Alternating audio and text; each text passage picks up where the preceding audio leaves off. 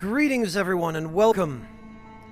Thank you all very much for coming to join me for a little bit more Neo Scavenger. I hope everybody is well. It's good to see all of you. Those few of you who are here, this game really hasn't generated an awful lot of interest on the channel, has it?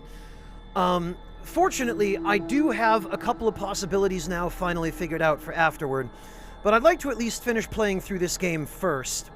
Because, believe it or not, I've actually, in many ways, been enjoying this. Much obliged. Oh, Nobleman, thank you so much for the resub. Welcome back. Really appreciate that. And I'm sorry for the... Well, I don't know if it's early or late. It really depends. We're starting much earlier than I usually do, partly because it's a weekend and partly because what even is a sleep schedule? But... I apologize for the inconsistency of streams lately. The past few days have been incredibly busy. And... yeah, Slight Quills, it took me multiple tries and finally backing up my saves and save scumming to get anywhere in this game myself. Although now that I've learned a little bit more about how it works, I think I probably could survive without the save scumming at least... to get to the point in the game I'm at now, although I don't even know if there's an end game in Neo Scavenger. I'm not sure what the ending is or if there even is an ending. Oh, well, you're just watching it work then, Nobleman, so I guess you must not have too much else to do. Oh, there is a win condition. Okay, so it does actually have an ending.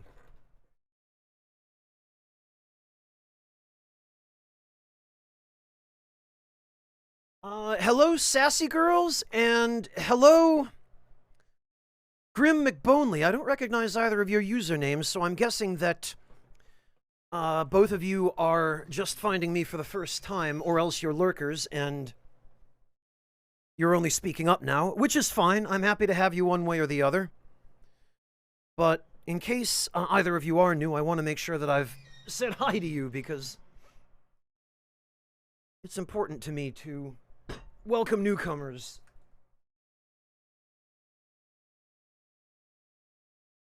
Anyone who's been here for any length of time has already shown that they can tolerate me, which is an exceptional thing in itself, but the ending was the friends we scattered. Well, Vane, you say that, but you're not entirely wrong. I mean... as often as not, we've tried to save people during events and they just end up dying and leaving us their stuff.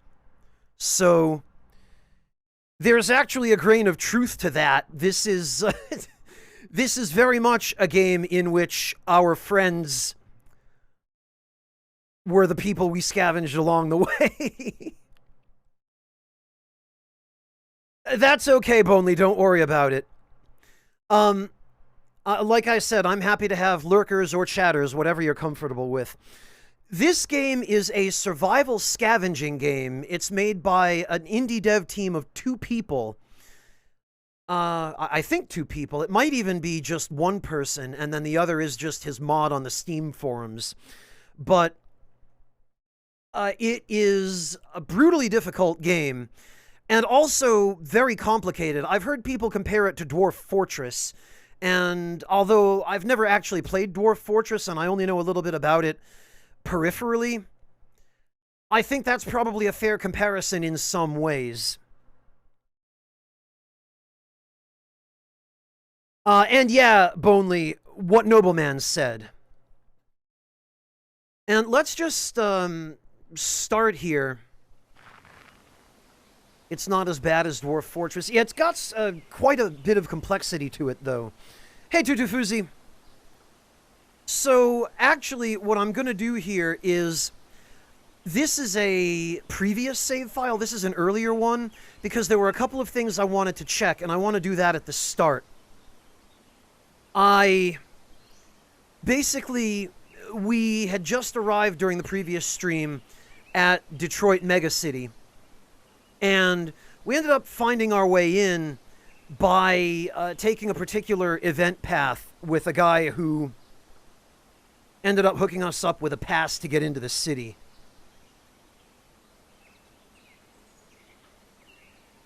But I want to see what the other possibilities are for the encounter with him, because we were given several different options, and if I saw correctly, I think one of the options was giving him our footage of kicking the dog man's ass with our bare hands. So, Monty, I still can't believe that game isn't out on Steam yet. It's been around for years, hasn't it? All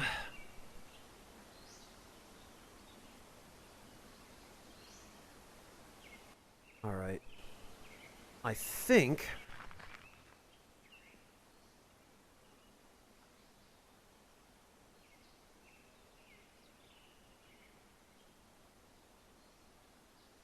Oh, Dwarf Fortress has graphics, Monty Rob? I thought it was a text adventure. All right, well, I'll just read through all this text again for anybody who's just arriving, because it sounds like at least one or two people have never seen this game before. Navigating the twisting maze of shacks and tarp shelters, Detroit's massive walls stand as a constant backdrop to the east. Easily half a dozen stories high and probably almost as thick, the city walls are an impressive sight to behold. Armed towers bristling with surveillance arrays stand at regular intervals, keeping watch over the sprawl and likely the city within. Before you, giant vid screens on 3 gatehouses flash instructions about pass requirements and threat levels as flocks of people stream into and out of the gates. You take your place in line on the right while the others, with the others entering the city. Chosen the ranged? Sassy girls? No, quite the opposite, actually. I ended up going with a very min-maxed melee build for my first playthrough of this, which works well until something catches you sleeping in your camp in the middle of the night, and then you just die. When you reach the front of the line, a sinking feeling overcomes you. Heavily armed guards in full combat armor are checking attendees with some sort of scanning device. You're pretty sure that whatever these other folks have to get in, you're missing it. When it's your turn, the guard stops you and turns to a monitor installed in the wall. A message reads, "Device not detected. Entrance denied." With the efficiency and compassion of an assembly line worker, he directs you away from the line back outside. Unfortunately, getting entrance to the city may be trickier than just showing up. Back outside, you cross the muddy square and stop to survey the area. Where do you go now? Would anyone in the sprawl know about the cryo facility? You're startled when you notice a man who's been watching you. He's wearing a long brown coat and matching hat and is leaning on a walking stick. From this distance, you can almost see a glint of his eyes below the trilby's brim, though it's probably just your imagination. He takes his time approaching you, and as he nears, you notice there's heavy maculage on his face. It reminds you of one of those old portraits you'd see in a history textbook. "Folks call me Hatter," he says matter-of-factly. "I think we may be able to help each other. Come with me." Hatter's office is in the husk of one of those flophouse hotels you'd see. Agony, thank you so much for the resub. Welcome back. Crammed between high-rises in a busy city. It even has the old marquee hanging precariously from the cornerstone. Several floors up, armed guards watch over the street from missing sections of the building. Hatter acknowledges the men at the door and leads you through a surprisingly clean lobby to an old-fashioned elevator. "I have a client," he starts, pausing for the cage to rattle shut, "who collects heirlooms." He speaks louder over the motor. "He compensates well. Well enough, in fact, that I'd be willing to part with a DMC visitor pass in exchange." The elevator clunks to a halt and the door rattles open, revealing a dark room lit by video screens and old lamps. Stepping off the elevator, it feels like you've walked into a control center built into an antique store. Baubles and relics crowd the walls and tabletops, while video screens and computer consoles cast a bluish tint on a handful of armed guards. Hatter crosses the room to sit at a low, broad desk facing the elevator. "There's a lake." He pulls a worn road atlas from a desk drawer. "About a day's walk northwest of here. Inside a building there is a silver urn." He pages through the atlas to a map of Michigan. "My guess is that you know a thing or two about getting around out there. Maybe this could be your ticket into the DMC." He pauses to look at you. "Interested?" "Accept the job, decline the job. Something's fishy here. I think what we did last time was we asked about the odd tracks on the ground.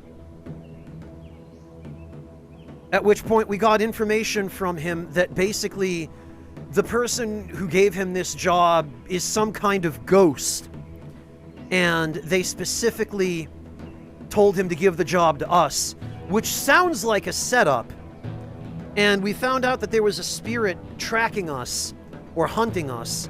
So it's possible that that spirit just showed up directly to Hatter and said, hey, I'm the Grim Reaper, give this guy this job. Which is both incredibly bizarre and also very suspicious. But I see now that we have the option of giving him the security footage of us kicking a dog man's ass with our bare hands, and I am morbidly curious as to why he might want this.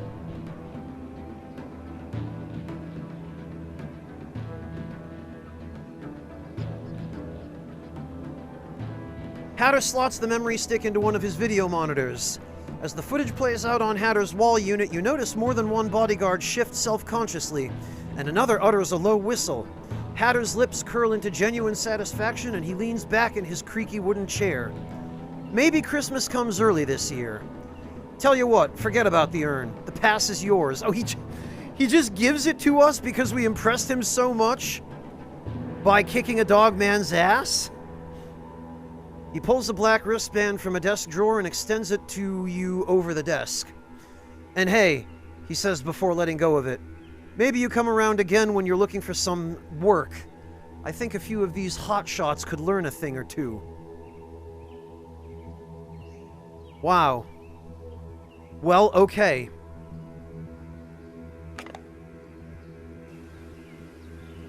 Very interesting.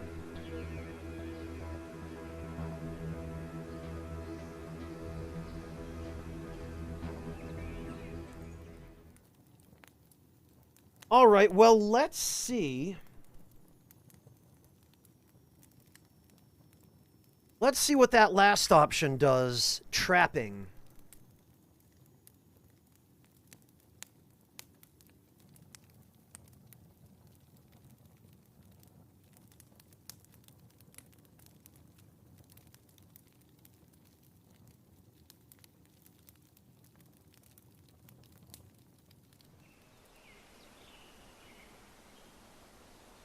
There we go. No, Marty, it was just a way to, just a way to transition. Okay, so this time we'll use the trapping skill. Something's fishy here. Something doesn't add up. You're no seasoned mercenary, but you sure any fixer worth his salt is going to be careful with whom he contracts for work. And a visitor's pass can't be cheap, so there's no way this is just a cakewalk test. Plus, Hatter's approached you. Nobody walks into a town out of nowhere and gets that kind of welcome. Something doesn't wash here, and it's making you edgy. I don't like this, you say, stopping short of sounding threatening. Sounds like someone's trying to set me up. That gets Hatter's attention. You hear the creak of leather as a guard tenses. He says, leaning back in his creaky chair. Turns out maybe you are worth the extra attention you seem to have garnered. He looks down at a blank spot on his desk, considering something a moment, and starts talking at it. Your, let's call him employer, had a particular interest in you. He leans forward and starts interacting with his security console. Interested enough to open this earn contract with express instructions that it only be assigned to you. Said I'd find you trying to enter the DMC.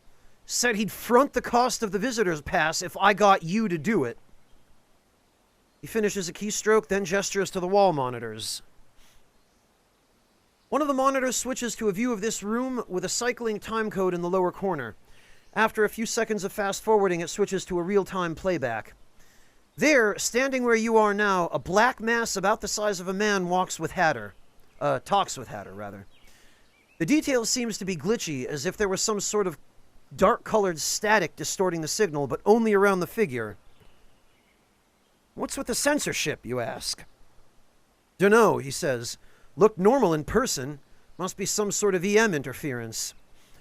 The discussion is short, punctuated by the figure handing Hatter a small object, then leaving. As a rule, I don't disclose client info like this. He stops the video. But you seem like a decent type. More to the point, resourceful. And while money talks, I'll take a competent operative over cash any day. He reaches into a drawer and pulls out a small black wristband. The pass is yours. I'll keep my ear to the ground for any info on this Reaper fellow and let you know. And hey, he says before letting go of it, maybe you come around again when you're looking for some work. Okay, interesting. Interesting indeed. Well, there's one thing in particular that I want to do. Because, I accidentally did this off camera. And I want to do it on camera. And that is, I want to eat at the Red Gnome Diner. The Red Gnome is an exception to an already exceptional city. Situated on a busy corner in Gate 11's Neon Alley, the single-story streamlined diner defies the densely packed high-rises and elevated roads around it. In fact, several adjoining buildings seem to grow over the diner, using the precious space above its roof. It seems almost untouchable in an otherwise claustrophobic warren of glittering skyscrapers and patchwork overpasses. Even before entering, you get the sense that there's something unusual about the place. For one thing, despite a prodigious amount of tagging on every surface, the diner is left unmarred, as if those around here know better than to try. However, that ominous thought doesn't seem to deter anyone's hunger. A line snakes out from a takeout window under a sign boasting, "Real soul food, real meat." Let's go check it out. I like food. Pushing through the stainless steel door, a rush of warm, greasy air fills your nose, replacing the damp coolness from outside. Your stomach irps almost instantly in anticipation of whatever you smell on the grill. The decor is somewhat less inviting, however. Despite a number of lights, most of them seem incapable of dispelling the dimness in the space. And sepia-stained curio along the walls seem to capture more of the creepy awkwardness of the diner's history than nostalgia. Padded stools line the long countertop, and booths run the length of the outer wall, sporting ripped vinyl benches. A stark pattern of 1-inch tiles dots the floor. Not surprising in retrospect that the takeout line was so long. Still, an open seat and a warm meal are promised land compared to eating condensed soup in the rain. You shove your stuff into an empty booth and start paging through the laminated menu. Wellbonely, it's possible that the stuff they serve here is legit. Something that's really bizarre to me about this universe is everything outside of Detroit is basically just post-apocalyptic wasteland, crawling with cryptids and cultists and cannibals and all manner of psycho killers, and also Native Americans for some reason. I guess they are pretty good at surviving off the land, so it figures they'd make it through the apocalypse. But then we show up at Detroit, and it's basically just Detroit. Like nothing's changed.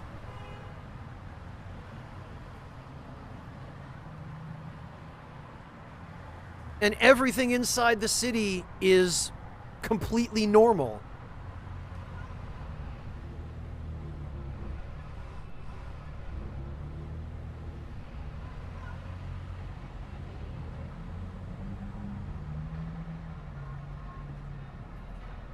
Maybe that's the developer's point, nobleman. Maybe that's what they're trying to tell us.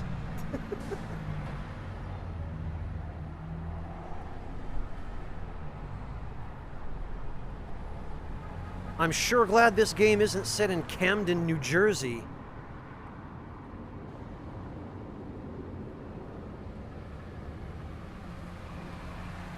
Alright, so what are we gonna get? We've got... Well, what the hell? Let's just go through the entire menu. Order combo number 1, fried chicken, mac and cheese, and red beans with rice. Yeah, that sure is some soul food. I'm really sad there's not a combo number 5.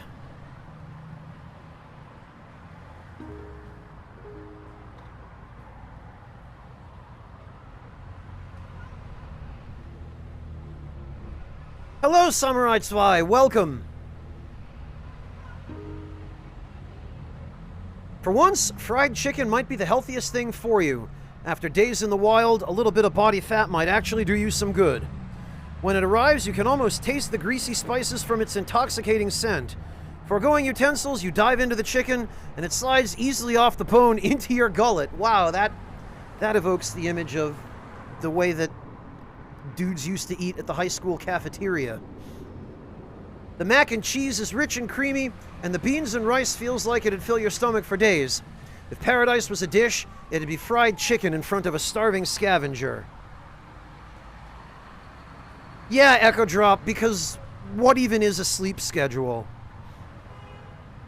You lean back and let out a contented sigh. For once, your stomach is full, the air is comfortable, and there's no rain on your head. Your server comes by the table, leaves her seat, and carries off your tableware.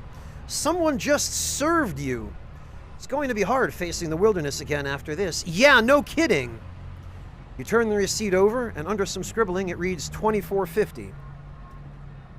Make a run for it or pay the bill. I'm not a jerk. It's a hefty price for a plate, but the brickload of food in your stomach will definitely last a while. Plus, there aren't a lot of chickens running around out in the wilderness, let alone deep fryers. Must be some sort of vertical farm around here. No room for anything but. You pay for the meal, then a thought occurs to you. Do people still tip? Yeah, my guess is wherever this place is getting its ingredients, it must be some sort of agro-industrial, futuristic operation where there's a big skyscraper with like 20 floors where they raise chickens in cages or something.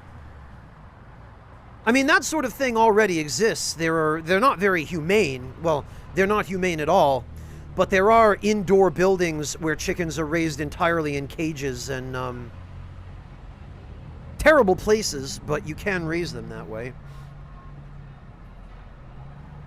Yeah, Samurai, I'm glad you're able to make it. There is a benefit to me not being able to stick to a consistent sleep schedule, and that is that my viewers in other countries that I'm not normally able to stream for get to drop by now and again. Let's leave a tip. $4.50. Whether tipping is still the rule or not, you have a feeling you'll be back here again. Can't hurt to leave a good impression. You dole out a bit extra for the fine meal.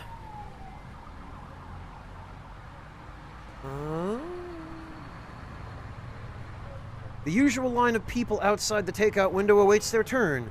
You catch hints of fryer and grill scents wafting across the street.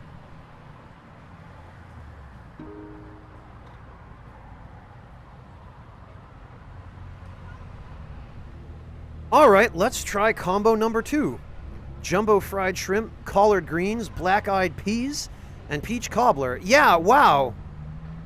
This is not the kind of food I would expect in Michigan, but soul food it most certainly is. Your eyes fixated on the kitchen door, you wait impatiently for the food. Doesn't even have to be your order. You'd gladly accept a misdelivered plate. When it does arrive, you have to restrain yourself from going feral on the dinner. With some effort, you take a controlled bite of the first piece of shrimp.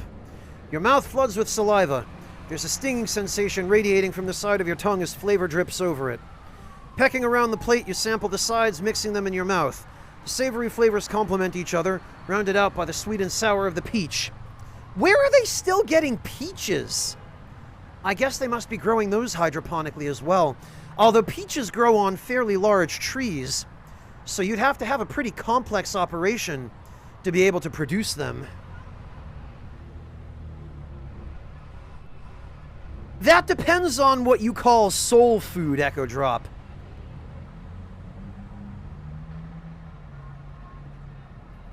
Different regions have different soul food. Like, soul food where I grew up in Connecticut was deep fried and breaded whole belly clams. Or like a lobster bake with corn and chorizo or something. Corn and sausage, some kind of sausage. Whereas in other parts of the country, they have a different idea of soul food. Like, when I visited Louisiana when I was in New Orleans, that kind of soul food is much closer to what they're describing here that this restaurant is serving. Like, I had jambalaya at one place, and then at another place I had a steak that had fully a half-inch layer of fresh garlic on the top. Like the entire top of it was a fairly big steak, too. It was like a 16-ounce steak. And there was a waitress walking around with a gigantic pitcher of sweet tea just topping up everybody's glass. So...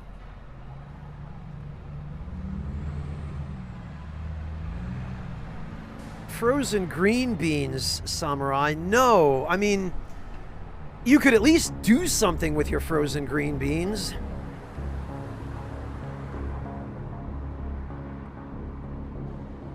I don't think I've ever heard of chocolate lamington, Samurai. And when you say party pies, are you talking about like the Australian meat pie?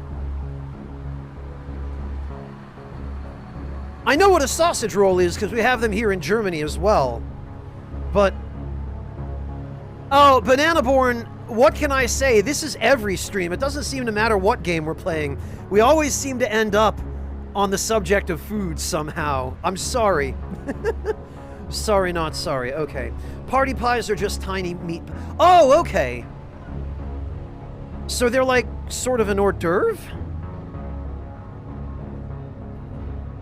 The size of a shot glass. They are an hors d'oeuvre. Wow. I didn't know that anybody made meat pies that small. Green beans and oyster sauce. That's a new one, nobleman. I can't say that the idea of it appeals to me all that much. Although actually, Samurai, I did just use a bag of frozen green beans myself, but I added them to a Thai-style green curry. Green beans go very well in green curry because they're the same color. Well, no, they go well because they taste good in green curry. Chocolate lamington is just a small chocolate cake with coconut sprinkled on it. Interesting. Okay. So, you guys have some stuff down under that I didn't realize was unique to Australia.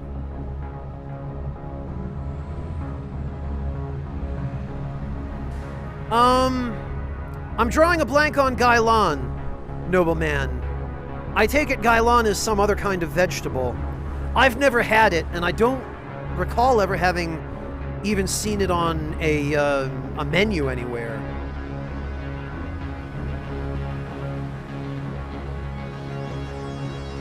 Oh, Chinese broccoli. Okay. Well, no, I mean, Chinese broccoli is quite a bit different from green beans. It might be something your family adapted from the original gailan recipe, which is fine. I mean, whatever your preference, it's just... I don't know. To me... I guess I probably would still rather eat vegetables with oyster sauce than no seasoning at all. But I'm not sure how well oyster sauce would go with green beans. I could kind of see it with Chinese broccoli, but...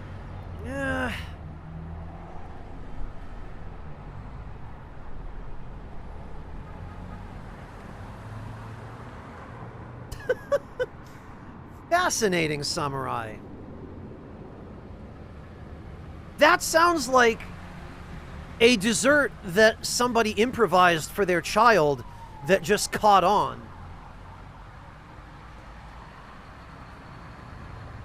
It actually reminds me a little bit, Samurai, of the cheese toast my mother used to make for me when I was very young. It was one of my favorite snacks as a kid, and it's exactly what it sounds like. It was just a slice of bread with cheese slices on it, toasted in a countertop oven. Party food. Okay, you only see it at small gatherings. Okay, well, I was correct in thinking that it was for kids. I understand.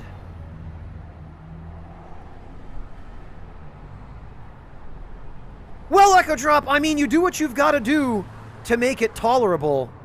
I just wish I had been aware of the existence of things like non-mayonnaise based sauces like hot sauces and pepper relish and stuff like that when I was a kid, because those sorts of things would have gone a long way toward helping me tolerate the completely bland, unseasoned, boiled or steamed vegetables that my parents used to make.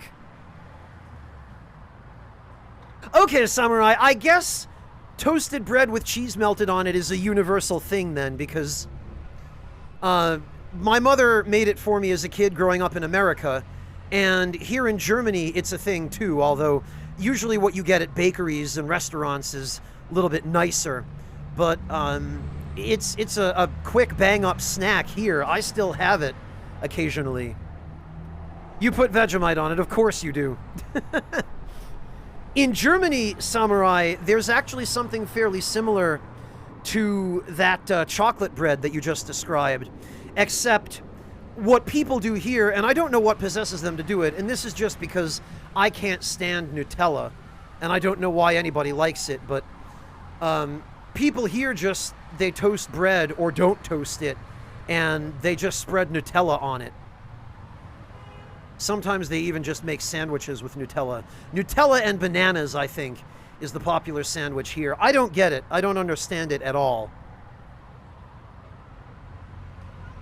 Well, I'm reassured that we're of the same mind on that, Samurai.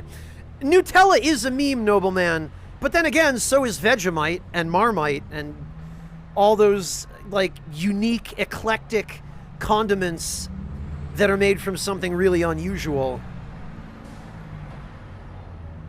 I don't know about you, but if I'm going to put something on a slice of toasted bread, I think melted cheese and maybe some sliced sausage or salami or some other, you know, cold cuts are a good addition.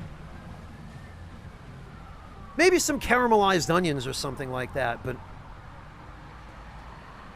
natto on toast. Screw that, nobleman. You consume the entire meal without regard for the world around you. As you pick the last morsel from the plate, you feel a sensation that has eluded you for days. Fullness. You sit back and the rest of the diner comes back into focus. The waiter scribbles something on a receipt and places it on the table before you, then clears your plates. A moment of giddiness strikes you as you realize you finished a meal without worrying about rain, concealment, or attracting predators. Flipping over the receipt, it reads $20 below some unintelligible scribbling. Real shrimp in Detroit, huh? You guess that's not impossible. Shrimp farming is pretty high-density stuff, and Detroit is situated on or near the Great Lakes. And $20 is hardly a cheap plate, but hey, that feeling in your stomach is worth any price. You pay for the meal, then a thought occurs to you. Oh, okay, this is just tipping again. Yeah, for that plate, not bad at all, nobleman. Especially considering what is inflation like in the apocalypse? Because people still clearly use the American dollar. So, if by this game's time period, a plate of shrimp, with whatever inflation must have happened, is still only $20, that's not bad. Alright, let's check the final one. Oh, okay, Samurai. Wait, you're saying you don't eat Vegemite on everything?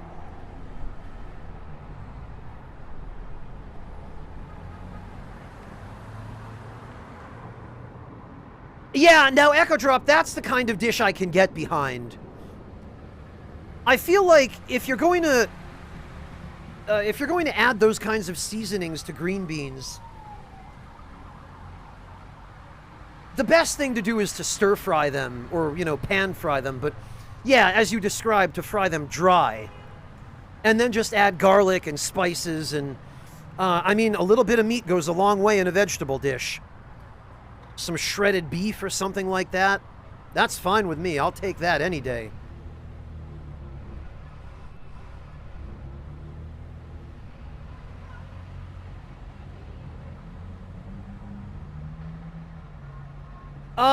Well, okay, 1MC, The Great Lakes are fresh water, but maybe something happened during the apocalypse to turn them saline. I don't know. The game hasn't told us what the deal is there yet.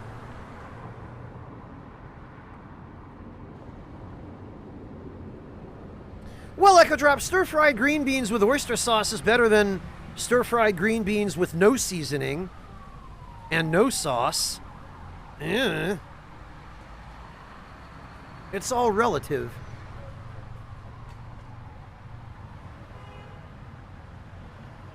You only eat it on bread, Samurai, okay. And sometimes sandwiches. Your butcher made cheese and Vegemite pork sausage?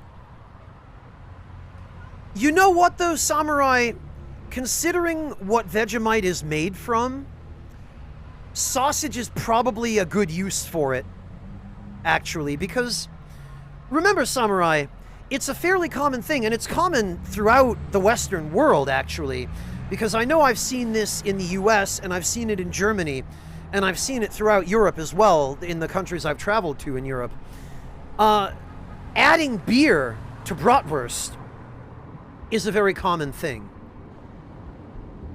Like marinating the meat in beer before packing it into the casing. And I mean, Vegemite is basically just a version of Marmite, which is made from the leftovers of the beer making process, right? I think it's made from the hops, or what's left of them after they've been fermented, as I understand it.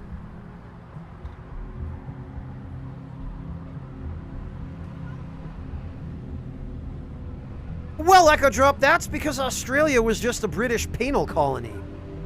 So of course they inherited the food.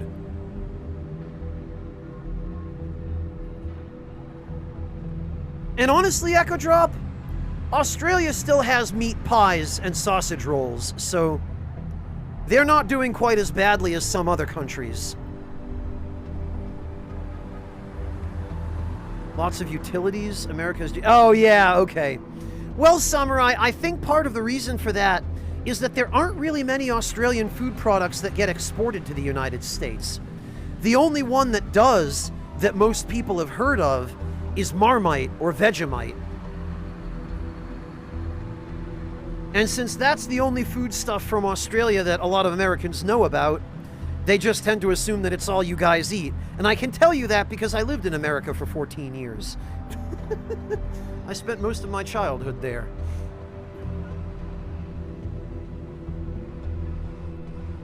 Although when I was a kid, nobody had heard of Vegemite. Certainly nobody in the affluent, almost exclusively white Christian town I lived in.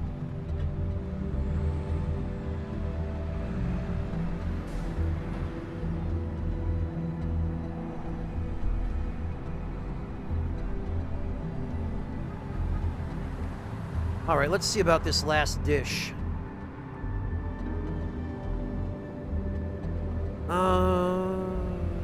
Combo number 3, Cadillac burger, mashed potatoes with gravy, and cornbread, $32.50. That had better be a damn good burger.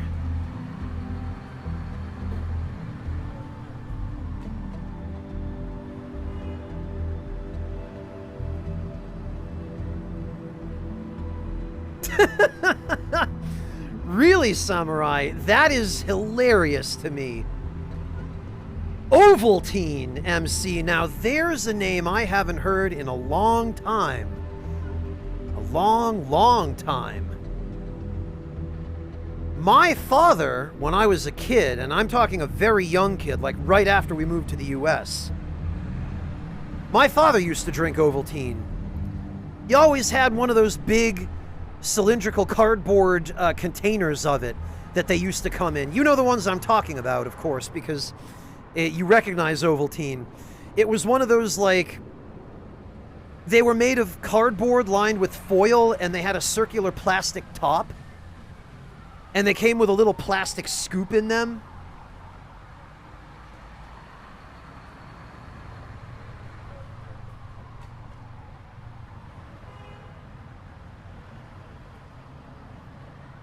He always had one of those on hand, and he always used to drink that stuff.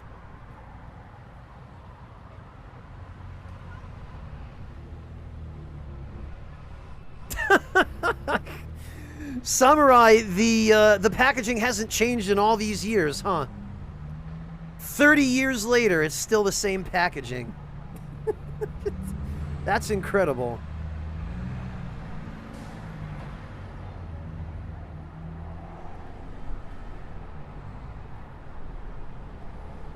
Dim Sim? I've never heard of it, Echo Drop. I'm almost afraid to ask. That's incredible, Samurai. Now you've got me thinking back to the 80s. To all the kinds of stuff that we used to have in our cabinets at home that I couldn't imagine ever keeping on hand now. Cambridge powder slide quills. Ugh. Nobleman, I still remember the commercials for Nesquik. I remember it before it was called Nesquik, when they were just calling it Nestle Quick. And then some genius on the marketing team at Nestle said, hey, we need to update this and rebrand it so that it's more hip, so that all those cool kids who walk around with skateboards and boomboxes on their shoulders will buy it. And so they started calling it Nesquik because I guess somebody thought that would be hip. Yep, that's the one with the rabbit, Echo Drop. And I specifically remember in the commercial, the rabbit would drink from a glass of Nesquik, or Nestle Quick, whatever it happened to be called, depending on the year, and his ears would twist. And that was the entire commercial.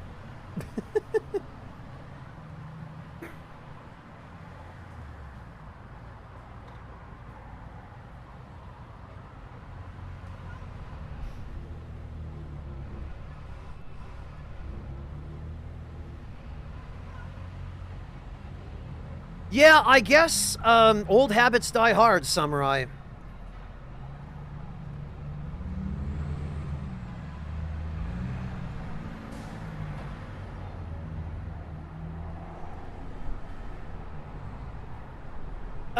Echo Drop, if by hard you mean had, I can tell you from personal experience that you're not missing anything. I wouldn't rush out to go procure a 30-year-old bottle of Nesquik from eBay or anything. Or a new one if they still make it.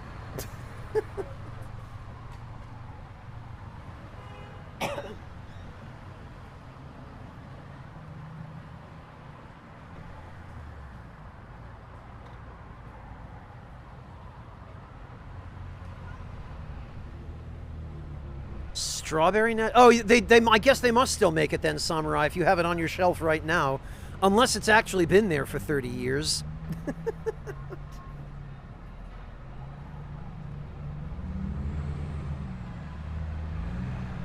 I remember having the chocolate stuff as a kid, Samurai. And I only ever had it at a friend's house because my mother, who was the one basically in charge of groceries because she earned most of the money, my mother would always refuse to buy it because she didn't really earn all that much. I mean, we were a poor immigrant family, and she was always very miserly with what she would spend. So I never got any of the sweet, high fructose corn syrup or artificially enhanced products that were very blatantly marketed toward kids. And in hindsight, I'm kind of glad. Like, my mother would only ever buy whole wheat bread. She'd never buy any of the cereals that you'd see, like, animated commercials for on TV. So I only ever got to have those at friends' houses. And back then, I considered them a treat. I would never touch them now as an adult, but... Not as big, but still popular. Samurai, I guess the people who've been drinking it for 30 years aren't ready to let it go yet.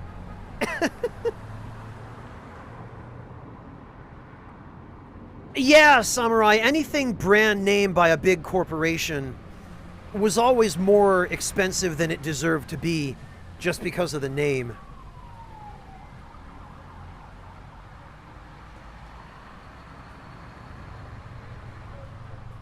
Samurai, I would be surprised if Echo Drop hasn't already tried Vegemite.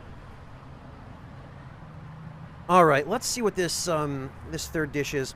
Actually, the Cadillac burger, I do know what that is, and I never order it because it has American cheese on it, which is a necessary part of the ingredients to make it a Cadillac burger. It's a really simple burger. I think it's just 2 slices of American cheese and like pickles and relish or onions or something like that. It's a simple burger. Hang on, let me look up the recipe for it. I know there was a specific restaurant that popularized it, and the reason it became popular was because Nat King Cole ate there. And I think it wasn't called the Cadillac Burger then, but Nat King Cole referred to it as the Cadillac of burgers, and so it got that name. Okay, yellow American cheese, lettuce, tomato, onion, and hickory smoked bacon. So it is every bit the basic burger.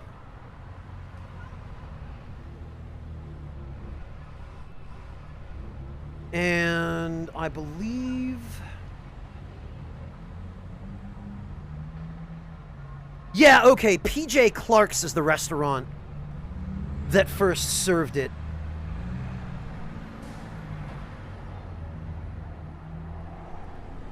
And that was where Nat King Cole had it, and that was where he dubbed it the Cadillac Burger. Oh, no kidding, Samurai. Yeah, it's basically just a cheeseburger. Essentially, it's a cheeseburger with basic fixins is what it is.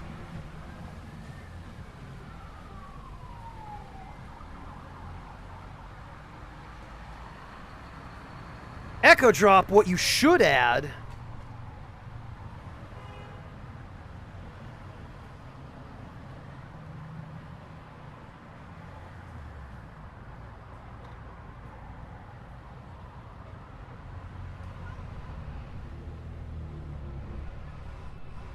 what you should add if you really want to be adventurous is one of these.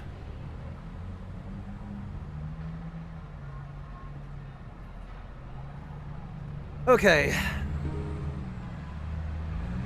In true diner fashion, you don't have to wait long for your plate. It arrives hot, the aroma of gravy, cornbread, and beef carried by thin wisps of steam. The burger is more meatloaf than patty, topped with elbow macaroni and ketchup. That's not a Cadillac burger. What this has to do with a Cadillac, you're not sure. Elbow macaroni and ketchup, huh? But man, does it ever hit the spot. As you smush the soft food around your mouth, you look around the room at the various photos and decor. You might be able to get something like it, Echo Drop. I'm sure there's a brand that distributes where you are.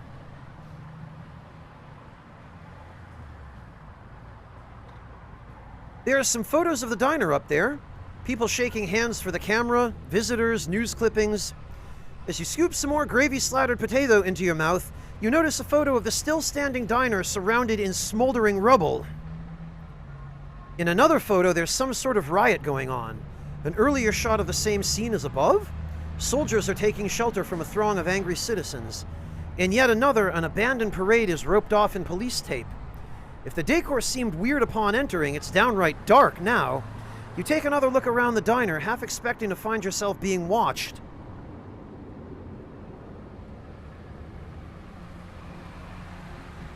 But nothing seems amiss. Just a few folks minding their business, reading a paper or looking out the window. Shaking your head, you finish your meal and admire the healthy roundness of your belly. For once, your fatigue seems to be born of overeating, and it's wonderful. Sensing you finished, the waiter comes back with a notepad, scribbles a bit, and informs you that'll come to $32.50. It's one of the pricier meals, but you suspect getting real beef in this city is a tall order. And judging by the business this place is doing through takeout, it doesn't have much competition. At least, not out here between Core City and the walls. Okay, and then we're just looking at tipping.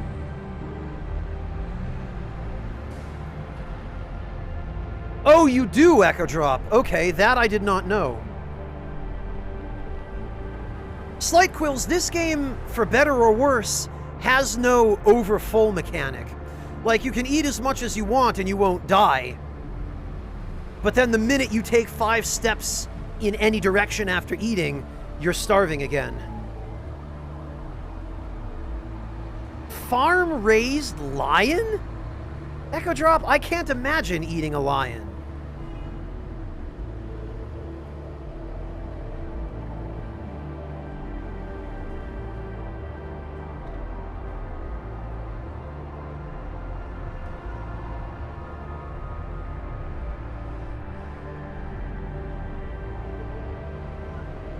Especially considering, Echo Drop, that lions are listed on the IUCN registry as vulnerable.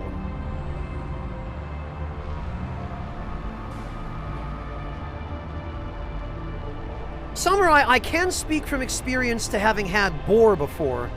Boar is like pork, just gamier and more tough. You have to treat boar more carefully in order to get it tender.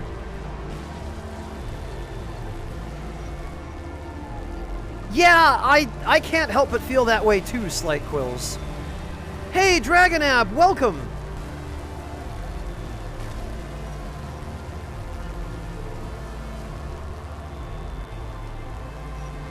Alright.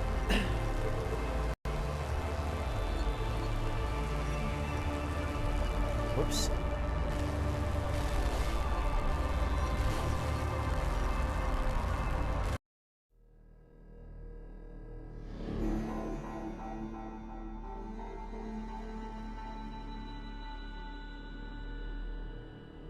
Well, what I'm going to do now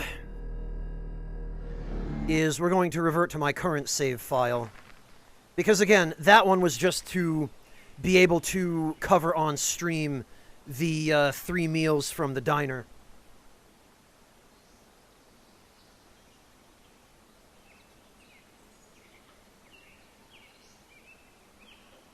It always does, Samurai. It always does.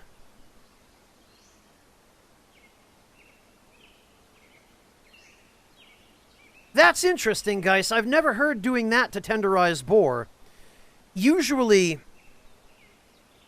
there are methods of cooking, or just slicing it really thin when you prepare it, or marinating the meat, or braising it. Braising is good for making tough meat like wild boar more tender.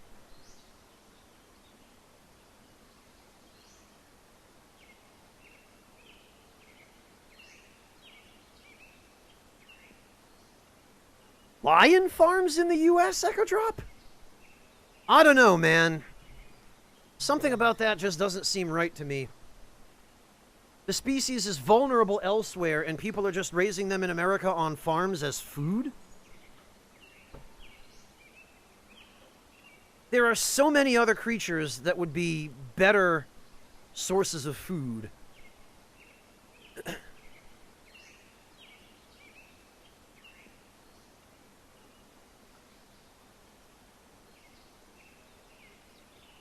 Alright, anyway. This is where we are now. I was working my way west from the city just because I want to see if there's anything else over here. We've only really explored a fairly small portion of the map, and I feel like Detroit is progress. So I want to just check around elsewhere first.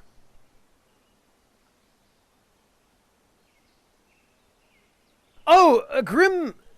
Native Americans used to eat bear.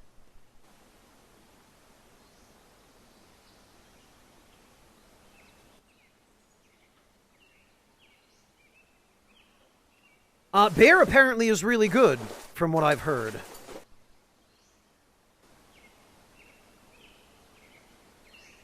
Oh, well, clearly you and I have heard differently then, noble man.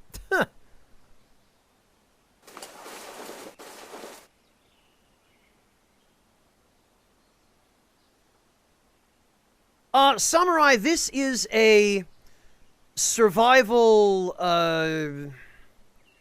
scavenging game. Whatever they could get, really, Grim. For the Native Americans, it was as much a question of Uh-oh, guys, there's a bear raiding our food tent. We need to kill it, or it's going to eat all our food and start attacking us.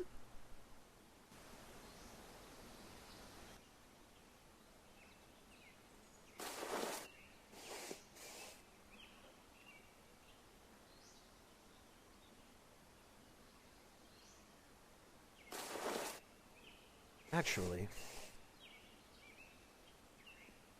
you know what? We should probably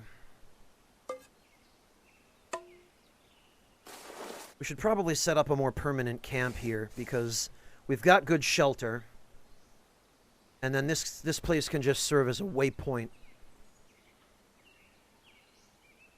So we're going to make a tarp shelter.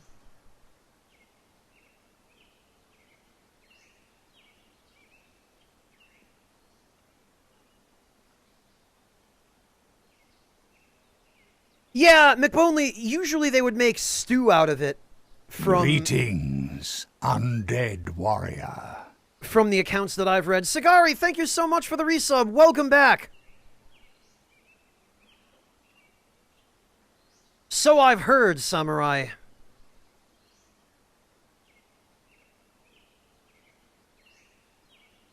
Oh, yeah.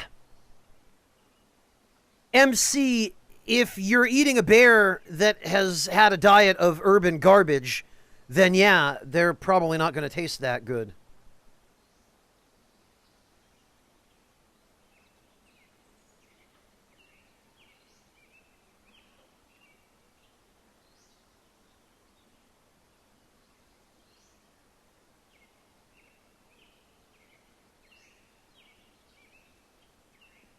Yeah, nobleman, proper cooking can help reduce or eliminate the danger of contamination. There we go. Now we've got a bit of a shelter anyway. Oh, Panda, because this game is a post-apocalyptic survival scavenger, so I was scavenging around and I looted an abandoned fairgrounds, and there was just a Ronald McDonald head at one of the tents, so I took it and put it on because it scares people.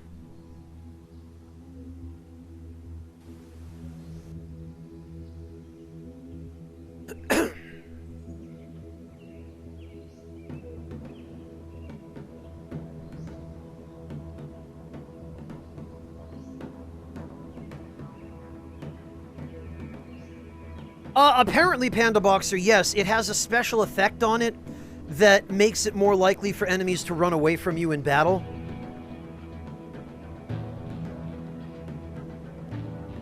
Or so chat has told me. This is my first playthrough of this game, so... that's why the stream title says learning. And Doc Holiday, thank you so much for the 100 bits. I really appreciate that. Cheers back to you from Germany.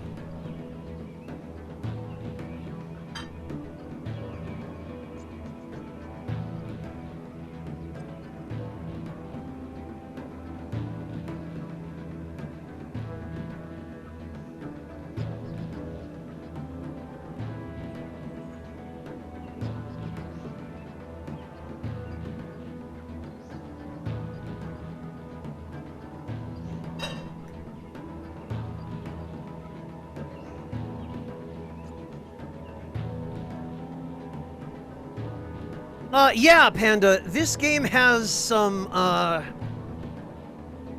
let's call them intricate mechanics. Echo Drop, by hot honey, do you just mean honey that has been heated up?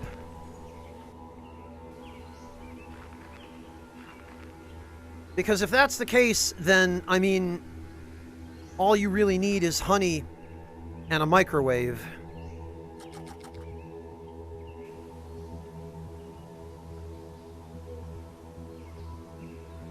Oh, spicy honey. You're talking about honey that's been infused with, like, chili pepper essence or something like that? Gift shops and higher-end specialty stores sometimes have stuff like that, Echo Drop, yeah.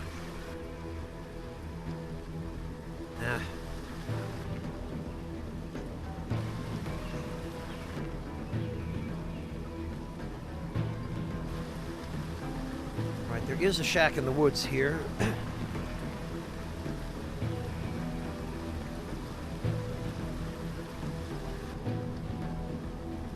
Let's see if there's anything good to be had.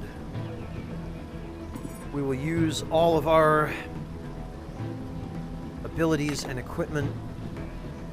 I do appreciate that you can max out the... Oh, for goodness sake. I am always up to my armpits in freaking sleeping bags.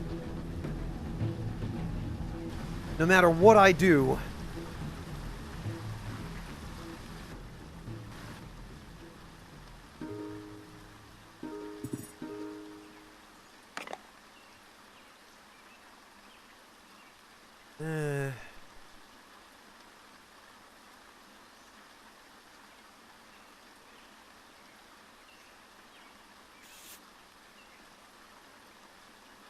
What? Why? Why would you put string inside a drink bottle? Instead of with the other string. Redonkulous.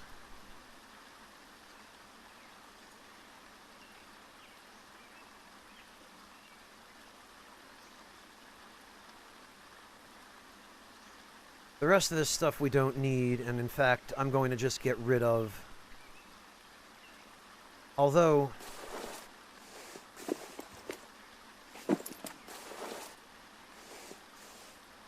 that doesn't help us too much, but...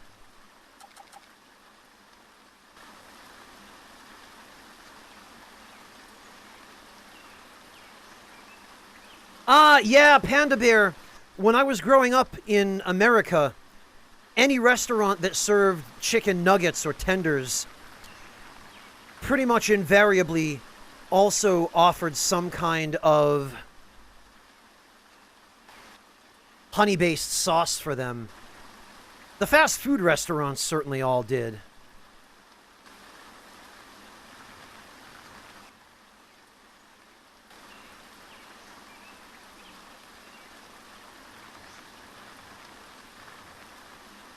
Huh? What have we here?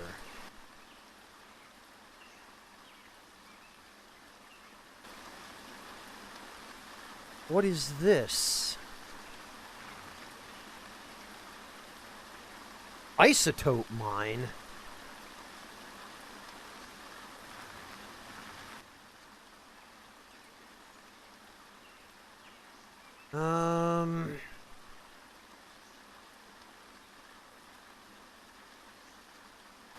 I feel like that's something we maybe want a gas mask and some medical equipment for. So I'm going to remember that that's where that is. Does it get marked on the map? No, it doesn't. So we probably have to go in order to mark it.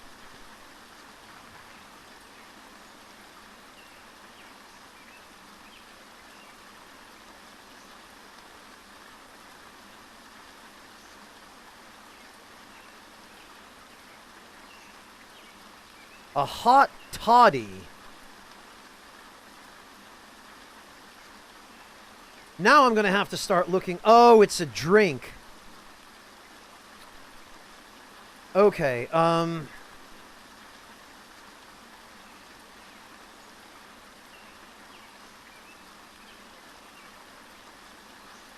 well... yeah, apparently it's an alcoholic beverage. A hot toddy, also known as hot whiskey, in Ireland is typically a mixed drink of liquor and water with honey. Also, it has herbs and spices in it, and it's served hot. Okay, well... Oh, yeah, party pies as well. Climbing a barren hill, you notice a trail leading off into a narrow ravine. Moisture-loving slime clings to the walls. Plastic detritus eddies and swirls. Off to one side, you notice a pile of bones. The large, cracked skull reminds you of a noose. At least that's what you think it is. Oh no, a moose. Ragged, battered bones, bleached. A pair of men's trousers snagged on a bush nearby. Died eating tainted meat? Wouldn't be the first To fight the maggots for a piece of rotting animal flesh, you'd wager. The ravine walls pinch in like the lips of an angry, disapproving spouse. Wow. Ducking under an overhanging rock, you realize how vulnerable you are. Trapped in the narrow gut of the ravine and unable to climb the slippery, slime-covered walls, you are easy prey. Maybe that's how they got the moose. Then you notice the sign. Hard not to. Hand-painted letters on weathered board, head height, and hammered into a rustic door. Isotope mine, beware of the tiger. Yell out you're armed and dangerous. Yell out a friendly greeting. Try to sneak in, or leave the mine. We'll come back. You decide not to press further and leave the ravine instead. Okay, and then we can just go back in, it looks like. Okay, yeah, we'll come back later. Because this seems dangerous, and I want to make sure I've got some way of dealing with radiation. Hello, buddy boy, welcome!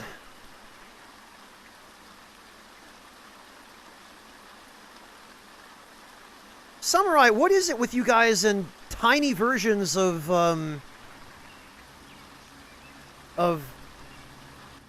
well, British food?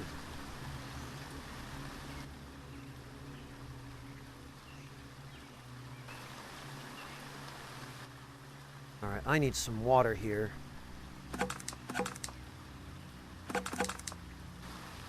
And I'm gonna have to find some food myself soon, actually.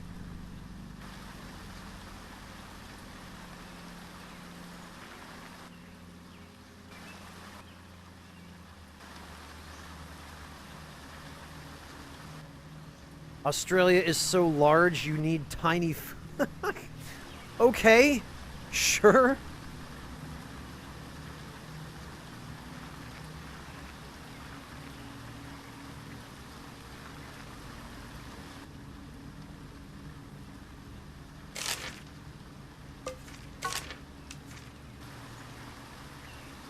Alright, maybe these buildings will have something.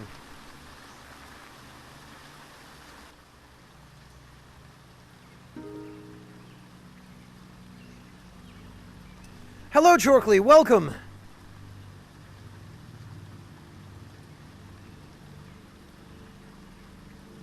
My god, buddy boy, what's going on? Are you okay? Oh, these are chocolate lamingtons. I see.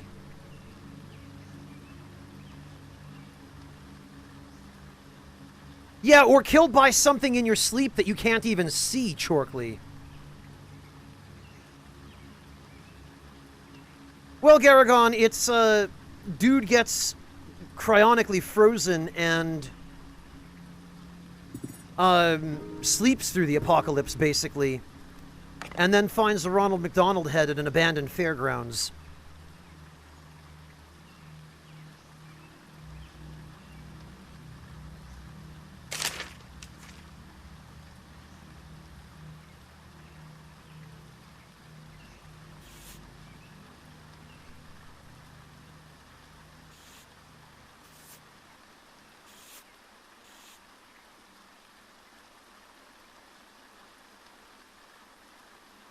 Nothing else there, I guess.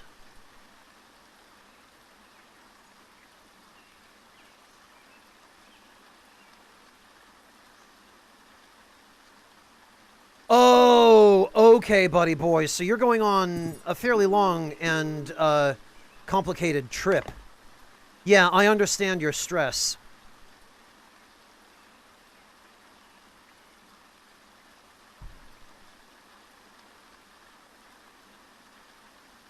But hey, try to look at it as an opportunity to finally get out a little bit. You know, I presume you're vaccinated if you're traveling. At least I hope that's the case. And that will help.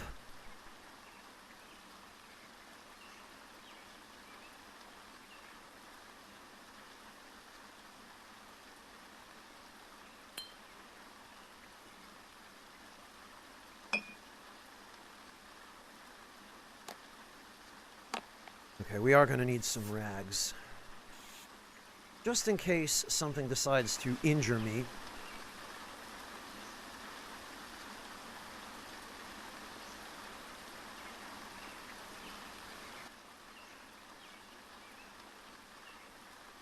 Samurai, restrictions here are still very strict.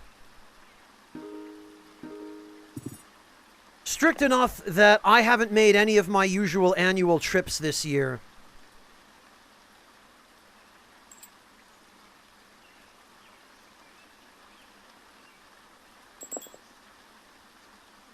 Which I'm sad about, but there are good reasons why things are so strict here right now, unfortunately. I wish that weren't the case, but...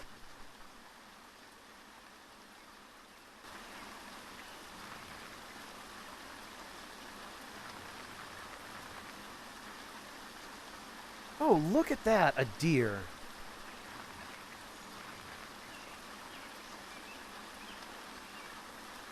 We're gonna hide.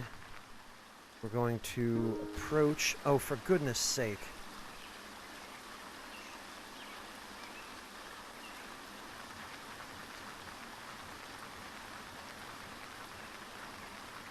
Whew! Deer everywhere.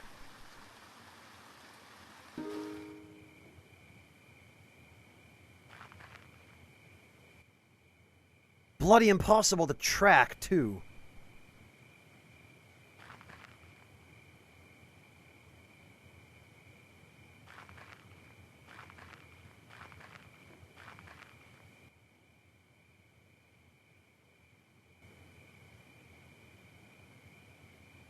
I don't know how you're even supposed to catch deer.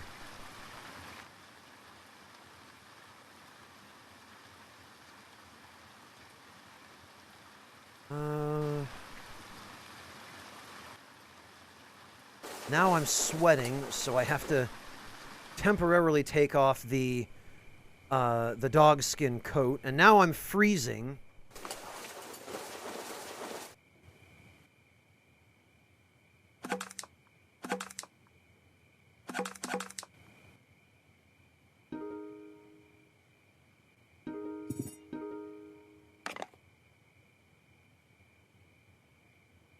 Oh good, a laptop.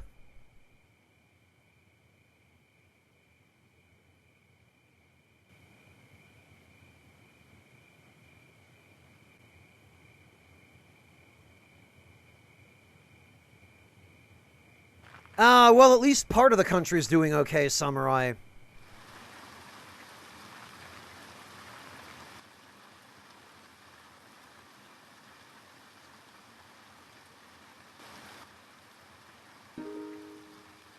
Better some than none.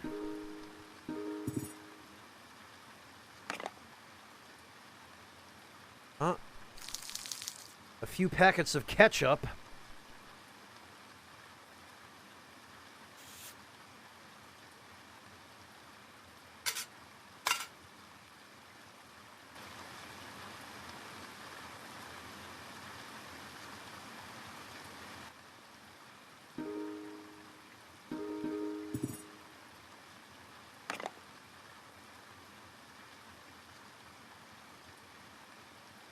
And some sterilized water, very good. And some whiskey. Wow! Quite a lot of whiskey, actually.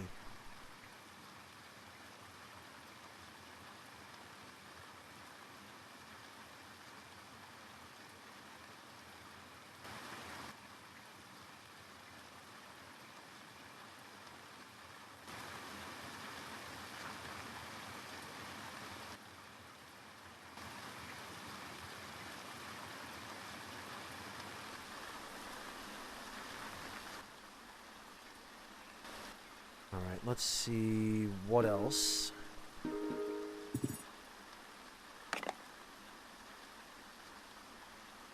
No, I'm not thinking we're gonna find a lot of food here.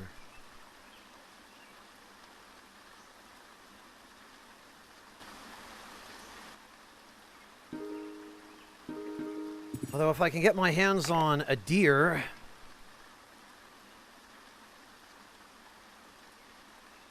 or really any animal that isn't a human...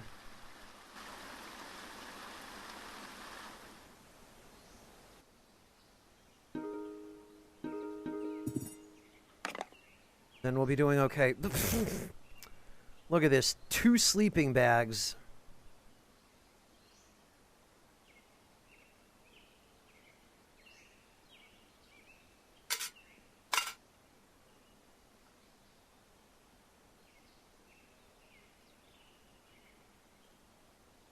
Yeah, buddy boy. Frankfurt Airport is one of Germany's main international airline hubs. It is also, I believe, the 2nd largest airport in Germany, next to Berlin-Tegel, which is... Oh! Actually, this guy right here could be the solution to my food problem. If he doesn't run away. It looks like he's hiding.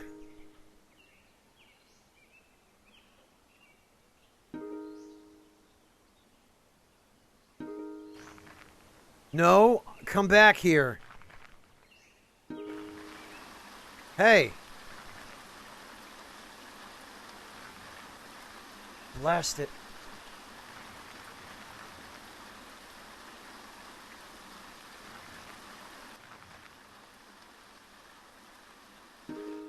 We can't let him get away.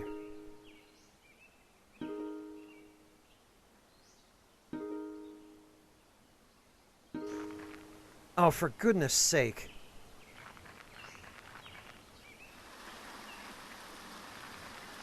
Alright, I'm gonna try one more time.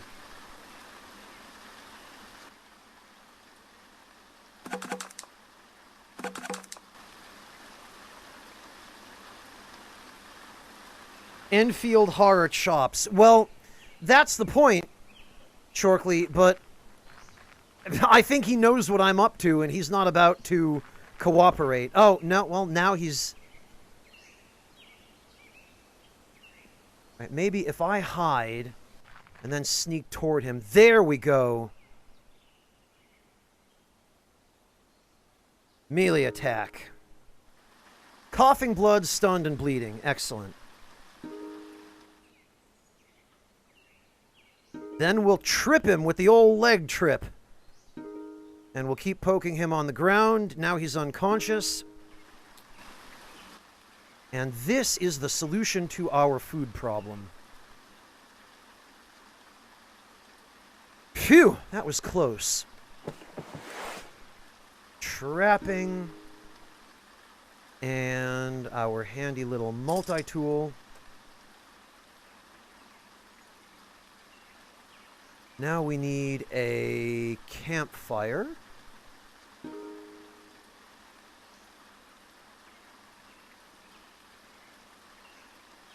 Nobleman, I believe eating melon head meat in this game counts as eating humans. Because I think there's some kind of, mutated humans.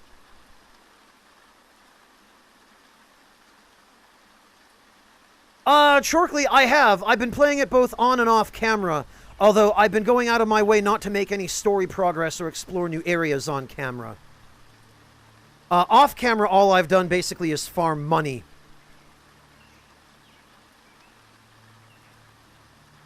Alright, now let's stoke that fire. And we'll make some roasted meat.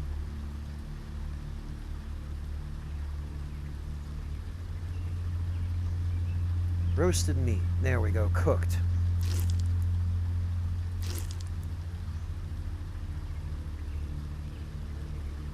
Phew!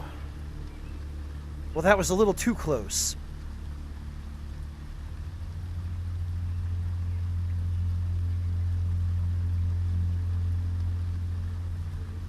Yeah, I don't blame you, Chorkley. It seems like making a run for either the ATN Enclave or Detroit is the optimal strategy. Okay, Samurai, have a good night. Thank you so much for hanging out. It was great to get to see you finally. That's really entirely my fault, but... yeah, I hope you have fun, buddy boy. Halloween isn't really a big deal in Germany, but I guess you're talking about the Netherlands then.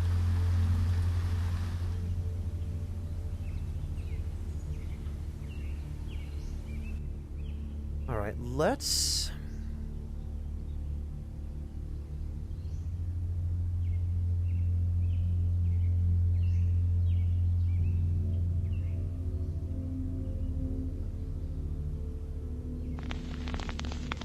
Alright, yes.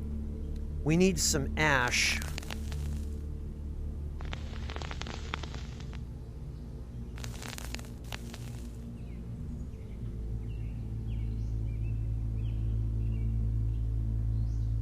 In order to be able to cure this stuff.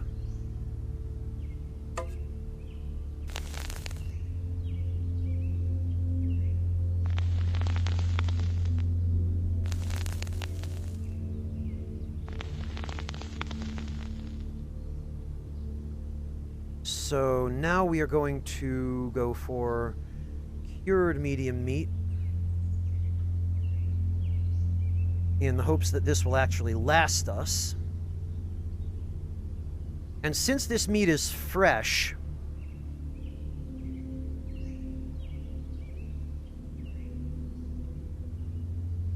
by curing it now,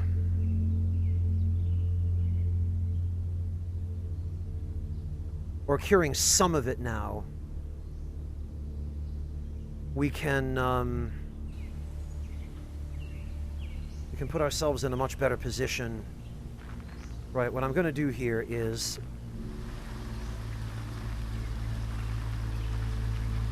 we're going to head up here.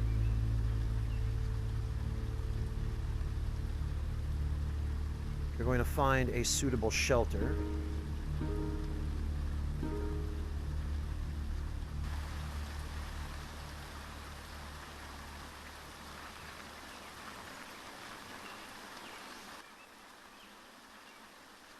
Sheesh, I guess this is the best we're going to be able to do.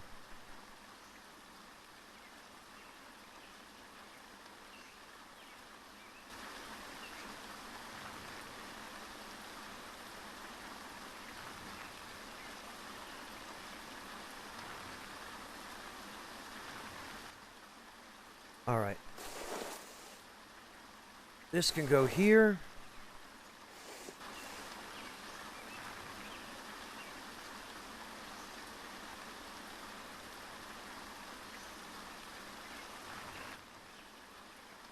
We might not have time, actually, to,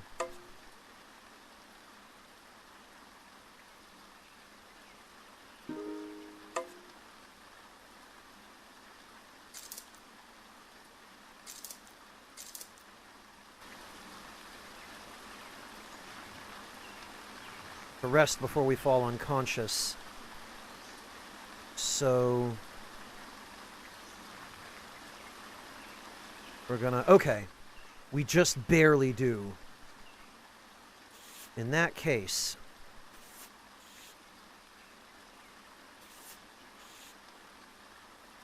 we are going to make camp here.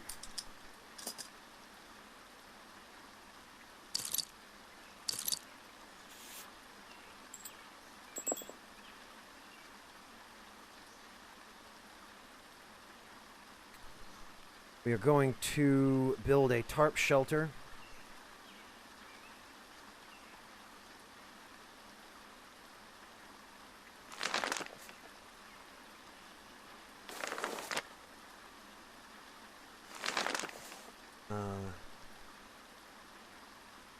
Oh, right, okay.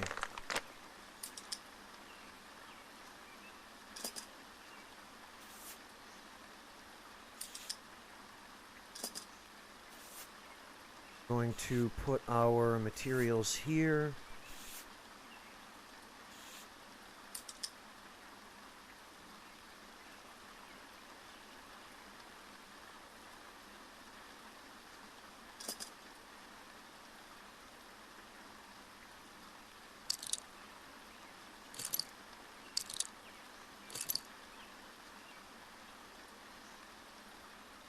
And we are going to hide, and we're going to sleep, because we are an inch away from being unconscious to fatigue. There we go. Now, we go back to the woods.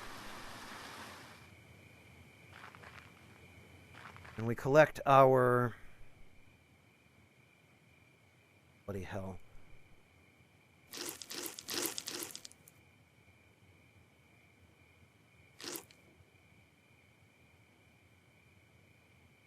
Our stuff that I forgot to make room for.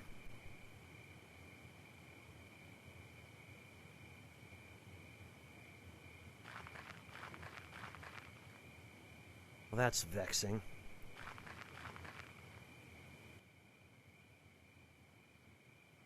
Meant to empty that stuff out.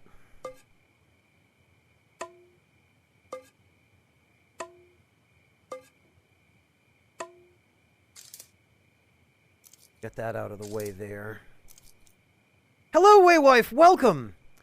I need to just make a chat command for the clown face, because I've been asked that about 50 times already. This is a scavenging game, Waywife, and I found the clown head at an abandoned fairgrounds, and it turned out to be something you could equip. So, of course I'm going to put it on.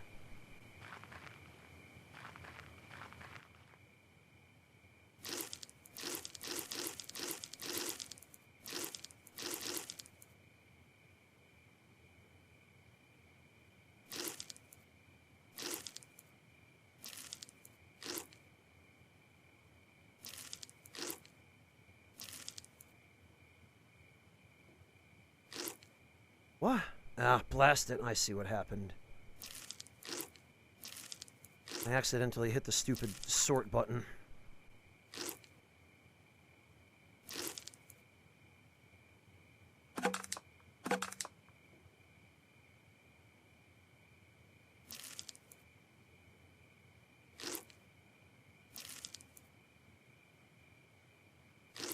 Well, at the very least, now we have a backpack full of food.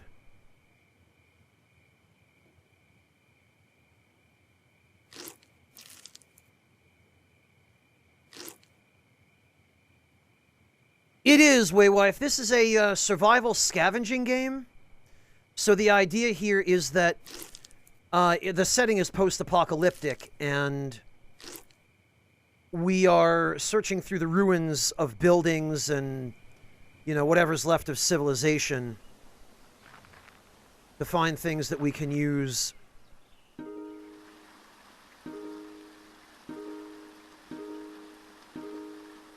To help us survive. Oh, it's another one of these guys. Meat's on the menu tonight, too, I guess. Wow, we hit him once and he died. Enfield Horror died due to acute bleeding in the lungs. Well...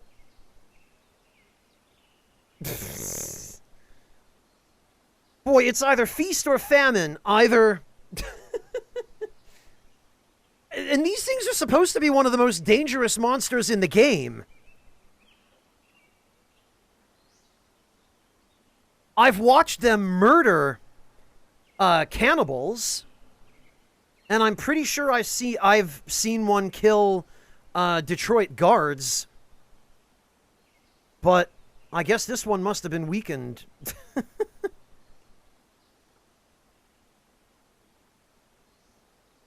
Yeah, the Enfield Horror shreds dogmen.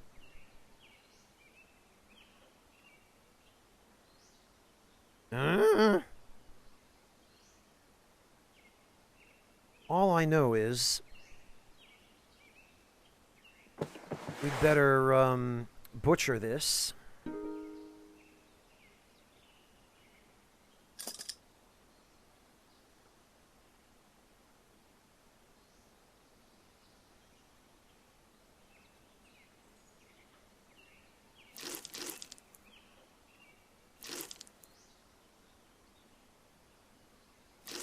And I can't imagine it tastes very good, but...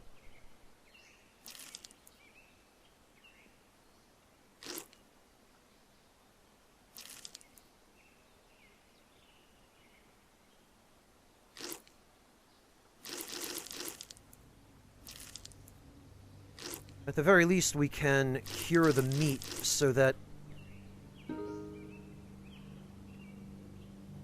Hey, Monotone, welcome. Good to see you. No, nobleman, not necessarily.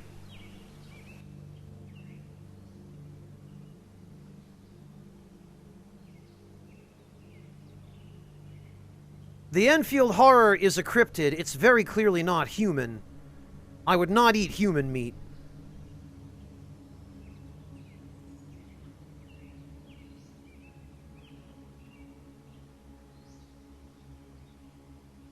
Okay.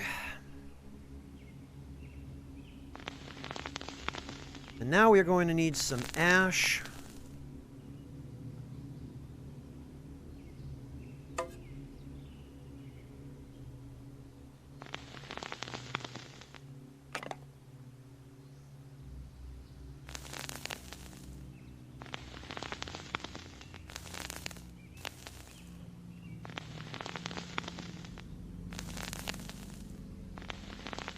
Because that's quite a lot of meat we just got.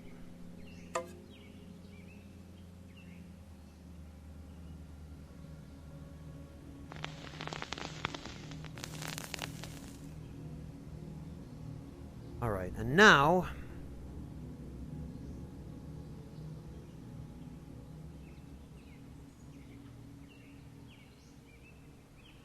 we're going to cure most of that.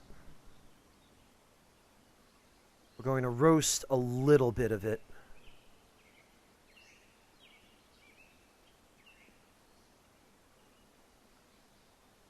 And we're going to cure the rest of the small meat. Oh, pfft. Not enough time.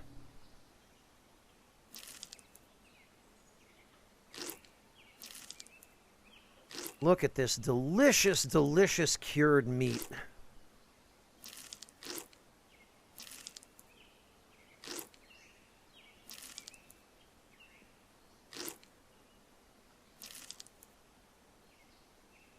What I haven't cured, I'm just going to roast.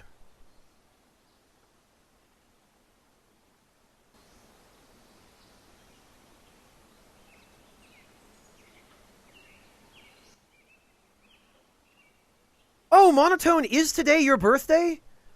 Or are people in chat just having a laugh?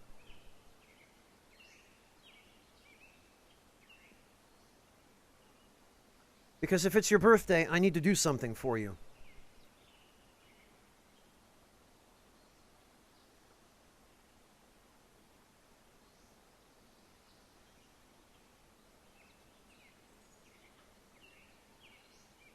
It's not your birthday. Okay, I figured there was a strong possibility that Echo Drop was just being random.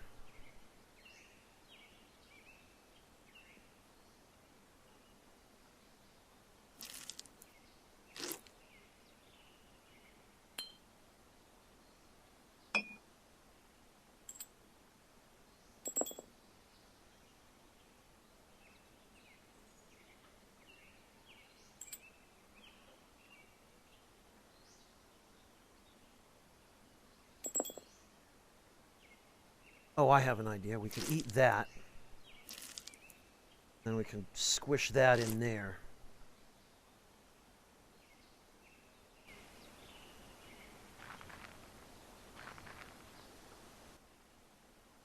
Look at this. Now I'm up to my armpits in stuff.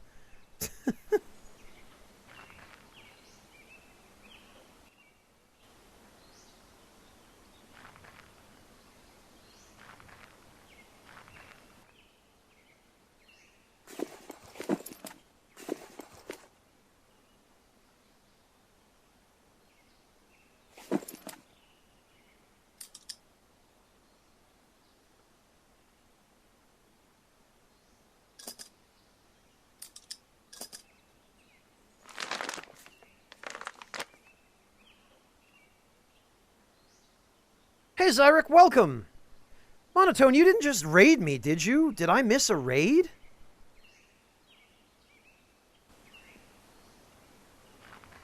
Because it looks like all your folks are here.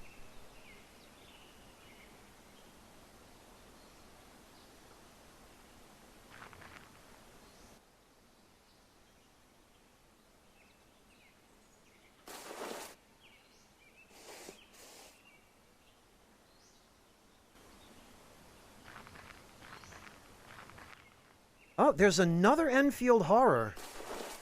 My God. Well,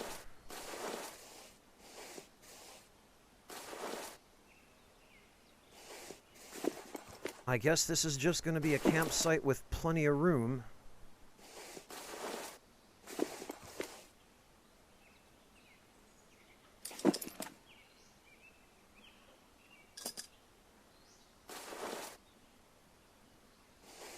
For guests.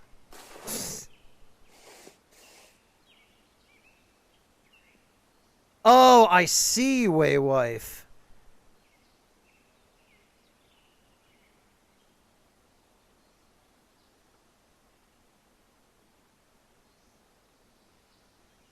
You know what I mean, Monotone. This is very specifically the group of people that hangs out at your streams that has all either very conveniently or by some massive coincidence shown up here together at the same time. Oh, look at this. Speaking of collusion, there's a party going on over there. Melon heads and wild dogs and dudes.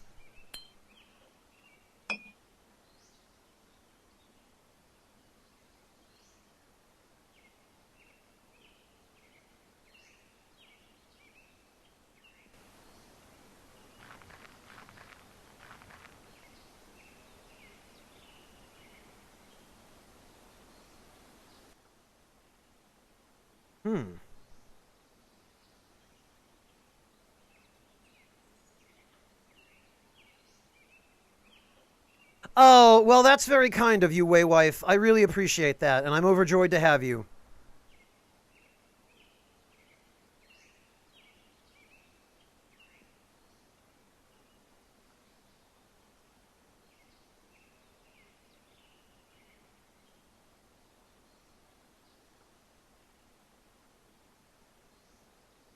Okay, Zyric, if you say so. Party members, no, Panda, not in this game, although in the sequel to this game, which the developer is currently working on, it's in early access right now, and it's called Astronauts. In that game, you can hire crew members. But this game is a strictly solo act. You're on your own. Although, you can use other creatures or people that are hostile to each other to help weaken each other. Which is as much as to say you can just sit back and watch them soften each other up and then move in and finish the job.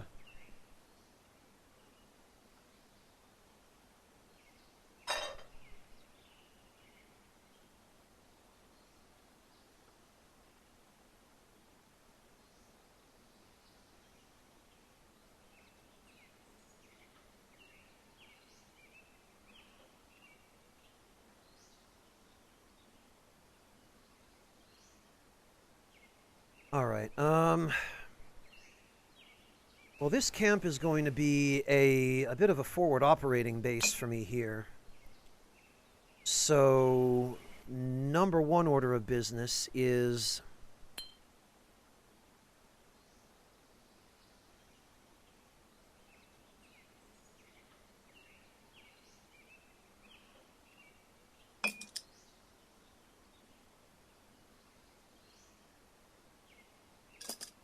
we need to find a source of water.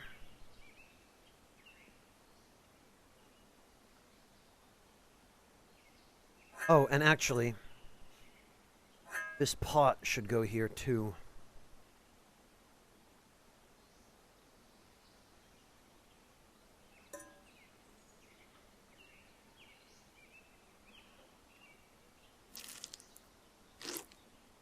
And we should also have a lighter on hand.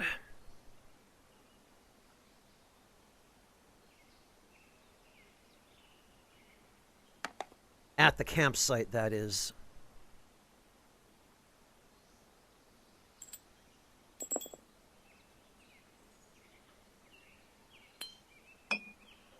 And this bottle of whiskey we can put here.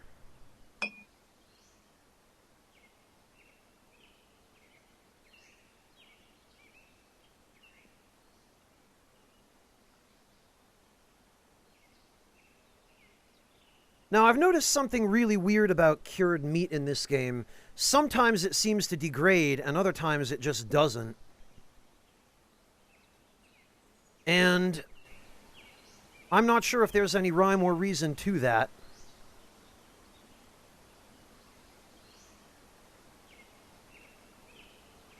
I'm also not sure why there's quite so much Enfield horror activity around here.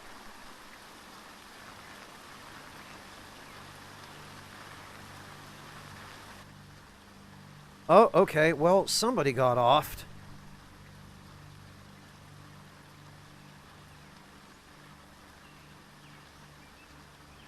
Nothing useful there. What about here? Ah, this guy will be a bad mother. Which means...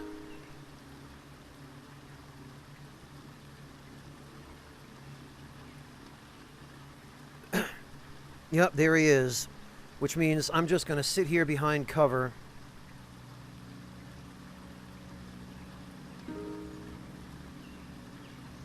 And demand that he surrender. And if he doesn't surrender, which he probably won't,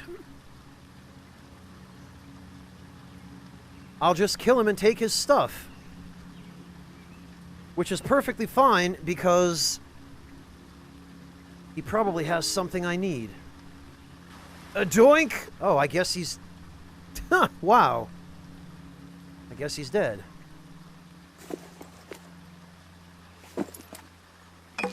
Empty that out. Get rid of these.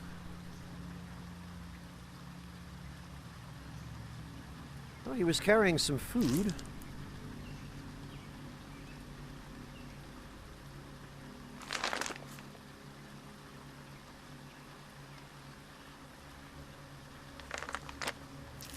I bet if we did this, we could fit this. Ah, thank you, Waywife. I appreciate you relaying that to me. Please tell him I said hi as well. Give him a hug for me, would you?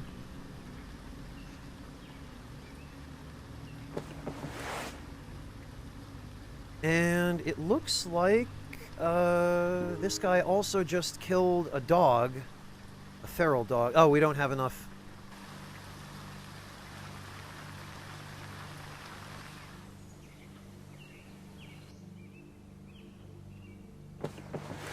So we should probably avoid letting that go to waste.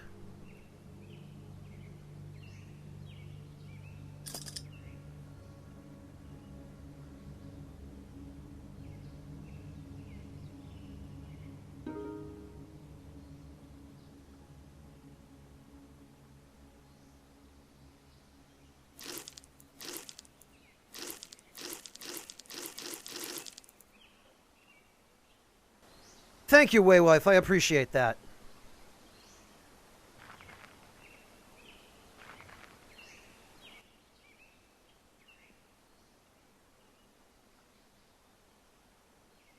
Right, and now we need to cook this.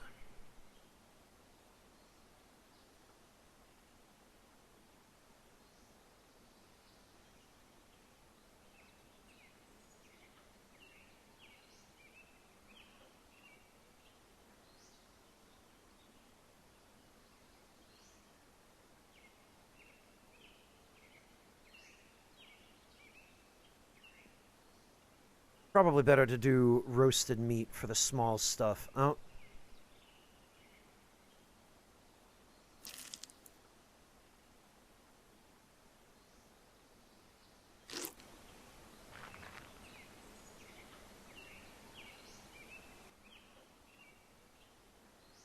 It actually looks like the...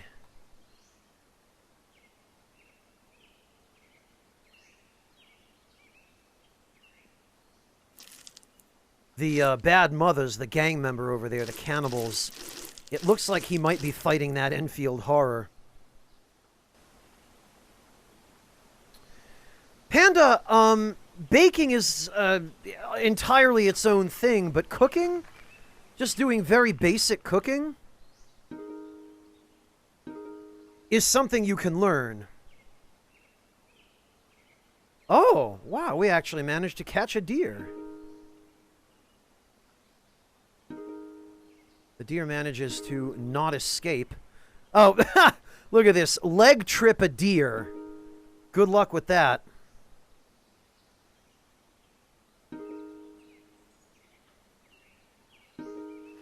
Stab him. Stab him again. Create obstacle. Stab him again.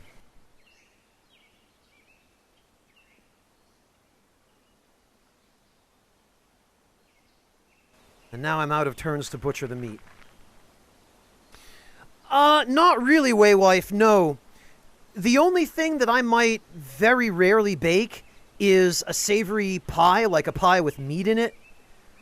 But I do that less than once a year.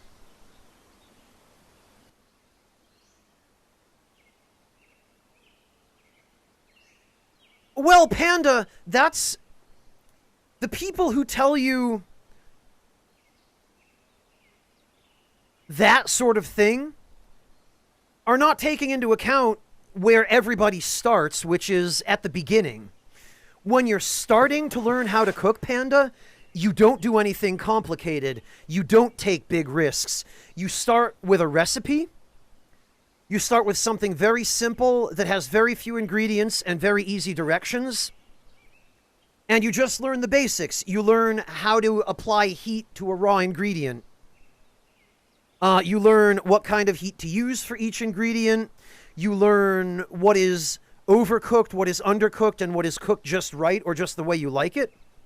And there's no way to learn that but through experimentation and failure, Panda. Our societies tend to make failure this horrible negative thing. But failure is a learning experience. And yes, its consequences can certainly be unpleasant. But when you're making a simple recipe, and you know that you're new to it, so you're using cheap ingredients to begin with, you just do something with a very low risk factor and very low stakes, and you work from a recipe, so you have a guide there to walk you through it. And even if your first attempt only comes out okay or you'll still learn something. And each time you do it, you'll get better at it, and you'll mess up less and less until you get to the point where you're not messing up anymore at all. Panda, trial and error is a necessary part of the process. Nobody who is a good cook started off knowing how to cook.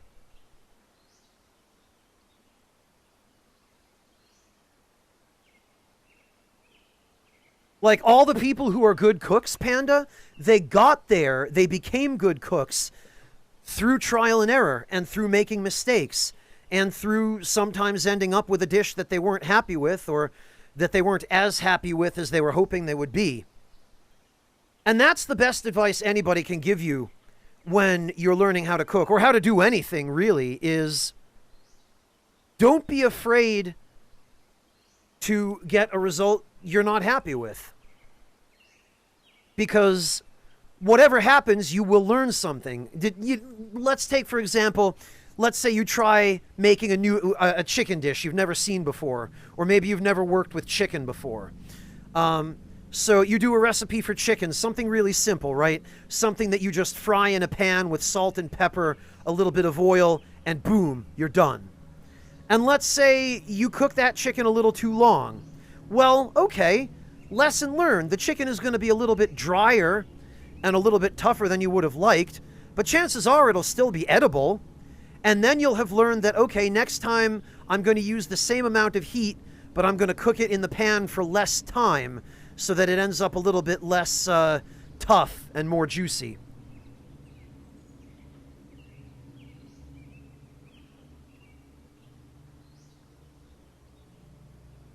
Amazing, Chorkley. So yeah, Panda, don't be afraid to try. And honestly, Panda, start with simple, basic ingredients. Start with a very, very easy dish. Something, for example,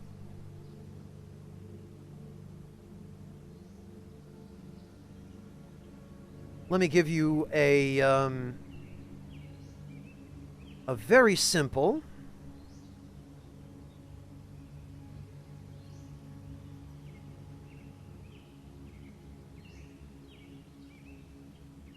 recipe for, what should I give you? Oh, I have it.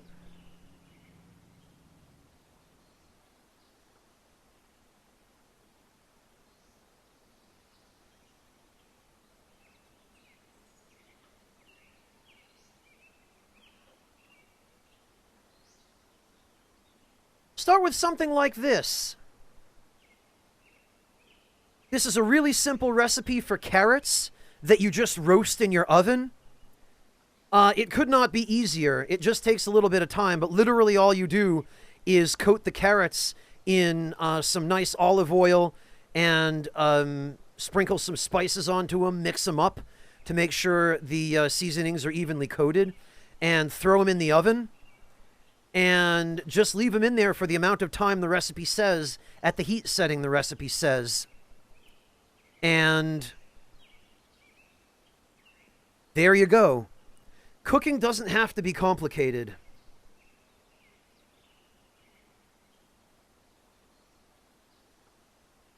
Oh, no problem, Waywife. I'm so glad that you're enjoying his channel. He's great, isn't he?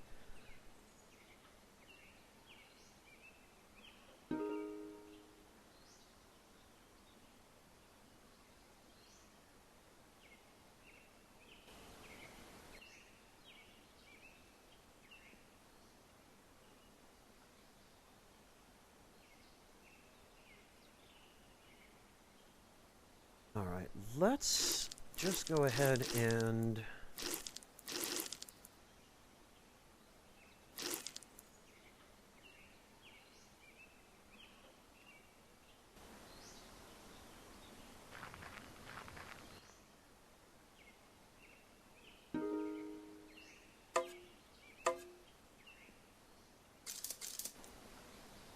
vexes me that I have to lose a turn on this, but I swear if that Enfield Horror... Okay, I was going to say, if he steals any of this venison, I'm going to go punch his face, and then I'm going to eat him.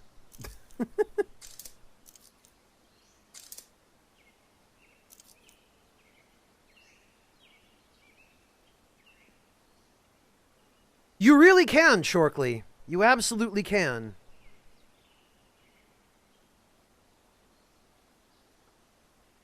Oh, Panda, well, I'm very passionate about cooking, and I started off very similar to you, Panda.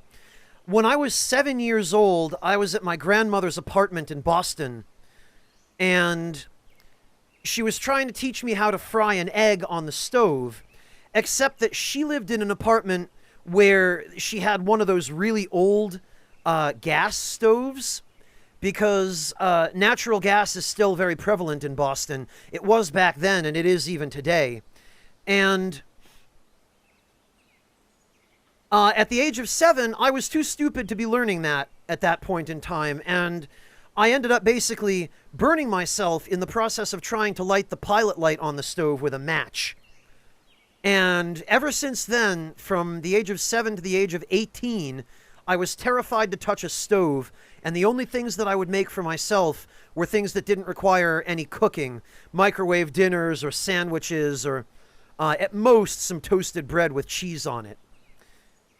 My life changed when I was in 12th grade in high school, and the school hired a professional chef who had owned and operated a series of very prestigious restaurants, from what I understood, to teach a culinary arts course. And I took that course thinking, first of all, it would be an easy A and it wouldn't involve a lot of work. And second of all, that it might actually be fun and that it would be an opportunity for me to not have to sit at a desk for an entire class period. And I was right about all of those things, but one thing I didn't count on was that it also ended up being taught by an incredibly nice guy who was very good not only at teaching, but at cooking, because, you know, he was a master chef. And he taught us everything we needed to know, all of the basics. He taught us kitchen safety, food sanitation, how to use knives, how to cut vegetables properly, how to handle a knife correctly. He taught us a bunch of more complicated stuff, like techniques for making vegetable flowers and fluted mushroom caps and all sorts of cool garnishes.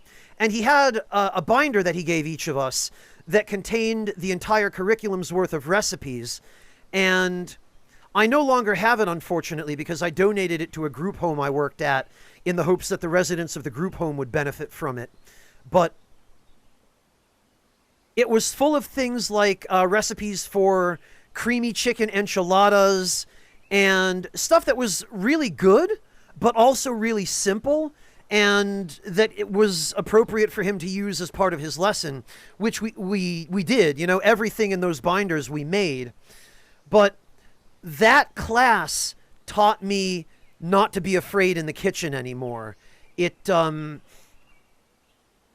me how to use a stove without hurting myself, without burning myself. It taught me how to use a knife without slicing myself to bits.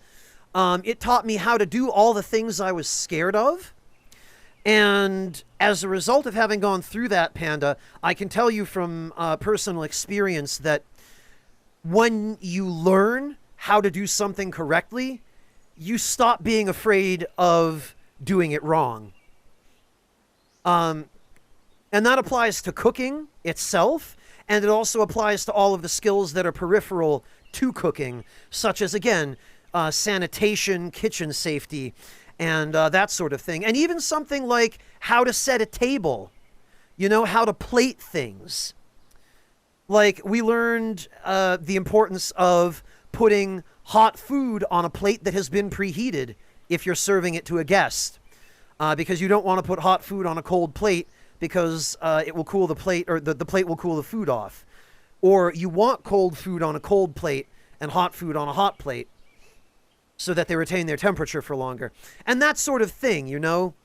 And oh, thanks, Waywife. I mean, it was just the logical thing to do. I'd already memorized every recipe in it because we spent the entire semester making them. Well, Waywife, it depends on his reason for hating cooking. Why does he hate cooking? Is it just that he can't be bothered? Or is there something that he's afraid of? Yeah, Panda. In professional kitchens, typically what they'll do is they'll have a special oven that is specifically for warming up dishes, or they'll have like a refrigerator that they'll put dishes in to cool them down. And the ovens that they use for those are only set to about 100 degrees Fahrenheit. Thanks for that. Anon, thank you very much for the sub to Delicious Food Group.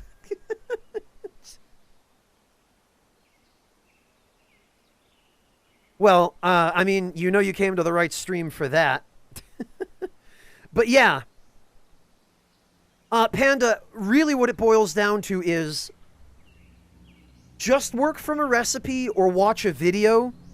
And watch a video preferably of somebody who is a chef for a living making a recipe. And let them walk you through it. I'll tell you what, Panda, there are a couple of very good channels on YouTube for that, and I will link them to you here.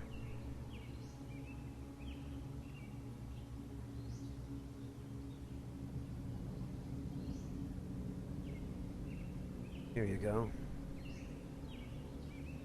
Here is one. And some of these recipes are simple and some of them are on the more complicated side, but just search through till you find one. Thanks for that. Anon, thank you so much for another gift sub to Mayo is Best. How dare you?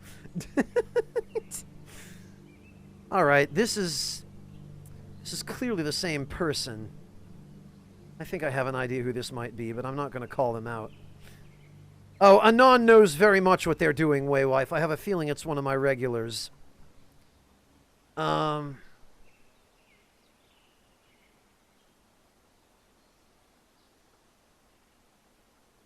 Panda, check out this channel as well.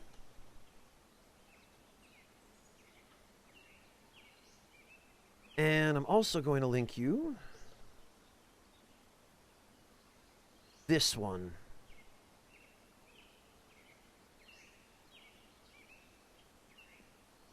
And actually, Panda, you might want to start with food wishes because... Yeah, I figured as much, Echo Drop. Start with food wishes because those are very simple. And then after that, maybe try taking a look at Chef Jean-Pierre because he does his best to make things simple too. He's just really energetic, which is nice, but he can be a little bit overwhelming sometimes. And then Pasquale of the Orsara Recipes channel is fantastic. He's just the most adorable Italian grandpa. And his recipes are also very simple as well, but his accent is very thick. Although I don't have any trouble understanding him, so... But yeah, Panda, check out those channels, look at some of their recipes, and in the meantime, let me give you...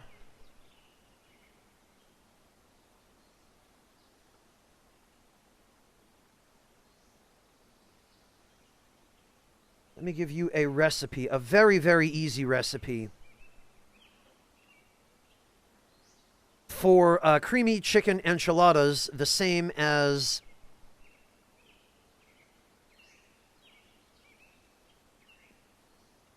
my culinary arts teacher taught us to make. It's not the exact recipe, but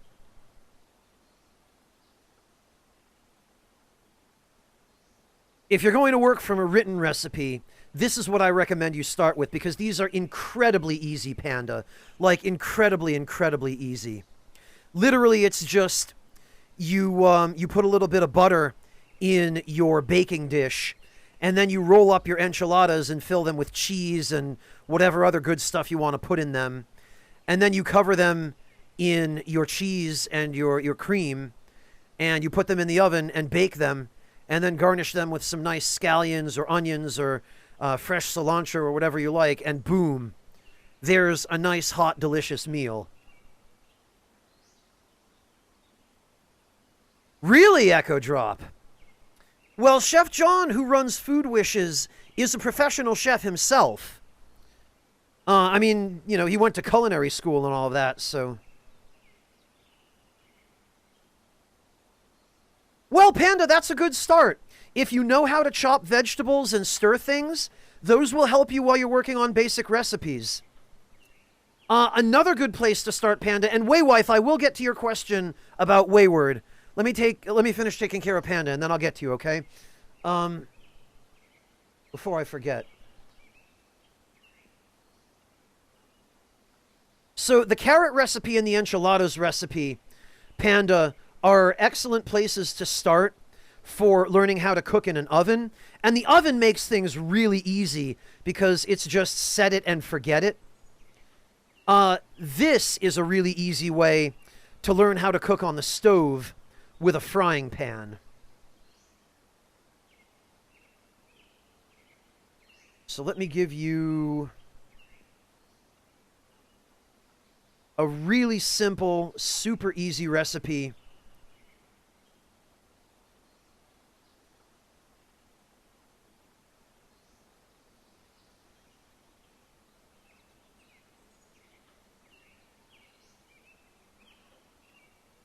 for pan-seared chicken.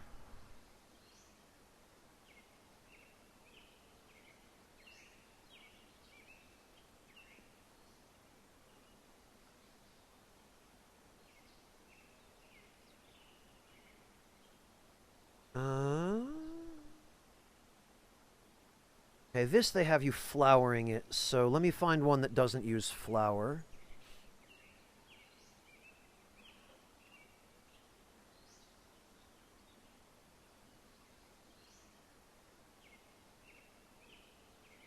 There we go.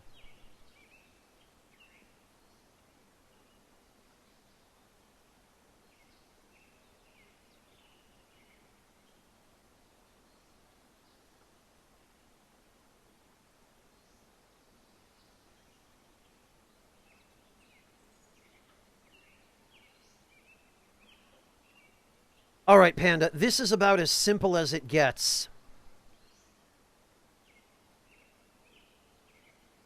So that'll take you through making chicken on the stove. And actually, let me give you a video too.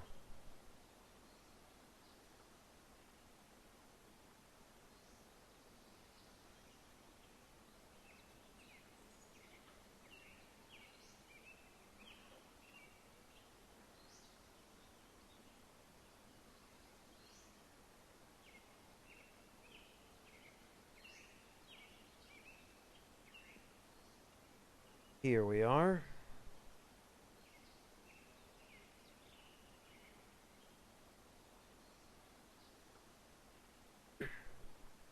All right.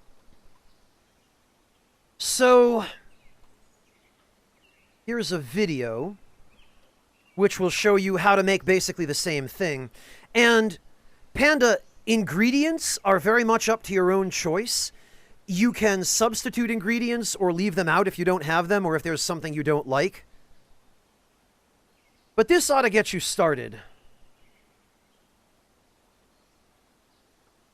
And it looks like others in chat have some good references for you as well in terms of resources that you could use to start.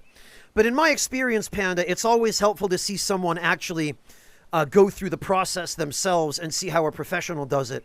So videos will probably be your best bet. But a written recipe for a simple enough dish is perfectly sufficient in a pinch. Especially if it's for something like those carrots or enchiladas. So really, don't be afraid to fail. And chances are, even if you do end up with a dish that you consider to be a failure, it'll still be edible. It just won't be picture perfect. And you'll walk away knowing what to do better next time.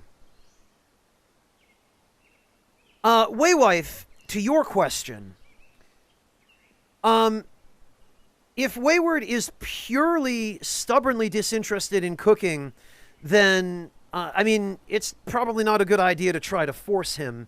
However, no problem, Panda. I'm glad to be able to help, and I really encourage you to give it a try.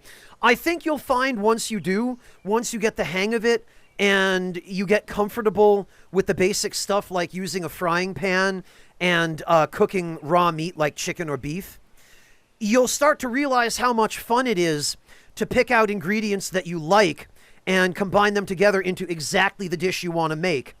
Like, if you know how to cook chicken in a pan, well, you've got the basic skill for making chicken, but what if you want to make chicken a particular way with particular ingredients? Let's say on Monday you want chicken with sautéed onions. Okay, well, you'll make the chicken, you'll chop up some onions, you'll throw those in the pan with the chicken, and you'll experiment with that, and you'll see what else you need to add to make that a good dish. Maybe on Tuesday you feel like having chicken with pan-fried asparagus. Well, great. Instead of onions, you throw some asparagus in the pan after you're done cooking the chicken, and cook the asparagus in all those chicken drippings so that it absorbs all that nice flavor and those seasonings. So when you get to even that very beginning stage, Panda, the sky's the limit, and all of a sudden you have just a basic set of skills that you can use to make whatever you can find ingredients for. It gives you so much more choice over your meals, and then when you go grocery shopping, you can pick out what you want for the week, and you can make it when you get home. And I like to make all my entire week's worth of meals all at once, so that then they're just waiting there in the refrigerator for me, and all I have to do is heat them up, and I'm good to go. Waywife, okay, so he... Nice monotone, thanks. Waywife, it sounds to me as though he just maybe has some mind goblins about cooking, Or maybe he secretly is worried that he's going to mess something up and is just too embarrassed to tell you. I mean, it could be anything. There is a possibility that after he tries actually cooking and gets to make a simple dish from start to finish, and once again, I would recommend any of the links that I've given to Panda as a simple place to start. These are things that anybody can make, and especially Wayward, stuff that's easy, or Waywife rather, stuff that he can, just put together in a baking dish in 5 minutes, like the enchiladas, and then throw in the oven and set it for an hour, and then, the alarm will ring, the oven will turn off, and boom, there's dinner. He doesn't even like cutting vegetables. Waywife, it's starting to sound to me more like there are some secret mind goblins going on there. So if you can help him get over those, if that is indeed the case, the way to do that is by, and this is maybe a little bit manipulative and a little bit underhanded, Waywife, but I'm a spy, so of course that's what I'm going to recommend to you. My recommendation is make a date night out of it. Cook dinner together. Make it romantic, Invite him to the kitchen and, snuggle with him while you cook or something. Incentivize him with a little bit of, I don't know, what does he like? Is there a wine that he enjoys? Let him have a glass of wine while you're cooking. Or, incentivize him with a little bit of intimacy or something. Whatever it takes. You know him better than I do. But, make it something that the two of you do together and, try and make it a little bit fun. It is, Panda. I mean, if both participants are into it, making dinner together is a great date night for the right couple. I love cooking, and I mean, to me, making a meal from scratch at home with a girl is, that's a great night. I'm sure it is, Waywife, but I'm completely serious, believe it or not. And I'm telling you this fully aware that he's probably listening in, so that's my recommendation. Just make a date night out of it. Rope him in and make him an offer he can't refuse, and spend the evening. Well, Warrior, I'm not going to just come out and flat out suggest that, but I mean, it's up to Waywife. She knows what works and what doesn't.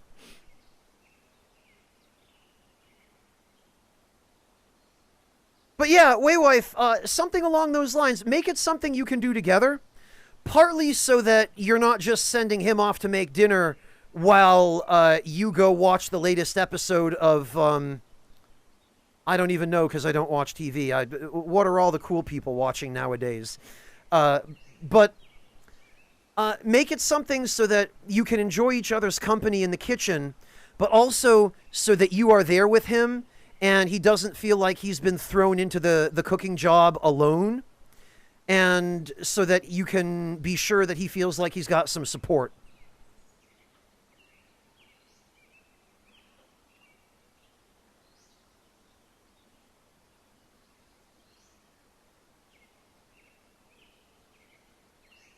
Well, Waywife, if he won't make that kind of accommodation for you, he won't make it for anybody.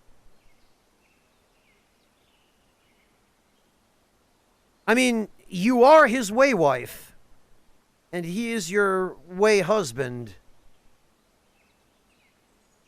So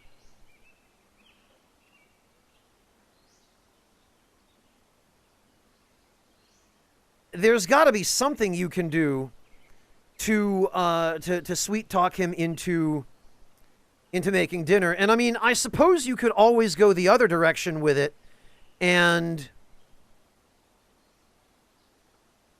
just, conveniently take a nice vacation with just your girlfriends and, put him in a position where he has to cook.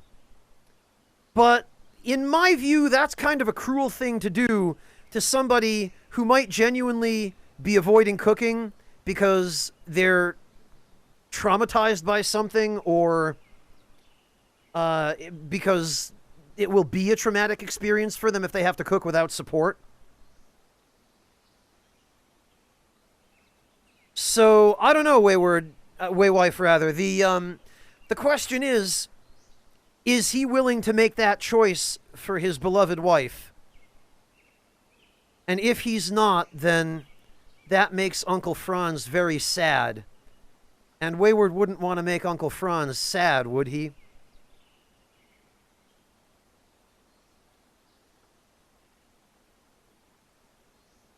He wouldn't want to be the guy who can't even spend 30 minutes with his one and only lovely wife making dinner one night a week.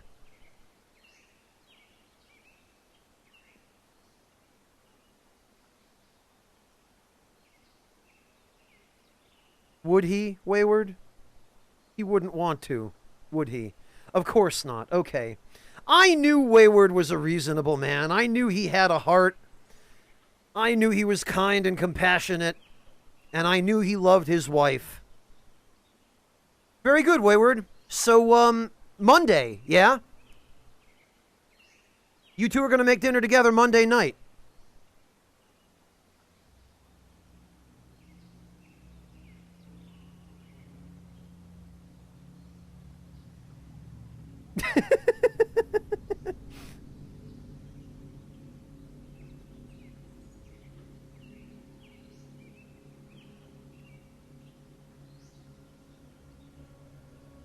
Oh, that's possible, Waywife, yeah. You have an idea. I'm interested to hear your idea.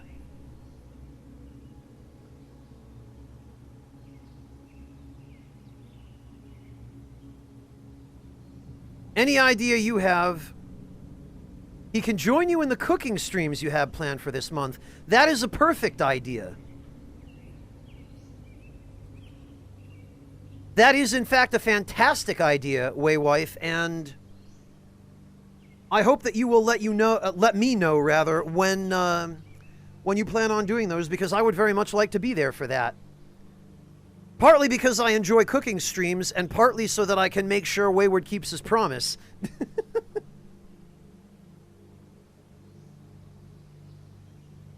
Although I know Wayward will keep his promise, because he would never leave his one and only wife hanging. Would he, Wayward? I know you wouldn't, dude. You're doing it, it's settled. Excellent. Waywife, you can even start planning the menu in advance and discussing it together. Like, you two can decide what you want to make, if you don't already have a plan, and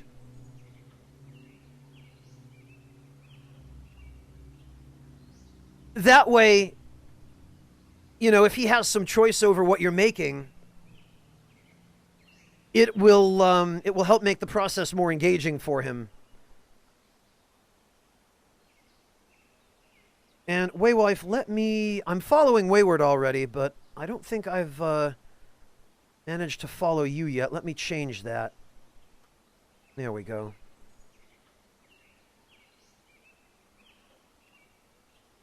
So now at least I will be, hopefully properly informed when you go live with this. Oh, the menu's planned? You're sharing special recipes. Fantastic.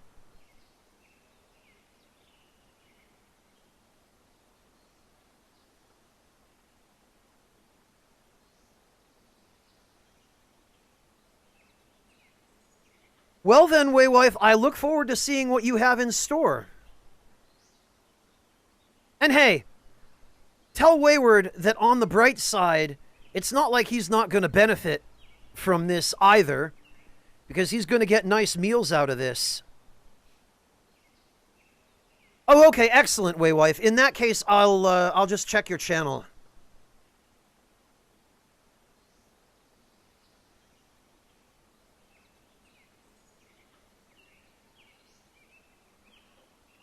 And actually, let's give a lady a shout out. Goodness knows she deserves it.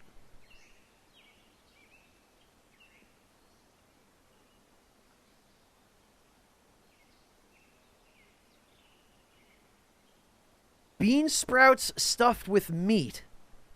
How, Echo Drop? What is it, just like a ball of bean sprouts wrapped around some beef? Or... I'm guessing it's probably more like a bean sprout pancake.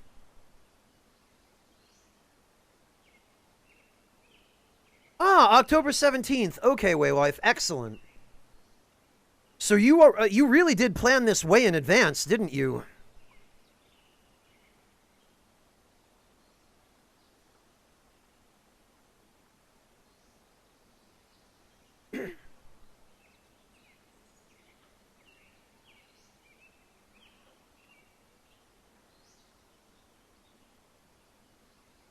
Each bean sprout is stuffed with ground meat. Echo Drop, bean sprouts are tiny. How do you stuff an individual bean sprout?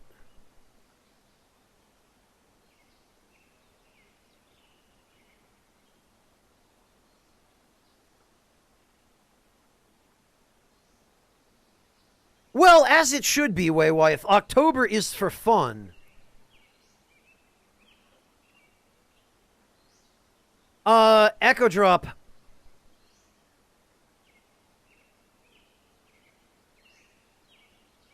Echo Drop, it's really funny to me. And this nitpick is sort of a joke, but...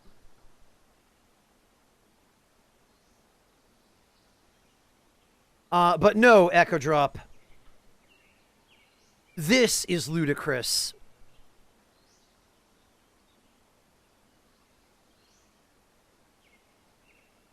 I believe the word you were looking for was ludicrous.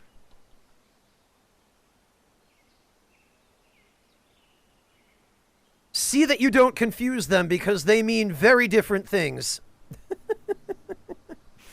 Hey, Chopin, welcome.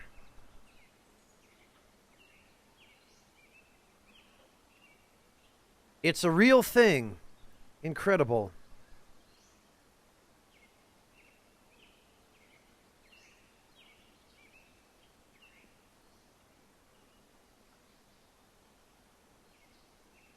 Echo Drop, your phone auto-corrected it to the name of the singer and not to the word ludicrous?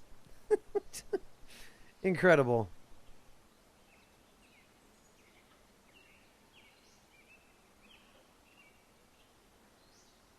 Oh, Waywife, that's fantastic.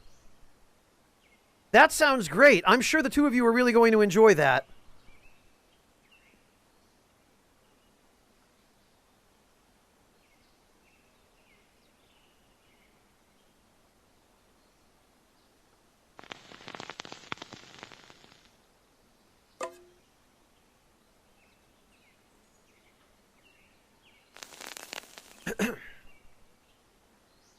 All right, let me generate a little bit of ash here.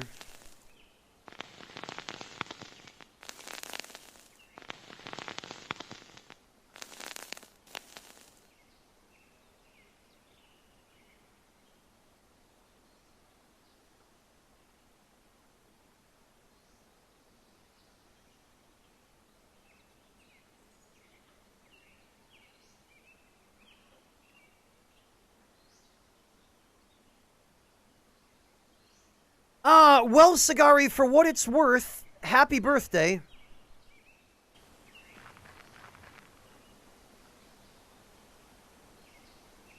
Man, I see that Enfield horror eyeing my fresh roasted venison.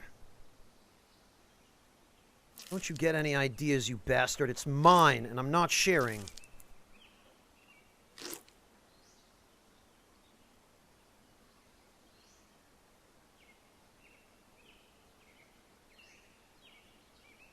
Jesus Christ, Echo Drop. I have to think that must be the kind of dish that only ever gets served to the Emperor of China.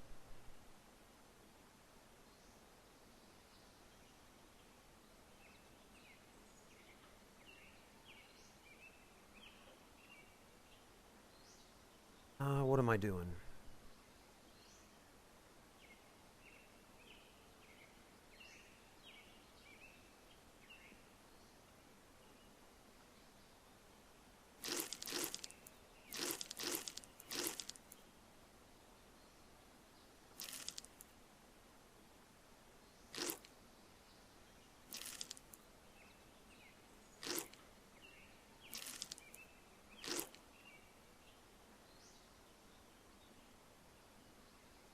We could eat one more of those.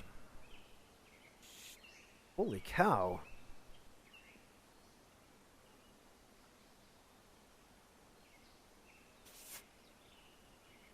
These take up quite a lot of room.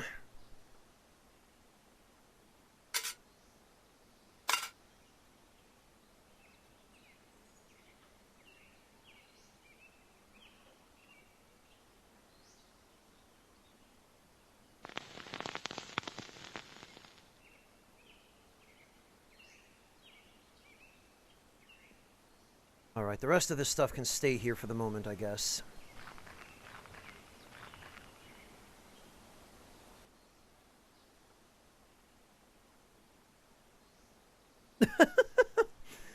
Well, Panda, you gotta take what you can get sometimes.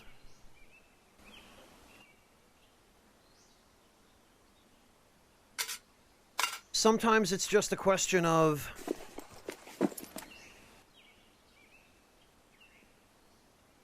doing the best you can with what you've got.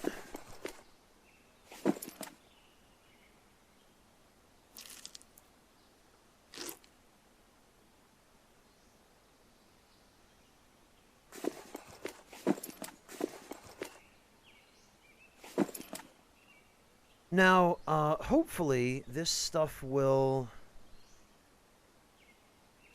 last a little bit longer here and just not go completely bad.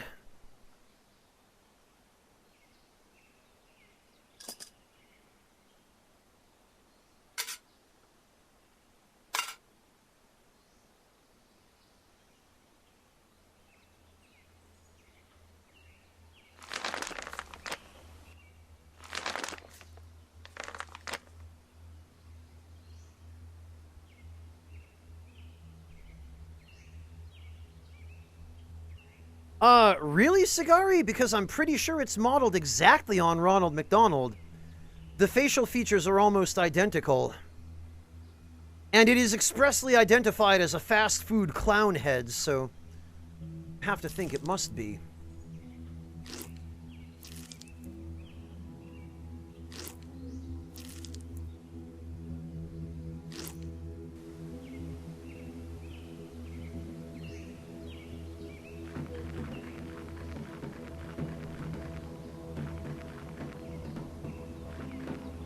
Well, it looks like I can ignore Mr. Horror down there. He doesn't seem to have any interest in causing me any trouble, which is good.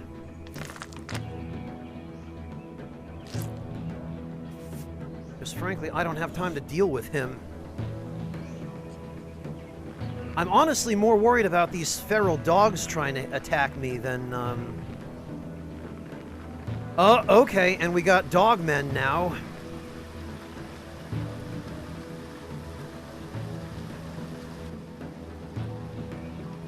Now I'm more worried about the dogmen.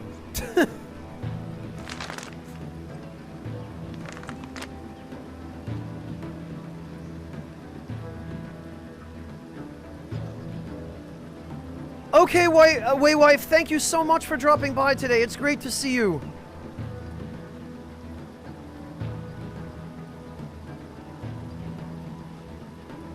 Have a good lunch, and take care of yourself.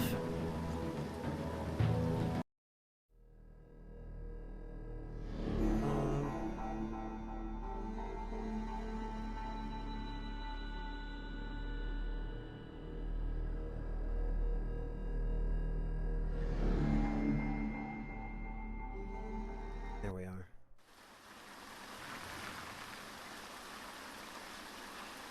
are. Panda. Oh, you got it from Wallace and Gromit, Panda. Hamburglar is a McDonald's mascot, or was. Gromit is the dog in Wallace and Gromit. Thank you. Yes. Sincerely. Neo Shadow, thank you so much for the resub. Welcome back. Waywife, take care of yourself. Have a good one. Oh, this'll be fun. It looks like Dogman over there might, he might just be about to make the mistake of messing with that Enfield horror.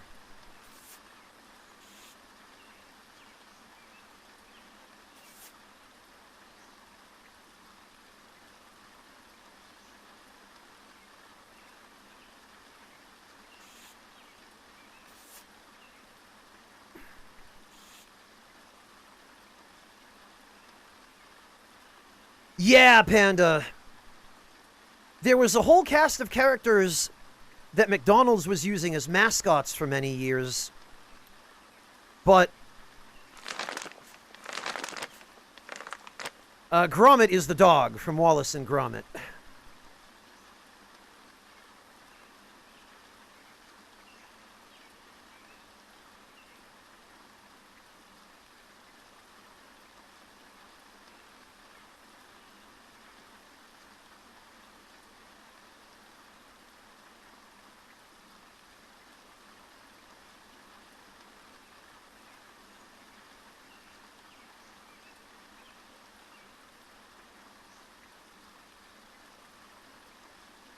Oh god, Panda, that's going way back. Yeah, I do.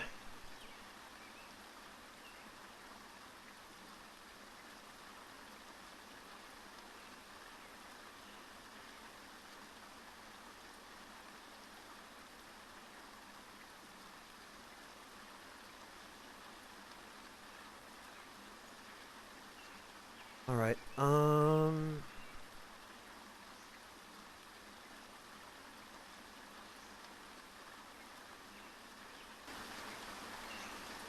Alright, I guess we can move on, and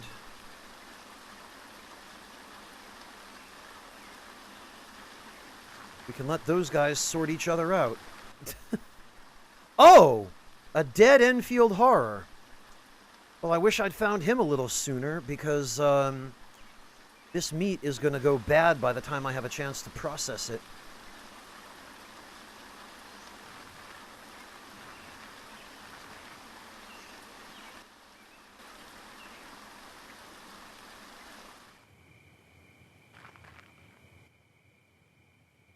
Oh, and we should actually...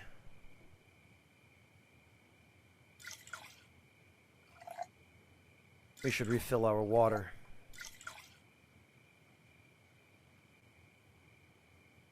Yes, the Burger King Kids Club, Panda. And it was a promotional thing where if you were, I think, under 12, you would get discounted food.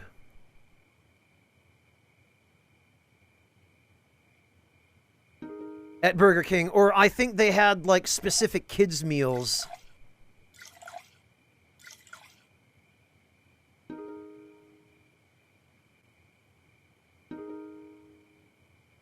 Of course, in reality, it was just one of those scummy marketing campaigns that big corporations have always used to, target children and brainwash them into wanting the company's products.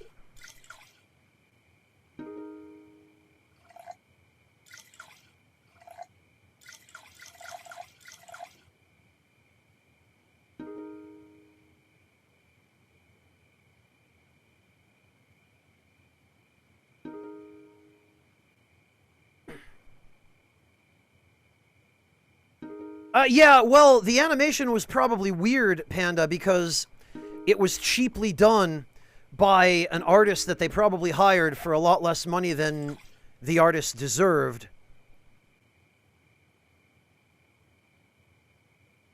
I mean, it's not like it was part of a syndicated show or anything. It was just commercials.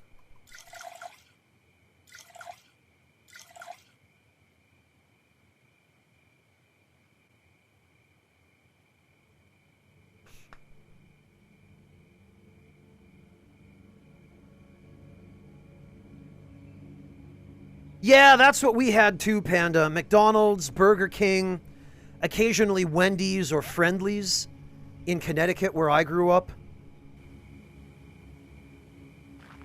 Not an awful lot else in the way of fast food. Certainly not any of the fast food that people seem to consider good.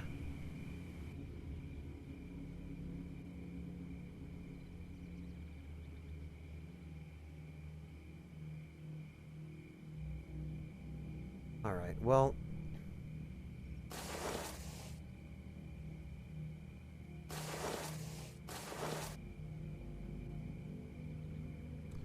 I guess we're gonna sleep here.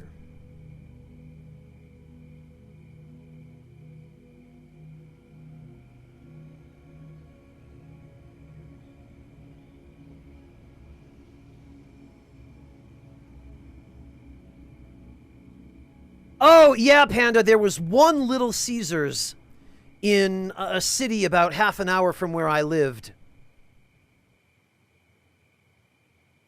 Zyrek, you've never heard of Friendly's. I take it you must be from the Midwest. Or maybe somewhere south where Friendly's doesn't exist. It's this place, Zyrek.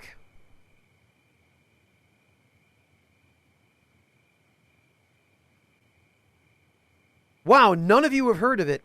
It used to be a very common sight in Connecticut and Massachusetts.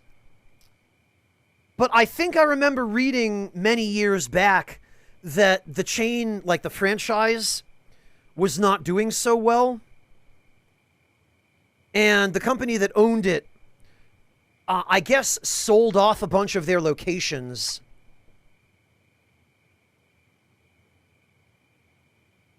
It might only have been a New England thing, Neo Shadow. I know that there were at least 3 of them in the... probably within an hour's drive of where I lived in Connecticut. You don't have them in North Carolina? Yeah, it's fast food, Echo Drop. It's like... Their headline item was ice cream. Like, they were mainly an ice cream shop. But they had other stuff, like fried stuff, you know, mozzarella sticks and basic, like, hamburgers, hot dogs, that kind of thing. None of it was particularly good quality. It was on the level of quality, probably, of, like, a McDonald's or maybe a Wendy's. Yeah, there are still a few around, Warrior, but I think there are a lot less than there used to be. Because people have become more health conscious in general, for one. And for another, it's just hard to keep a business open these days. Maybe, Neo Shadow. I've never been to a Sonic, so I can't give you a direct comparison of quality or of the menu, but...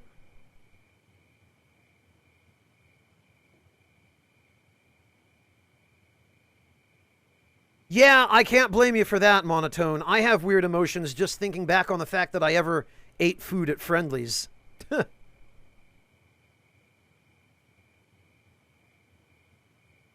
Nobleman, do yourself a favor and do one better.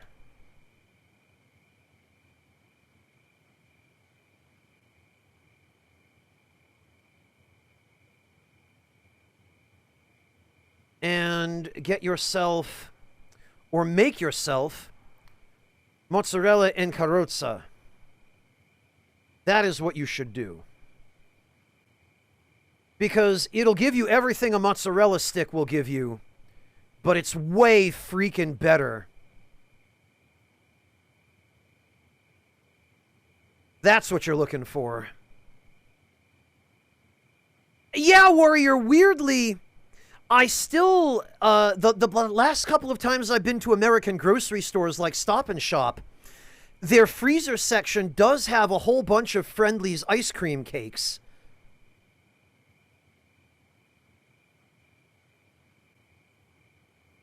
Panda, if you love mozzarella sticks, click that link I just posted in chat and make sure you try that dish as soon as you can. Matter of fact, you could probably make it pretty easily too.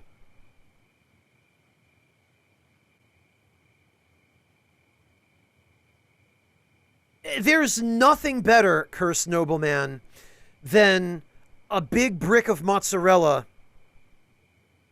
with a crunchy fried outer coating smothered in fresh marinara sauce and herbs with just a little bit of freshly grated Parmigiano Reggiano.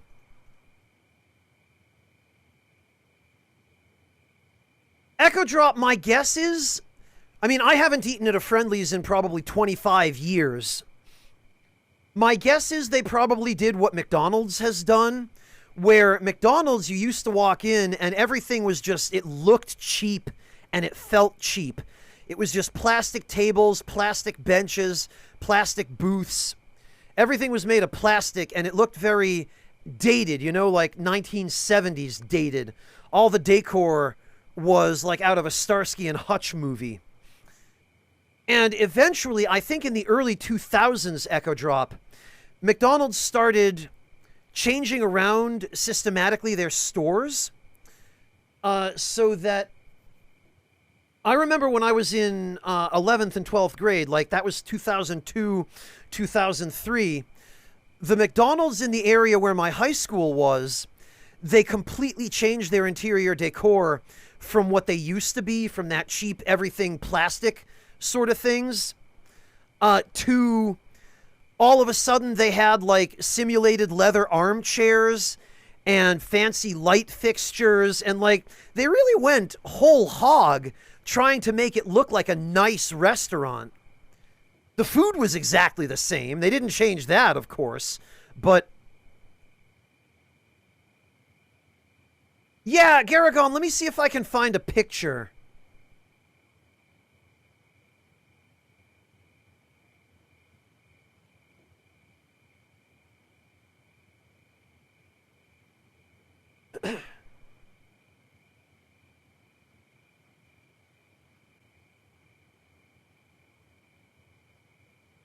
Well, there's a black and white picture. That doesn't help much.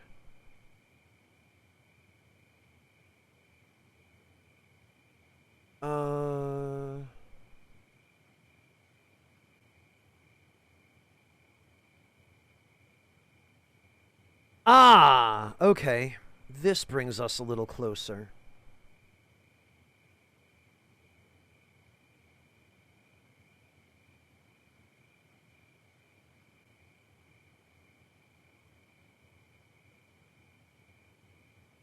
All right, perfect.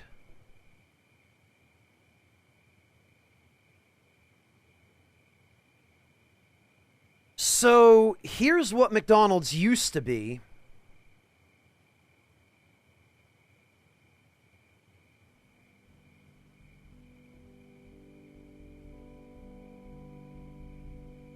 Let me just...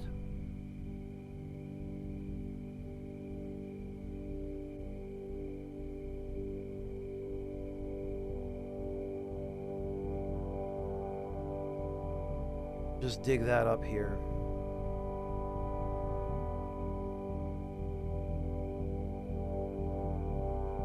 Come on.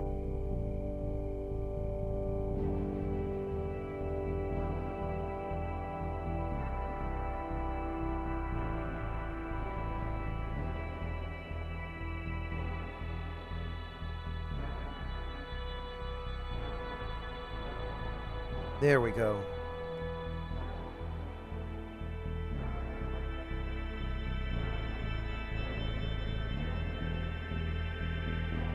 And let me enlarge these a little.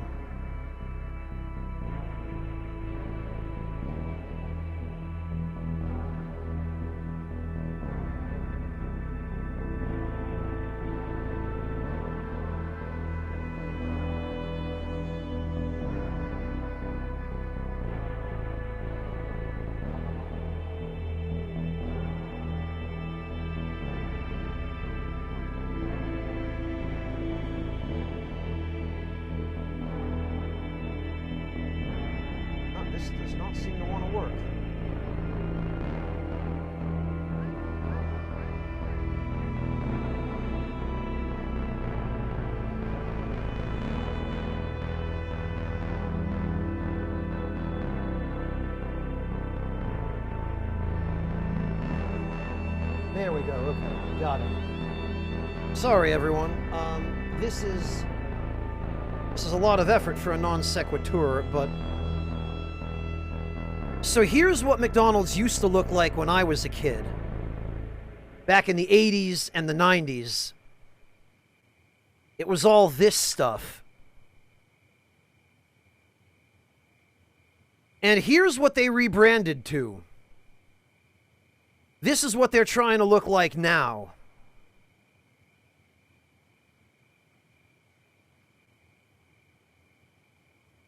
Bit of a difference. Despite the fact that the food is still exactly the same.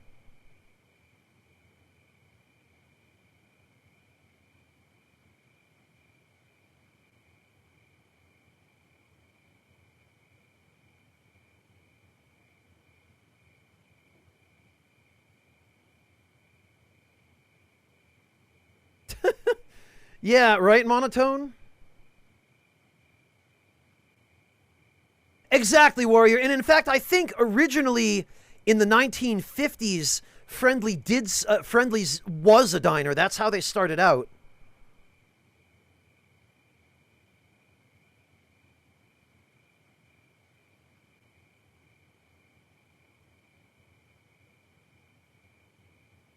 Ah, Panda, you're Gen Z then. You're still pretty young, I see. Well, you didn't miss much, Panda. Not that today's any better.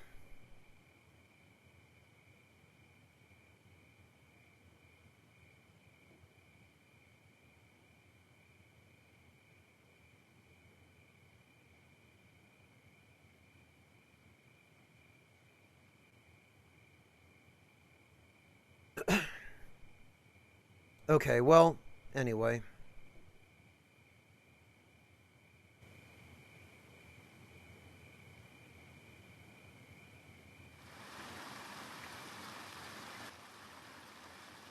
Oh, you know what? I can kind of see that, Gorgelon.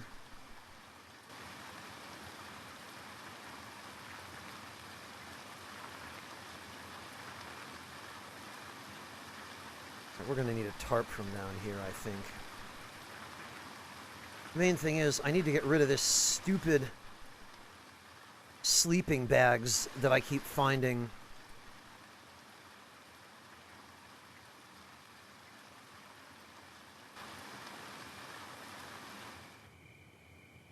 Alright, we're going to hide.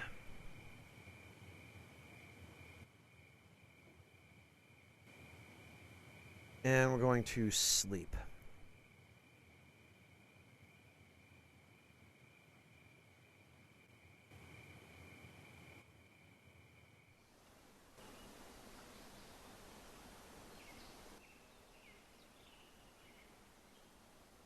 Okay, that's better.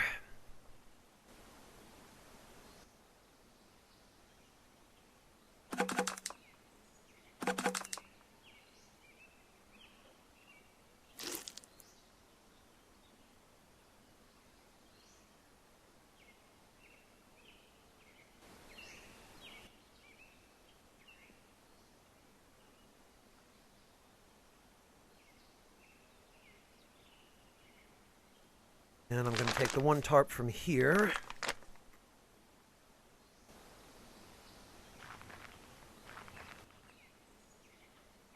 Oh, somebody has been leaving behind a trail of death and destruction. Might as well take it with us. Huh.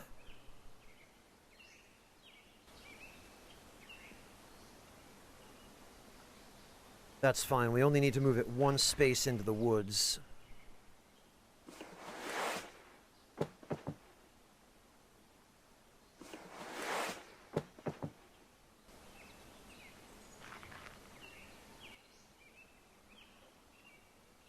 Well, and now it's already half, well, it's a third rotted. Hello, Kid of Burden. Welcome.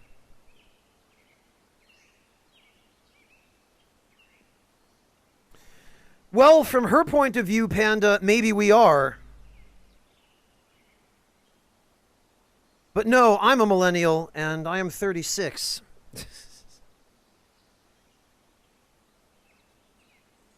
But it's difficult for people your mom's age to see how much the world has changed. I mean, it's difficult for anybody to a certain extent, but...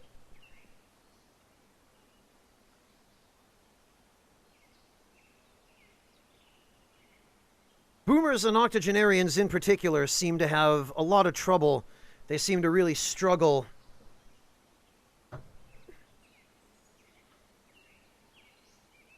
Oh, you shush, Echo Drop.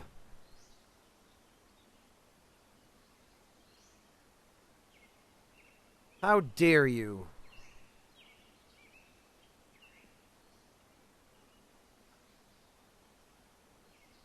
That's correct, Monotone.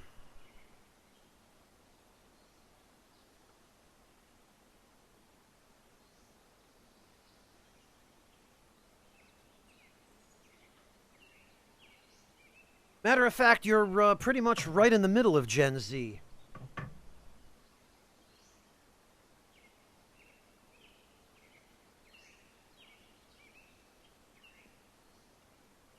Ha!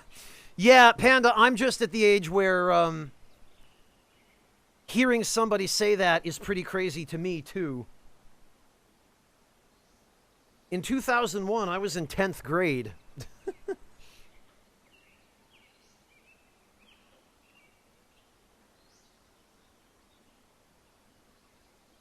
Well, Monotone, those who survived it, unfortunately, yes.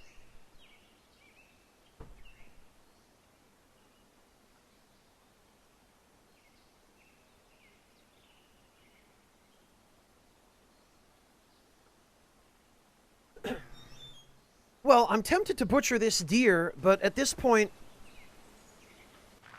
I'm thinking there are enough Enfield horrors around that maybe I don't need to.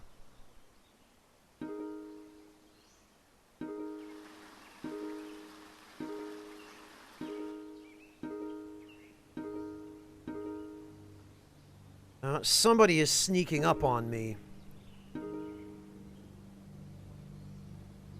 I knew it. These stupid dogs, they just don't know when to quit.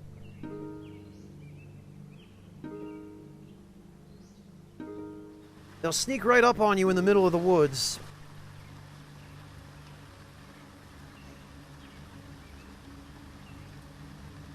And then they'll just tackle you.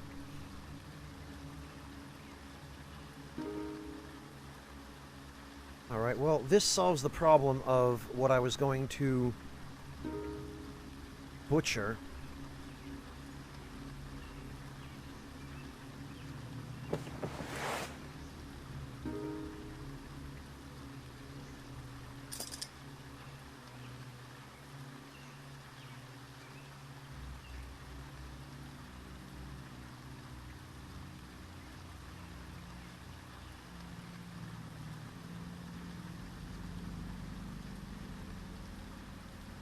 And we can just roast all of this.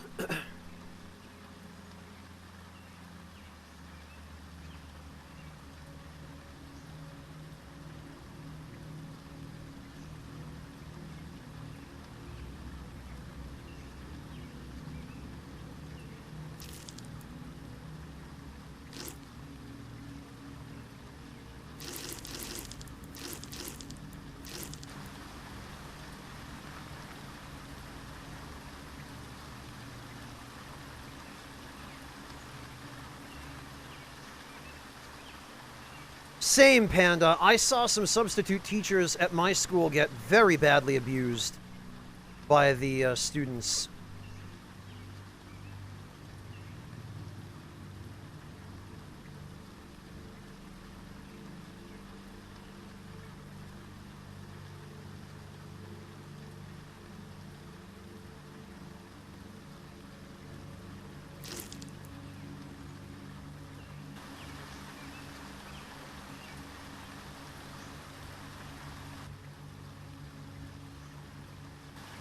Oh, that's what I forgot to do. I forgot to take the tarp, put it on the ground, and I just walked off.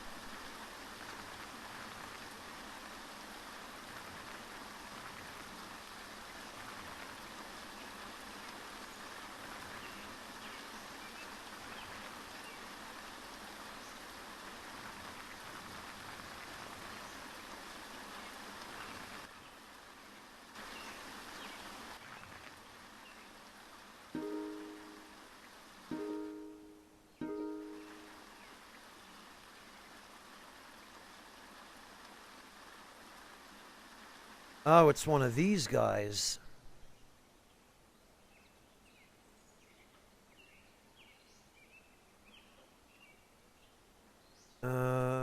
Good. This could be a problem, actually.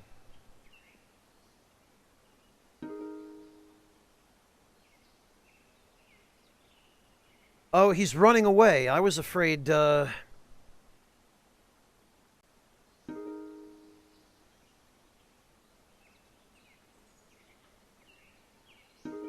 was afraid he was going to try to hit me.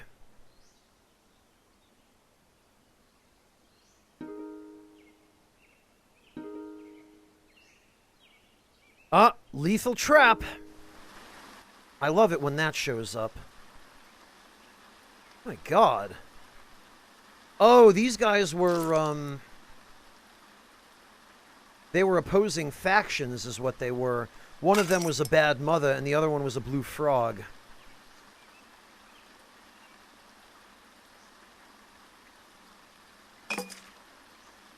Nothing good.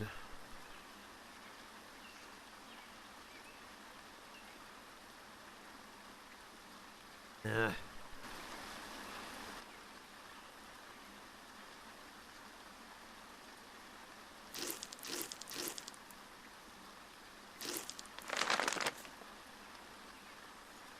That's not what I wanted to do.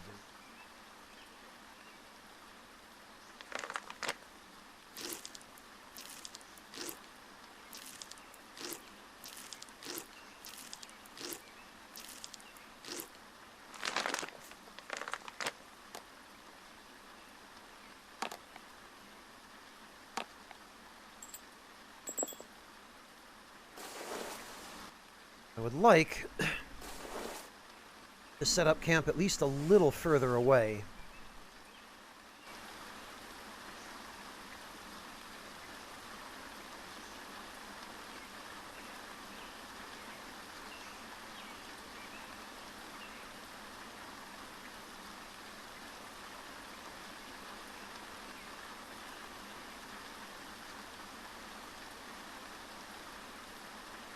Wow, Echo Drop. Jeez. Sounds like you went to some hell of a school.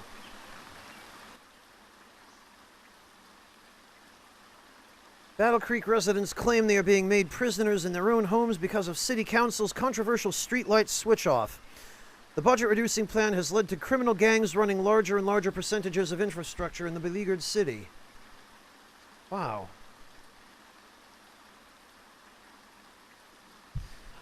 Only personal experience, Chorkley, although a couple of people in chat have mentioned a wiki that supposedly exists for this game, but I'm trying to avoid using it until I've at least done one playthrough of it.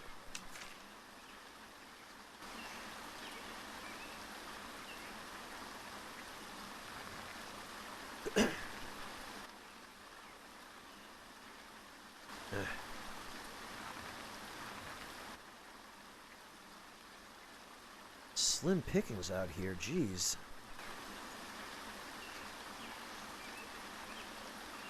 Also, where are we?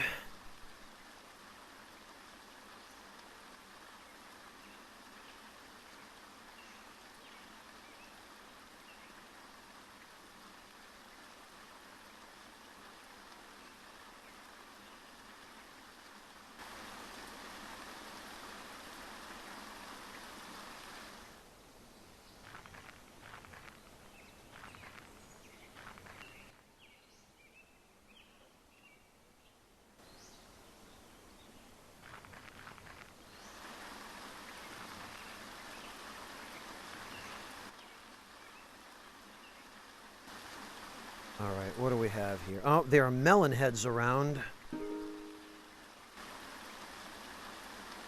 I don't necessarily want to flag this as a camp just yet, but... nothing good to scavenge there, either. The intact buildings seem to have better loot, typically.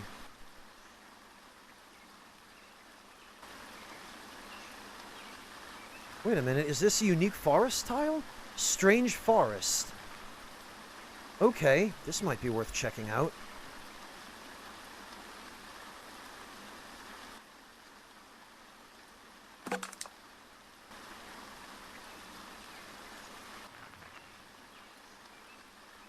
You happen across a dense, tangled thicket of forest where even sunlight treads warily. The vegetation is darker, heavier, almost reptilian in form and nature. You hear no rustling of leaves, no birds, no scrapings of small rodents through the undergrowth. The wood is soundless, mute, expectant, like a predator about to pounce. It appears silently poised, anticipating the movement of its prey. Wow, yeah, this is a spooky-looking place. But it's October. Why the hell not? A narrow path winds its way tentatively into the depths of the forest, disappearing around a bend only a short distance from where you were anxiously standing. Look for tracks. The path shows no sign of either animal or man, but you notice broken stems and crushed undergrowth at irregular intervals adjacent to it. Something has moved through the area recently, something big, something sufficiently nimble and intelligent enough to not leave its spoor on the path. Eagle eye. The path looks strange. Awkward curved lines, or awkward convoluted lines. A constant set width. Something about it tells you that it has been made not by the natural passage of animals, but by a deliberate conscious entity. There is a strange symmetry to the edges, a ragged repeating pattern that conjures discomforting images of a predator's bite mark. Cool. Hey, Lollick, welcome. Enjoy your lurk, Lollick. Well, what could possibly go wrong here? Follow the path. Carefully, hesitantly, you proceed down the path and around the bend. Improbably, the vegetation becomes even darker and thicker, and unnatural silence reigns.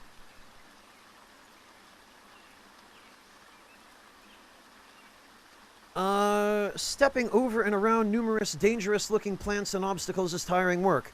The twisting path forces you to duck and lean. You're beginning to wish you were in better shape. Looking around, it's clear where the path winds further into the forest, though the path behind you seems to have disappeared into the slithering undergrowth. And still nothing stirs, no sounds nor movement. Dark, clammy vegetation clings tenaciously to your clothing no matter where you stand. Ready your weapon, throw a rock into the trees ahead, and continue. Ready your weapon. Determined not to be caught flat-footed, you strike a defensive stance and put up your guard. Snapping your head sideways, you wonder if the sudden movement in your peripheral vision was real or imagined. It was fast, lightning fast. Ready your weapon. Your nose twitches as it detects the faint odor of rotting flesh. Ready your weapon.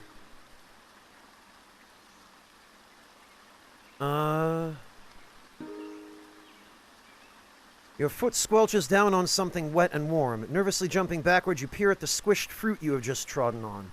Strange, you don't recall seeing any tree fruit. Come to think of it, this doesn't look like any fruit you know.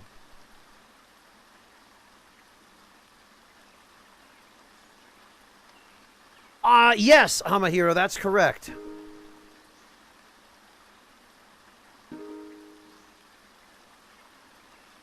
Without the everyday references of noise and movement, your imagination unwittingly fills in the gaps. All manner of horrors hide behind every bush and tree. You feel queasy and jumpy and regret having continued down the path.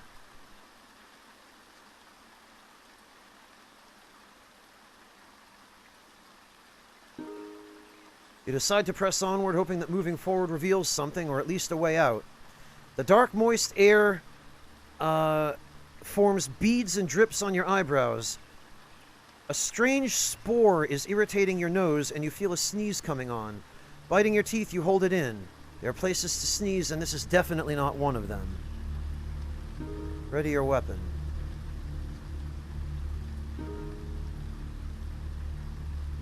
You press onward. Okay.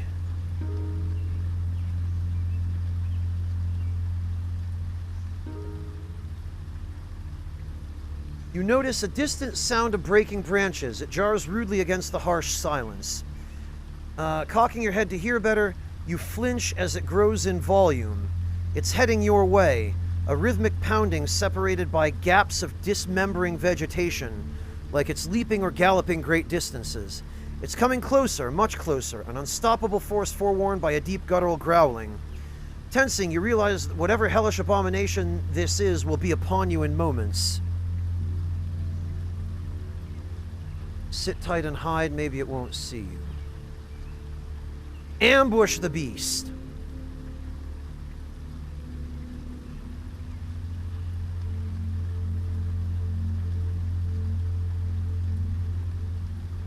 Gauging its approach, you find a suitable branch to pin back. In such a damp environment, there's a lot of play in the branches, and you think you might have a chance if you time things just right. Unfortunately, for this to work, the beast will have to see you. As it bounds into view, you almost lose your resolve.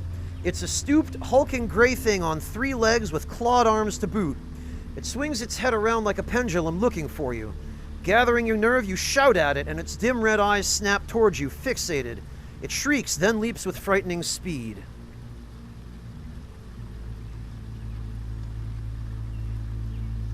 With the beast arcing through the air towards you, you release the branch at the last possible moment. It whips forward, a chorus of pitched air rushing around thick and thin branches, and whacks the beast hard in its chest.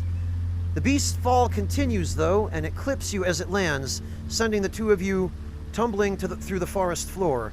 It recovers fast and rakes at you with its clawed arm, tearing flesh.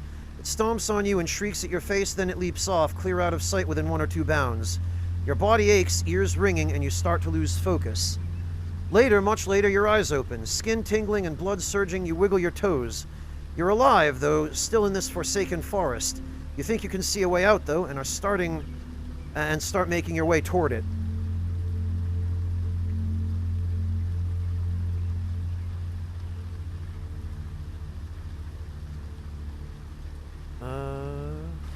Oh, okay, we made it out.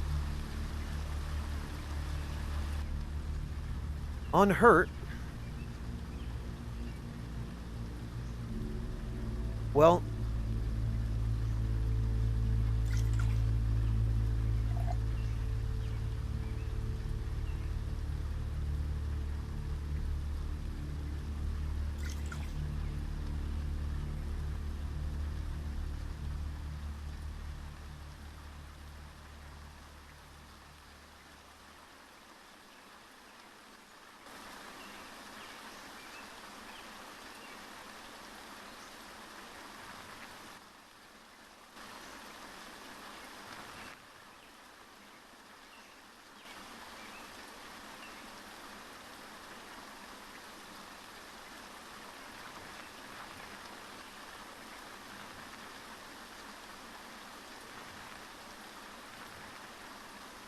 we had better get back to camp and patch that up. And also, we'd better take that stuff off. Just long enough to cool down.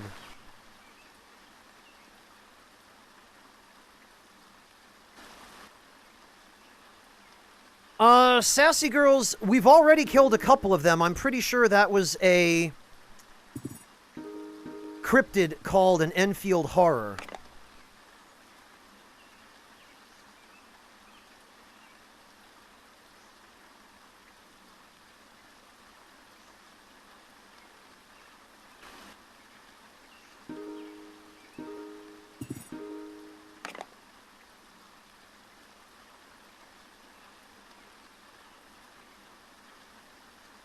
Come on, I just need some clothes.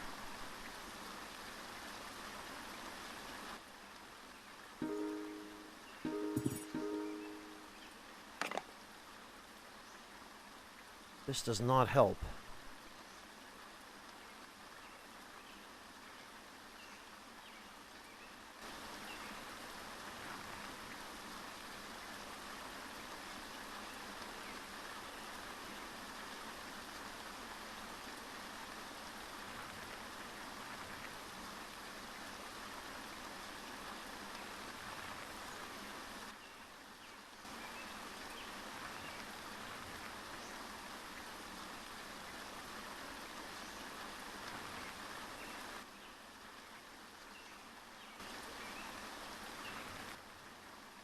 Ah, okay. We should be able to find something here. These places usually have clothes. And indeed...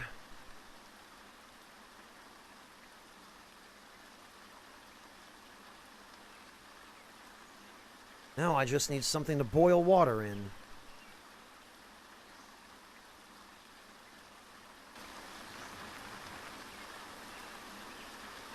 Great, and now there are gangs.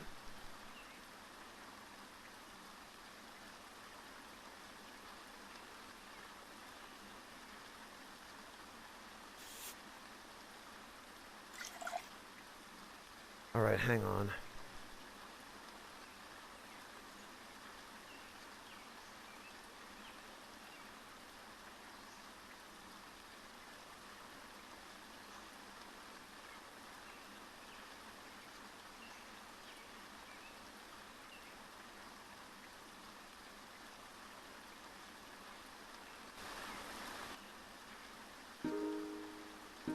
Maybe we can find something else. Aha! Perfect.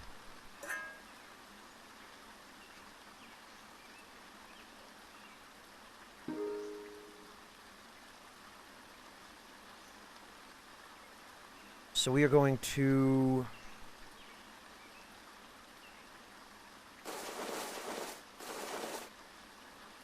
break those down. We are going to light a fire.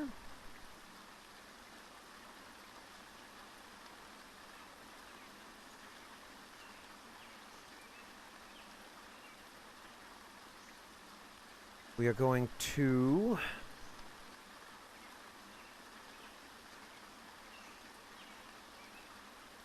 There we are.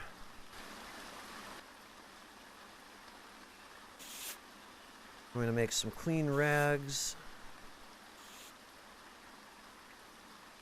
We're going to bandage that stuff. I don't think there's much point in bandaging the bruise, but...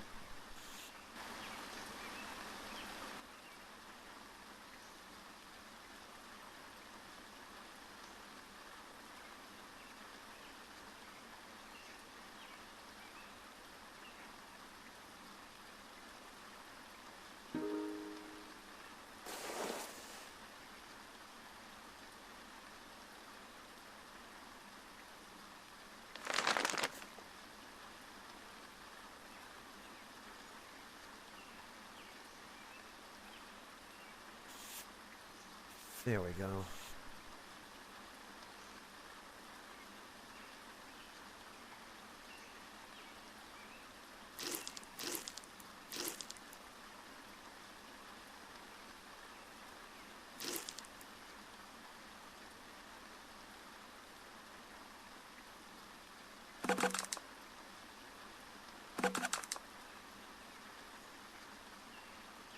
All right. It didn't, Grim. Only on your screen. I don't see a double message. Okay. Well, let's get some rest, because goodness knows we need it. There we go.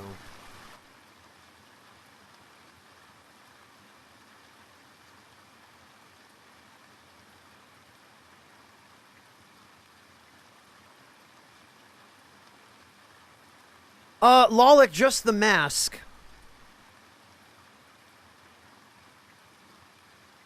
And a horde of, melon heads.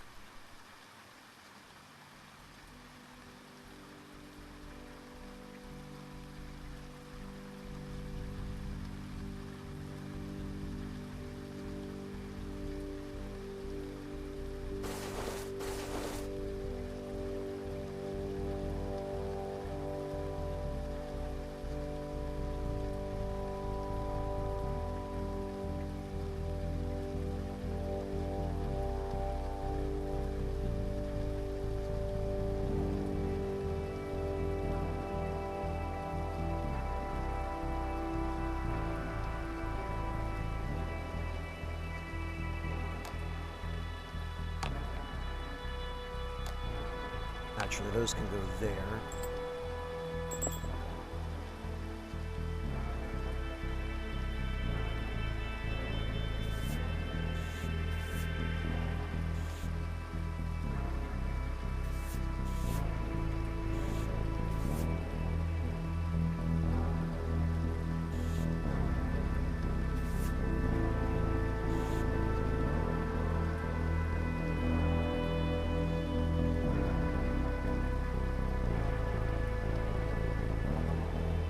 Oh yeah, I did get those as well, Gorgerlon. Yes, that's true.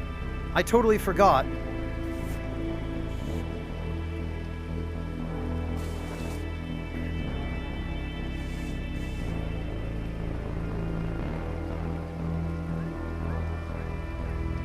I guess actually, since we've got extra materials...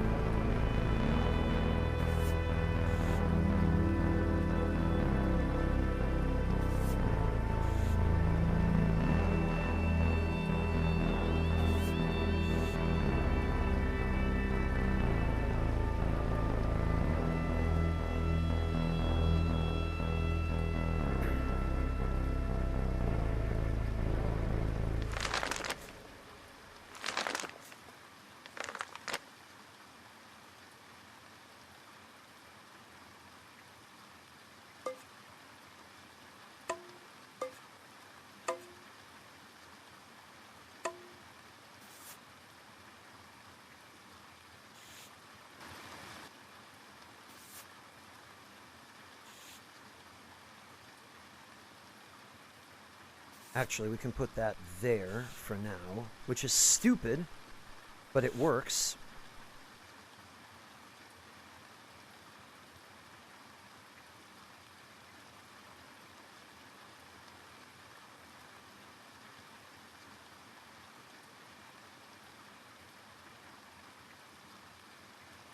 And we can eat that because that will restore a little bit of hydration.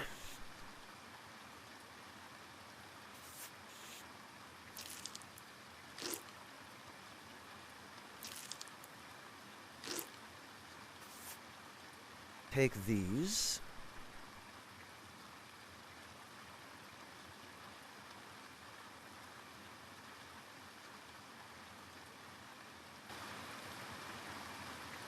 We will hide. And we will try our best to sleep.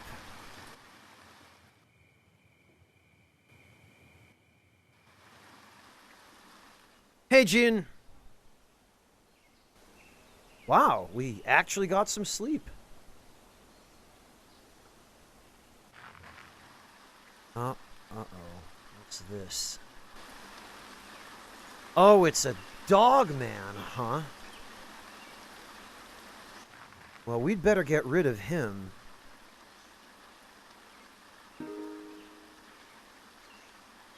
Oh, he's trying to run? Really? Color me surprised.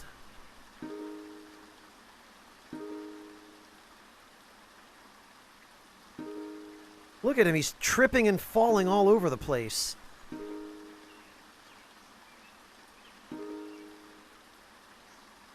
Create obstacle.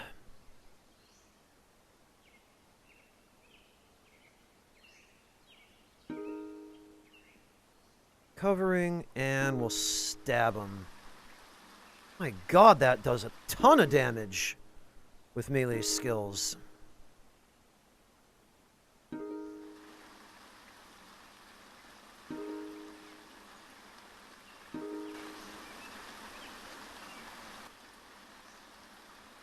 Blast it, and now I have to wait a turn. I'm guessing because he sees me with the skin of one of his own species on him. Lolik? Hamahiro, that's correct. It does not.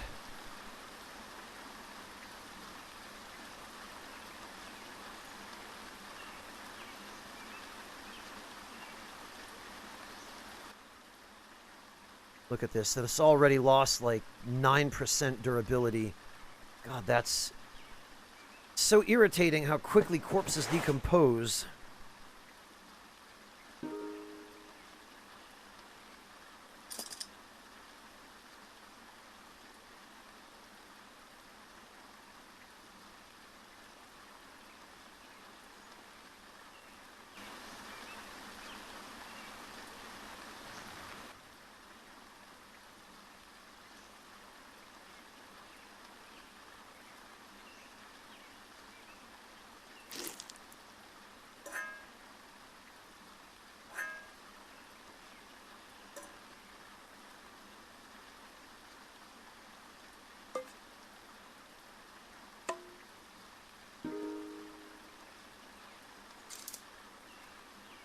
Alright, we're gonna need these.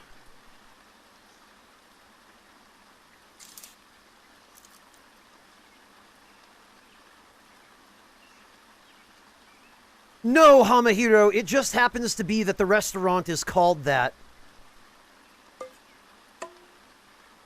Regardless of the existence of the Popeye cartoon character.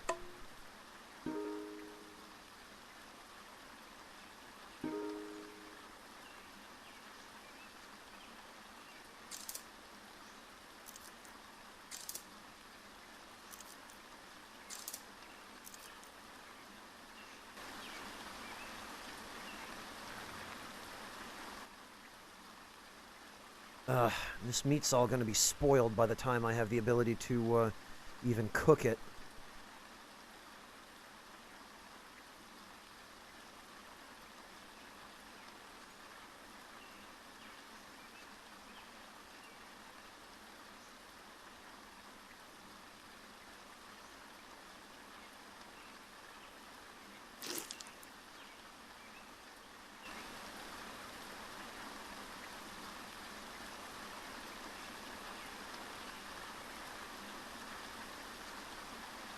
Astra Testico, man, that's quite a username. The name you haven't seen in a long time. I take it it's my username. And I guess it must have been a long time because I do not, I'm ashamed to admit, recognize your username. So either it has been a long time or you're just normally a lurker. Either of which are perfectly fine. Welcome back. Sassy girl, I've been enjoying it, apart from the occasional frustrating death.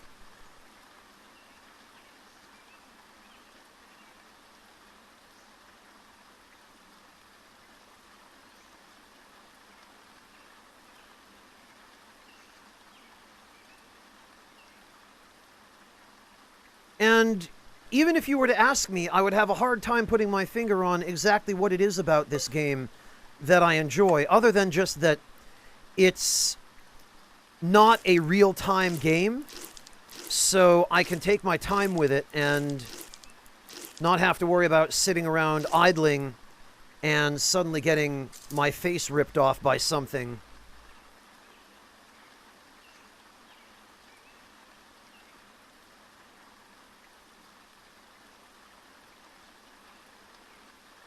No, Hamahiro, it doesn't. I imagine maybe there's a story behind the name of the restaurant, but they don't use the Popeye character in any of their branding. So my suspicion is it's probably just a coincidence, and whoever is in charge of the chain just liked the sound of the name. Often that's what it boils down to, Hamahiro. There isn't always a story behind the names of restaurants like that.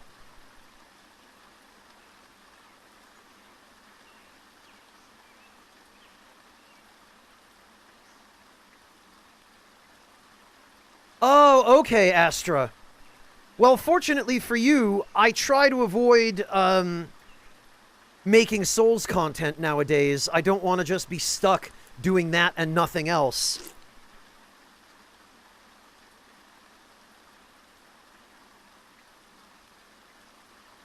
And I've been trying to find other games to play, which has led me here to this.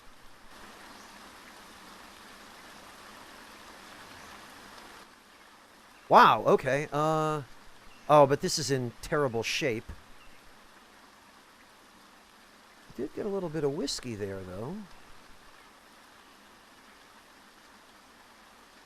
And we have a much better campsite here. Suppose we can get rid of that.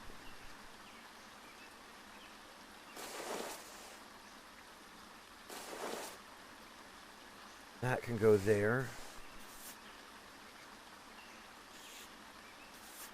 Stuff can all go here.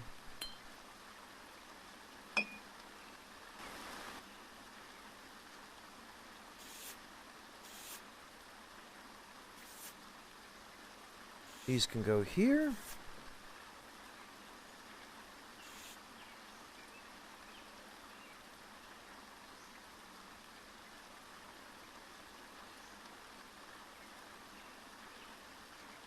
Yeah, Sassy Girl, it is. Apparently the seasons change in this game. Which I didn't initially expect, but...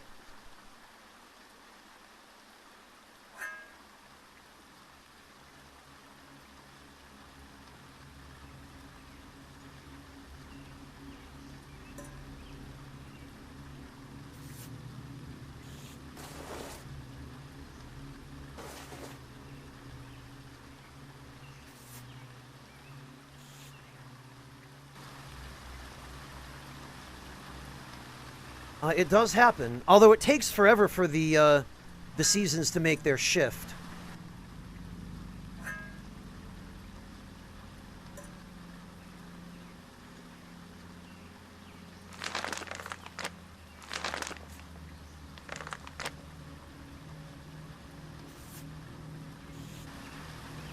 Oh, and actually...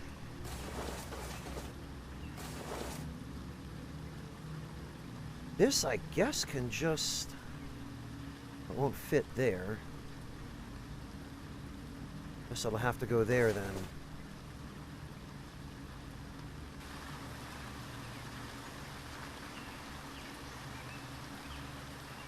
Oh, every run starts in a different month, Lolik? That I did not know.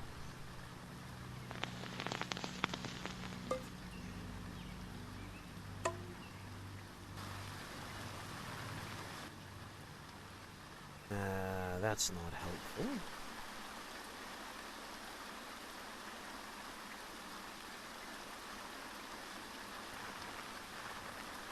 Oh, there's an Enfield horror. You know what we could even do? We could just put this in our hand, because somehow it stays together that way.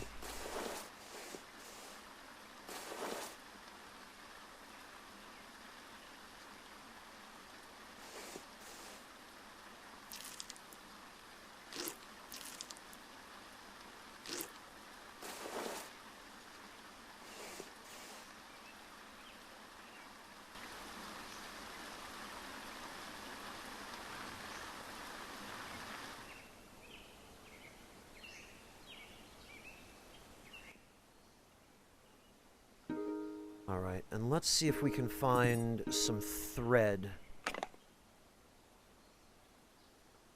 Well, not directly, I guess, but we did find some bullets.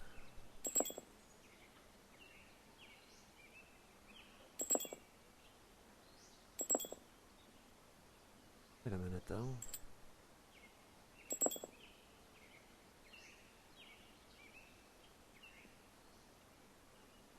These are the same kinds of bullets.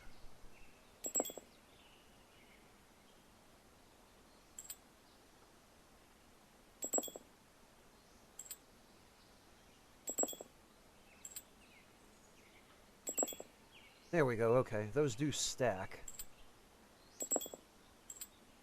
I'm trying to avoid using my gun.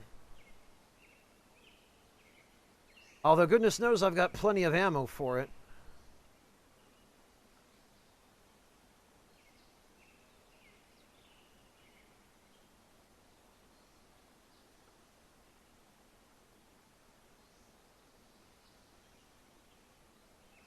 All right.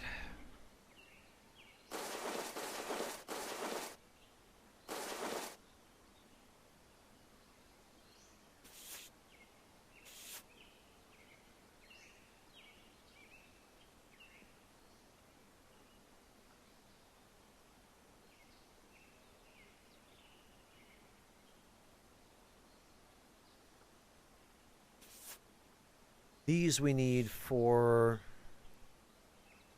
making shelters.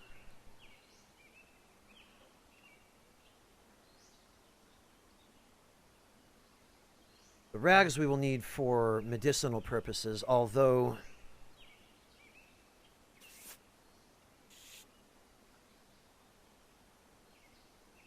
Yes, Lolik, I did. I got everything. I went for the eye replacement surgery and all of the upgrades. As you can see, we've got night vision and all of that stuff.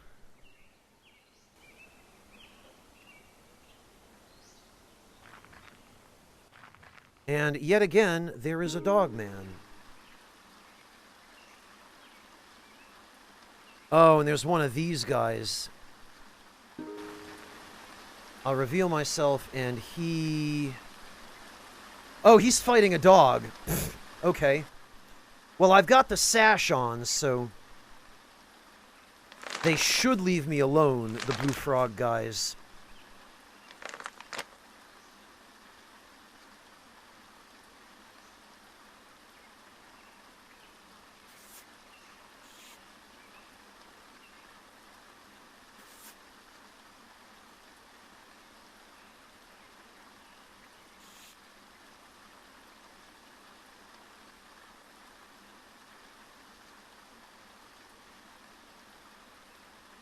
Well, look, I still haven't figured out exactly how the clown head obstructs my view. It says it does, but it doesn't actually seem to decrease the range of my vision. Although maybe I just haven't noticed it because I've always had the clown head on.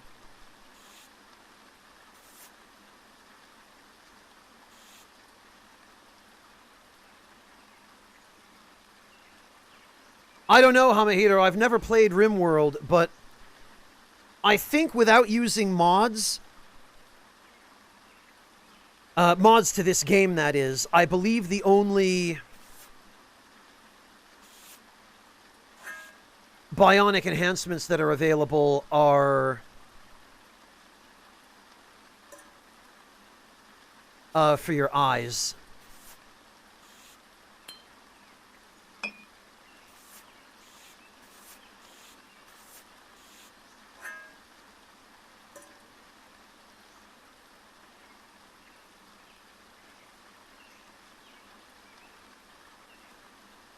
Oh, it's possible that that's the case as well, Gorgelon, although you'd think they would.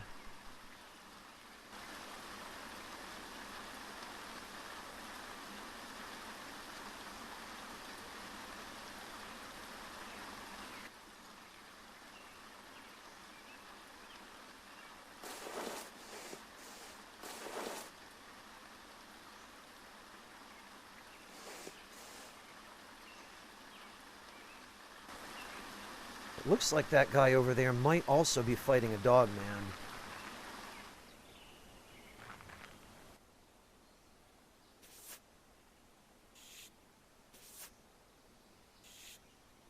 Right, well, whatever the case, we're going to need to find a source of water.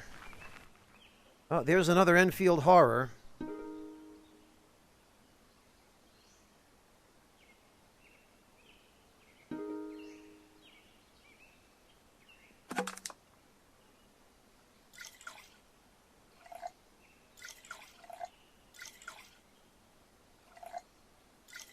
Do they match? They do. Which means all three of these are safe. And all three of these are not. And I don't mess with it when they give you a split stack. Because a split stack means some of them are safe and some of them are not. And it's not convenient to try to find out which is which.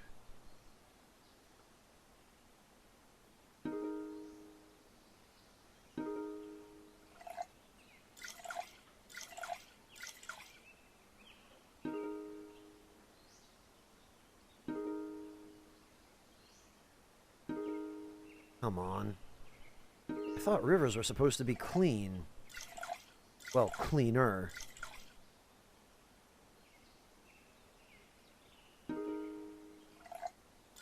There we go, finally.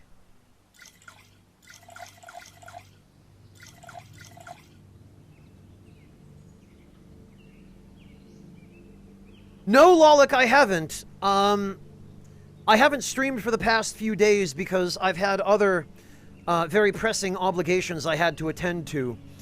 So we left off right after I had arrived at Detroit, and all I've done since then, as you can see down here,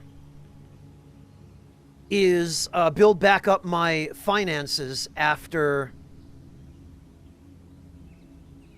having spent several $1,000s on ocular enhancements.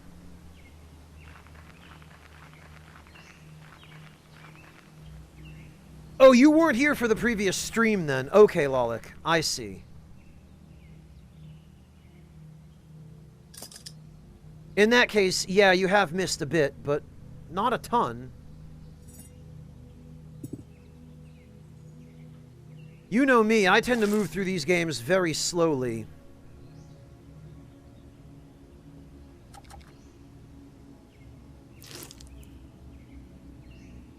And I am nothing if not meticulous, and I certainly take my time.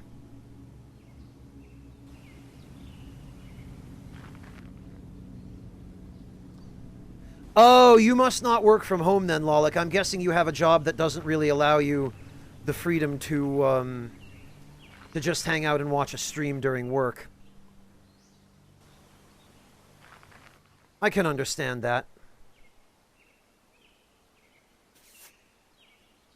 I think we've got room for maybe one more of these.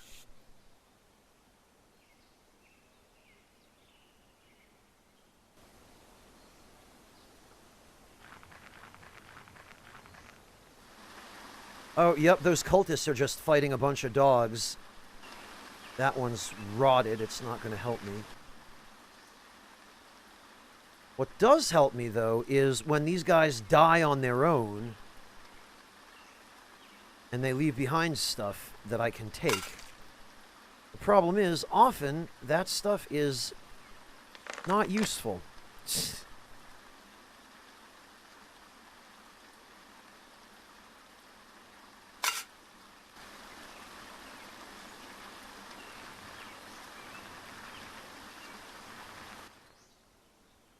I'm going to keep my distance from this guy because, yep, vanish from sight.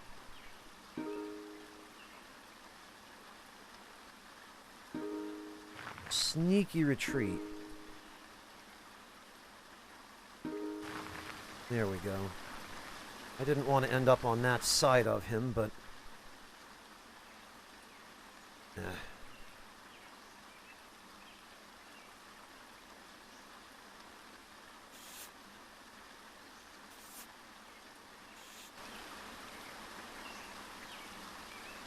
My goal here is to try to see if I can find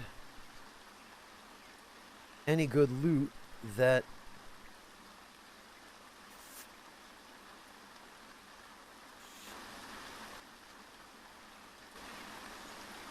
might have been left behind as the result of enemies fighting each other.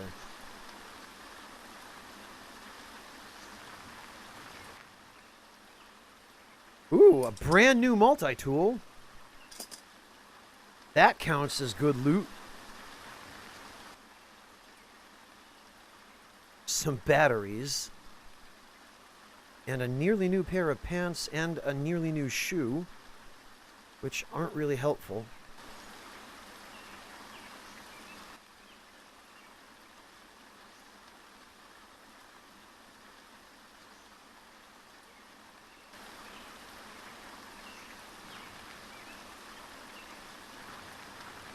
Oh, there's another Enfield horror. Well, at least I know I'm not going to be going hungry around here.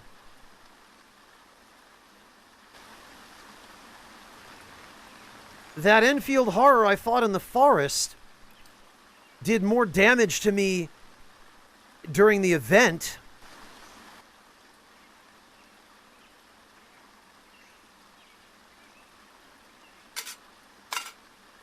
than it freaking did anytime I fought it in an actual battle.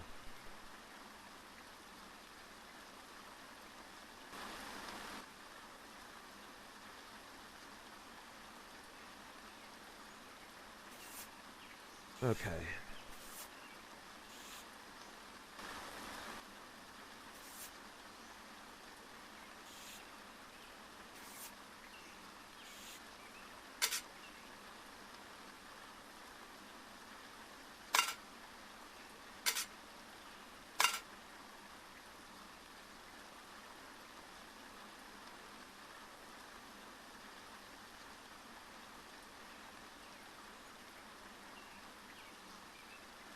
Lawlick, the description that was given to us of the monster we fought in the forest is clearly consistent with that of the Enfield horror.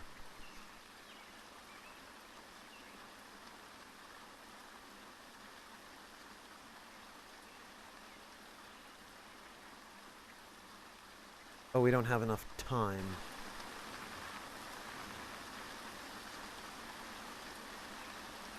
That is probably a bad mother, because they hang around here.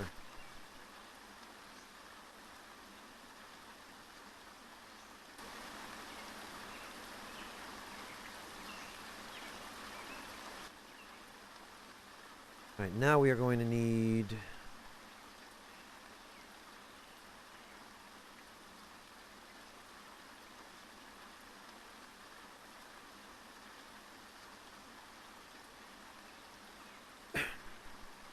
rags.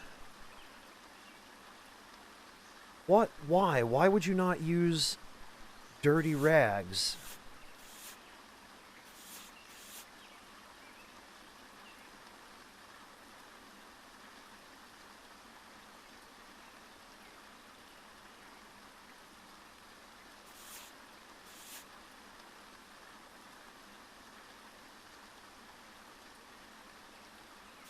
Why the game insists on... Oh, blast it, I'm making torches.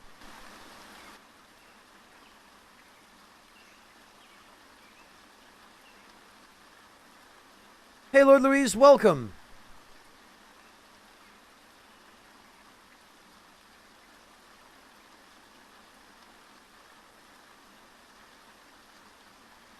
Alright, where did those torches go?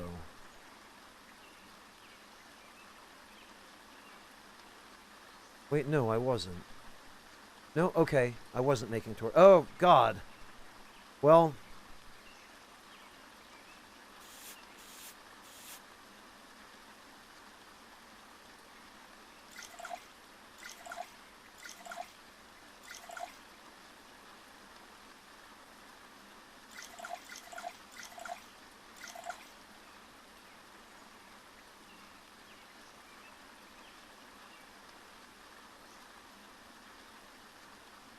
Alright, where are those dirty rags now?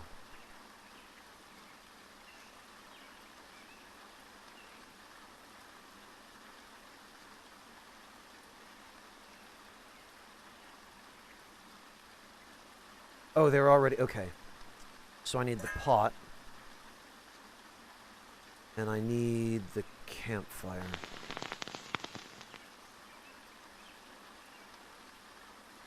Goodness sake.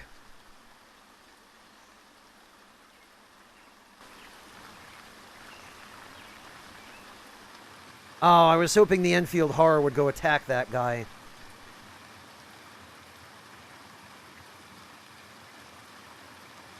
But the Enfield Horror appears to be actually a very shy creature. It doesn't seem to like messing with, anybody. Except when you walk into its forest, and then it's basically Shrek.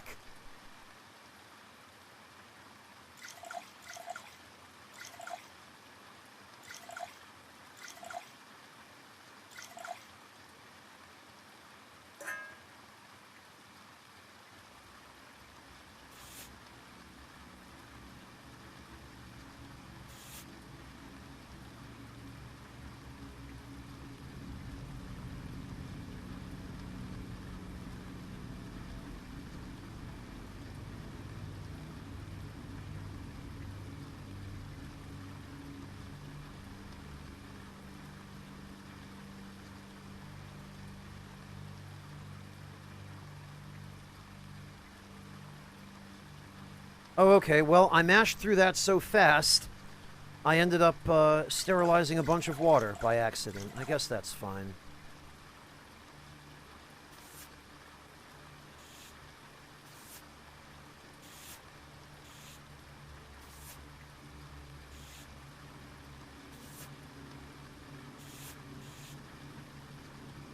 And there we are. Now we've got enough disinfectant and medicine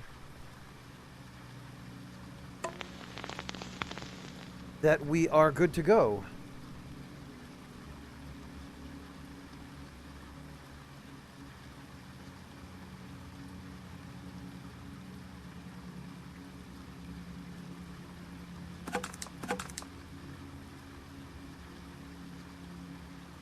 I suppose I'd probably also better start eating this meat.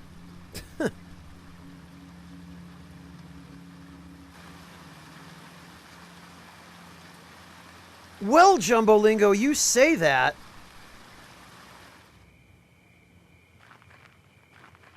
But with the dogmen, it's like...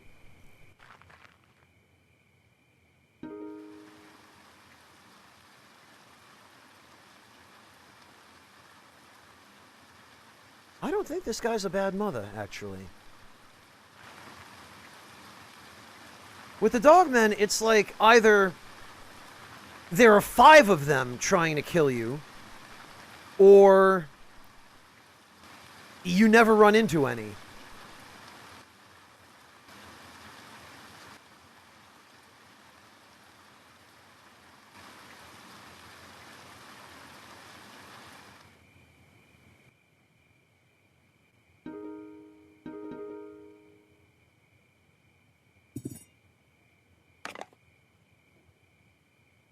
Oh, a first aid kit. And some bullets.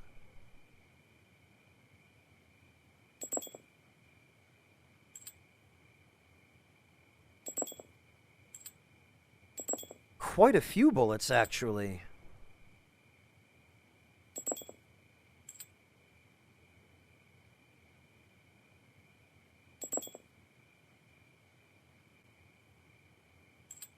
Bullets are probably one of the most efficient money-making items in the game, just because of how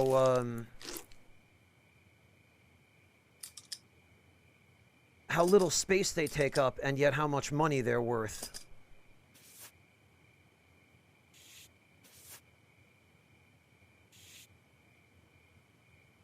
Ah, go figure, the first aid kit had nothing in it. Oh, however, we did get... Oh, wow, a nearly new gun with ammunition in it.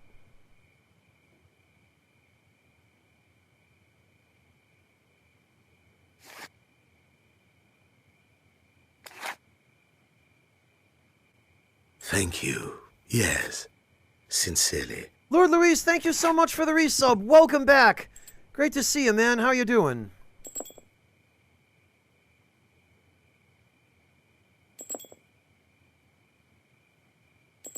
Okay, so these are both 38 caliber.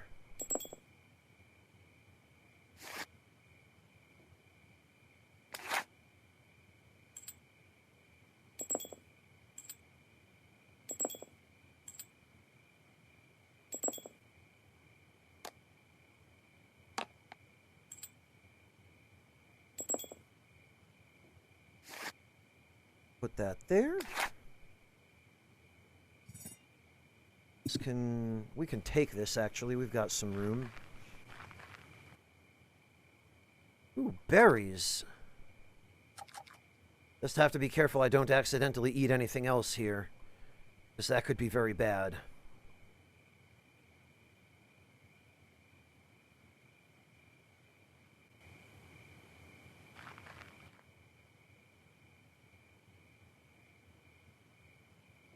Next week on Data Fish, Lucy finds herself on thin ice as... boring. Freaking soap operas.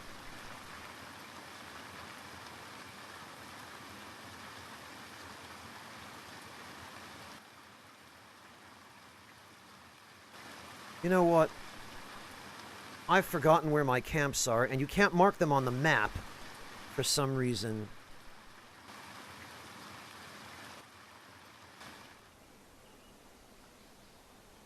Oh, wow, okay, well... Heat exhaustion, huh?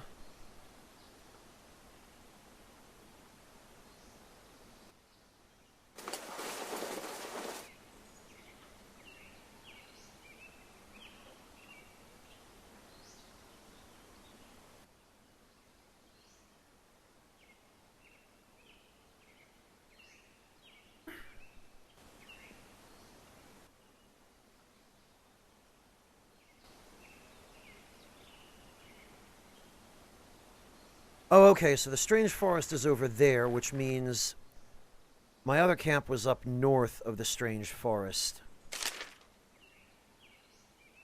I'm gonna take that.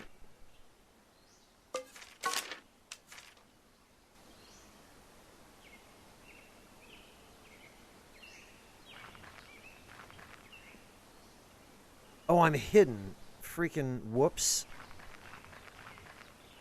Oh, this guy just came by and dropped some items. None of them are particularly useful, but... Well, I shouldn't say that. No, he left me a nearly new crowbar. Because, you know, I didn't already have one or anything. That always seems to be what this game does, is whatever you already have, it just gives you more of. And yet it moves. After... a year after uprising, militias hold sway in the Galilean Confederacy. One militia controls Europa's spaceport, others carve up colonies on Ganymede into fiefdoms. They clash both on the surface and in orbit, terrifying colonists and holding detainees in makeshift prisons where torture is said to be rampant. This, I believe, is lore to set up Astronauts, which is the sequel to this game, by the same developer.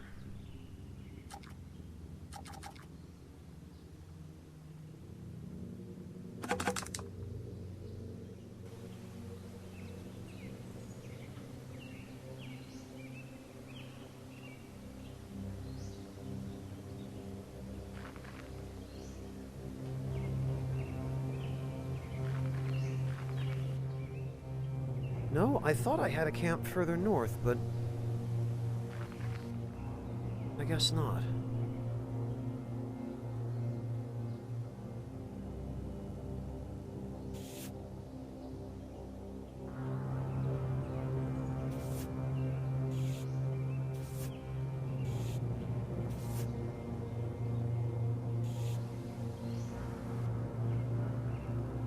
These are getting close to spoiling.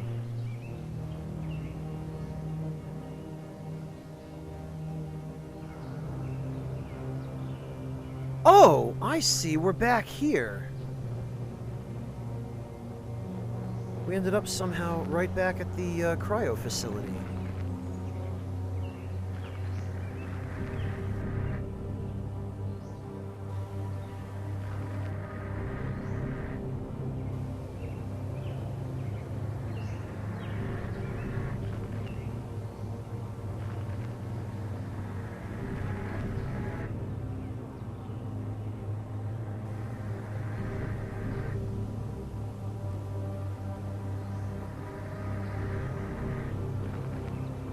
Well, Lollick, unless you have a gas mask and a Blue Frog sash...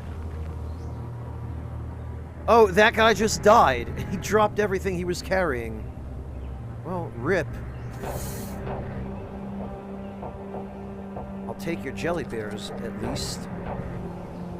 Thanks, dead guy.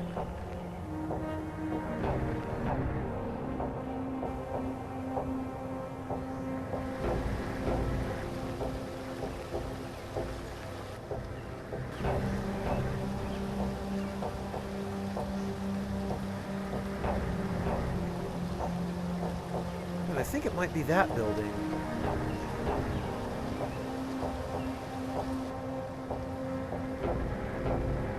Oh, I suppose so, Lollick, yeah.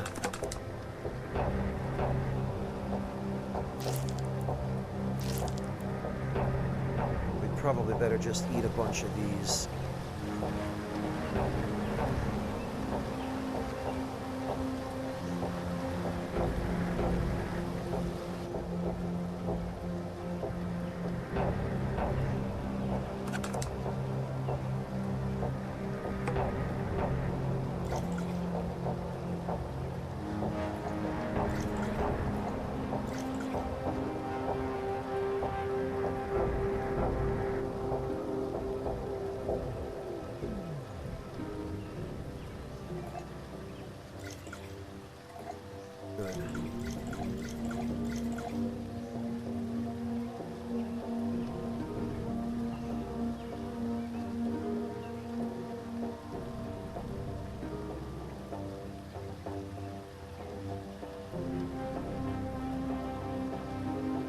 Frankly, I'm just grateful to have a backpack and a duffel bag that aren't on the verge of disintegrating.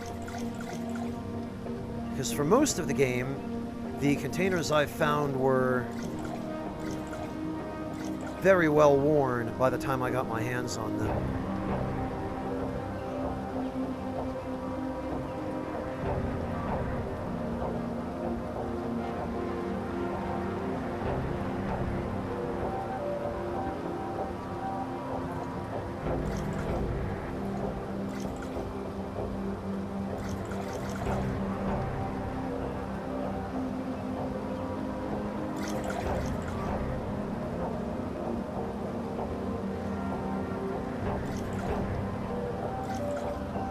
Better use those.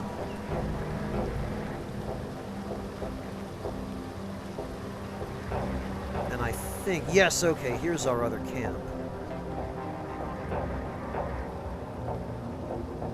Oh, and it looks like somebody was kind enough to drop a little bit of meat.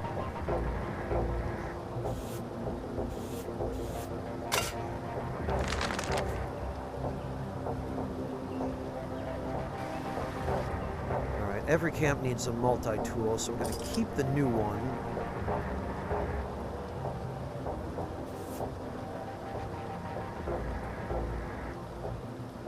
That can go there.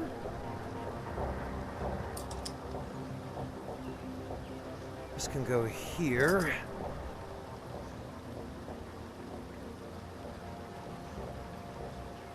I don't know, Lolik. At your recommendation, I went and checked out the Neo Scavenger Extended mod, and from the sounds of it, it makes things a whole hell of a lot tougher. Enough so that I'm not sure I'm ready for it yet. I really want to figure out how to play the game and at least beat the base game first.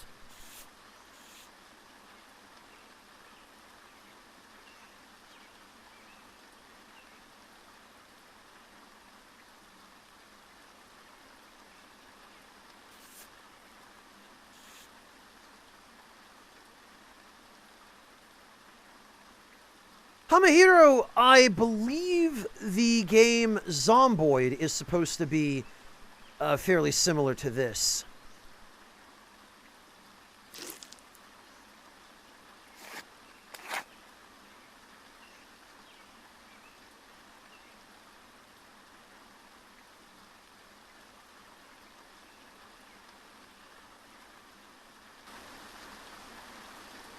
What I don't get is, it's snowing, why am I dying of heat stroke?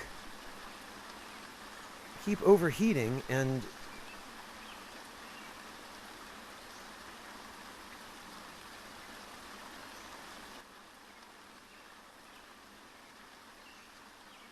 having to take my clothes off and just sit around and wait.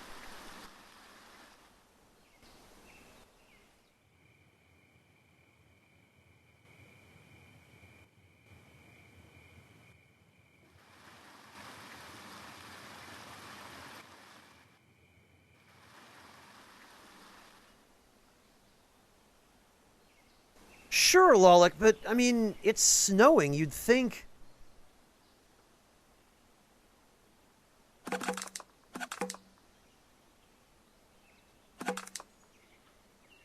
that in a state like Michigan, where it gets as cold as it does, things would be a little bit more, I don't know. I'd be a bit more resistant to heat stroke in the winter. Okay, there's the strange forest. There's the cryo facility.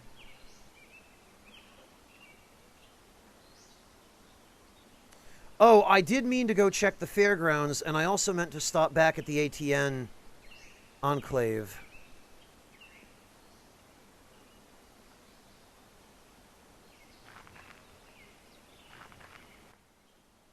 Dear God, what happened here? This is like 3 people worth of meat. Oh, we've got a tactical boot in slightly better shape.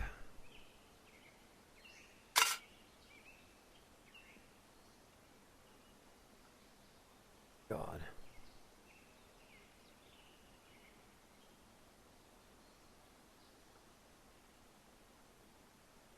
I'm getting rid of all of this stuff so that I don't see it on the ground and mistakenly go back for it.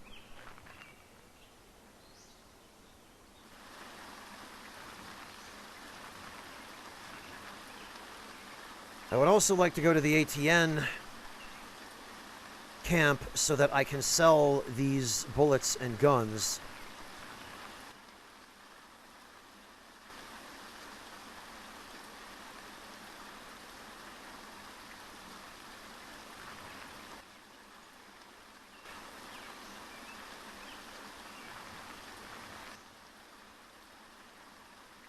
Sheesh.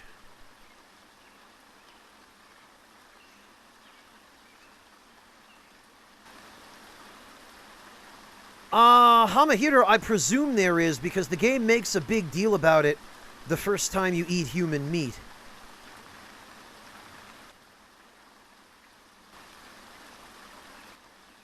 Wait, what? Why is there an item icon here when there are no items?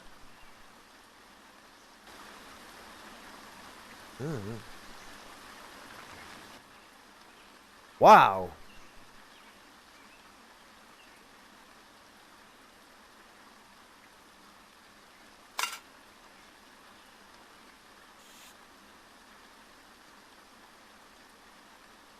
I love how whenever I find what's left of a living person, there are just soup cans filling up their pockets.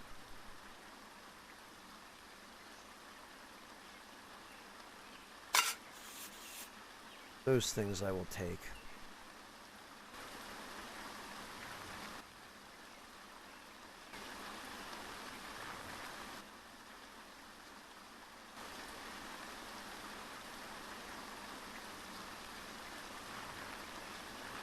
I mean, I guess, Lolic. But... well, that doesn't help. I mean, at this rate, I have so many non-human enemies chasing me. Oh, a broad spear in better shape than mine. Don't mind if I do.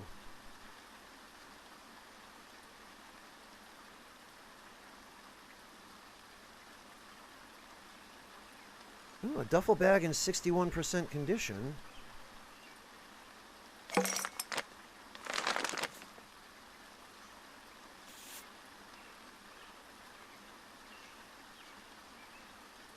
Multi-tool, also in very good condition.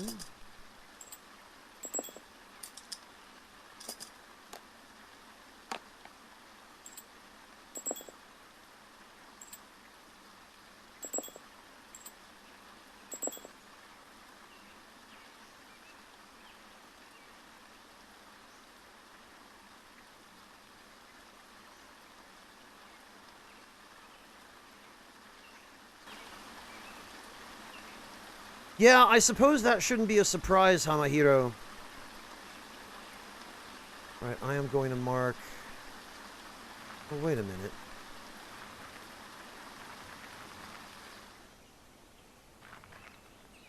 Okay, yes, I did have a camp here.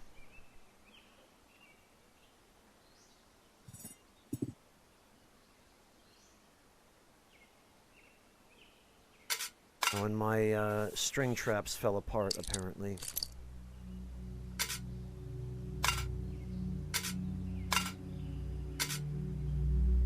That's alright, we'll put those back together. Because the important thing is... this is a place where I can sleep now. That stuff we don't need.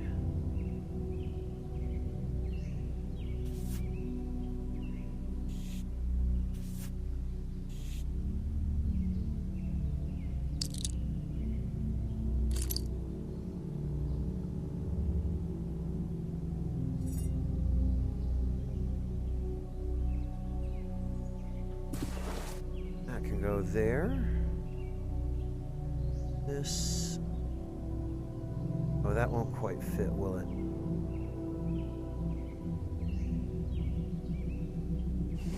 Okay, that's fine.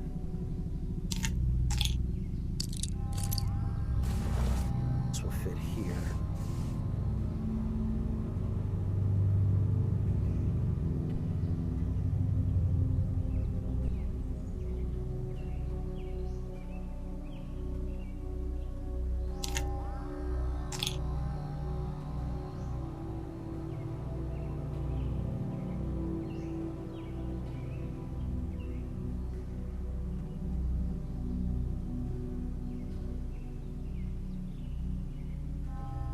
Oh, really, Lolik? Is that so? Interesting. Okay, thank you for the heads up on that. That's bizarre.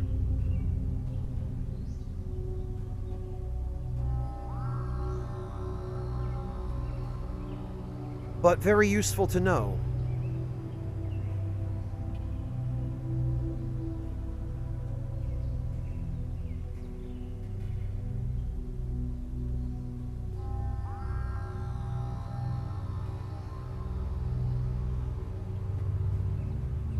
Goodness sake.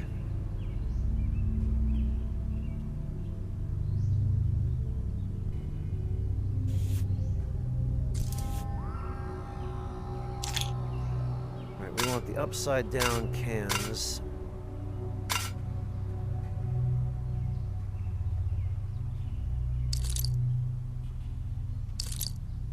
And glass shards.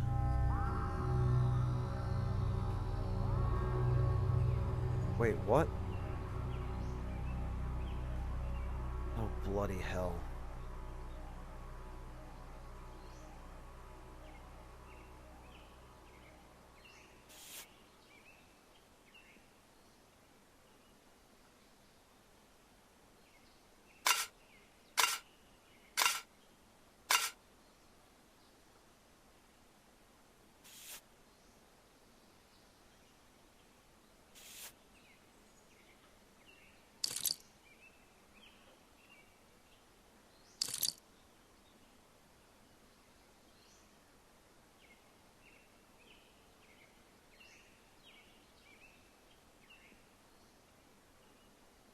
There. Sheesh.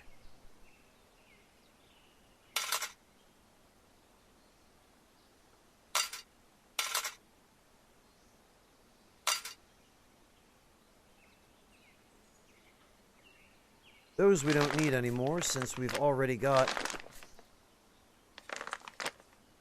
the eye attachment, or the new eyes.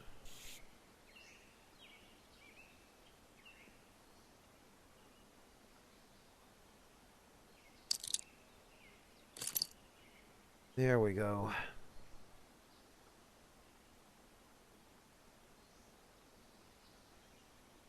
Interesting, Lolik. Okay, that's useful.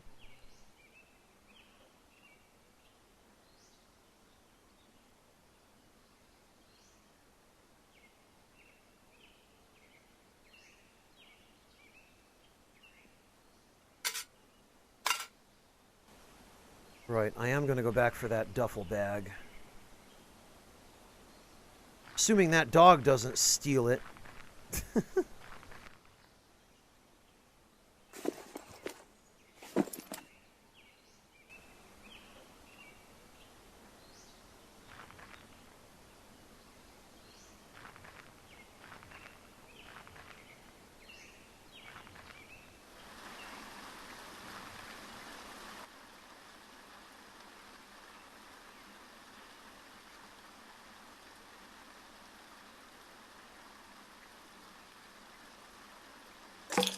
Alright, the Avila painkiller I'll hang on to. Everything else...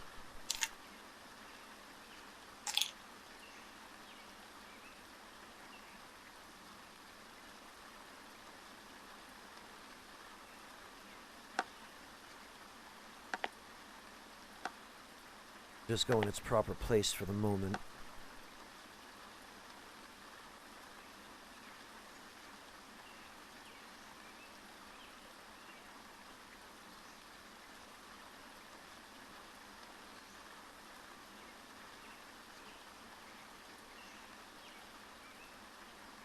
Lolik, wouldn't that just be due to the materials that you use to make it?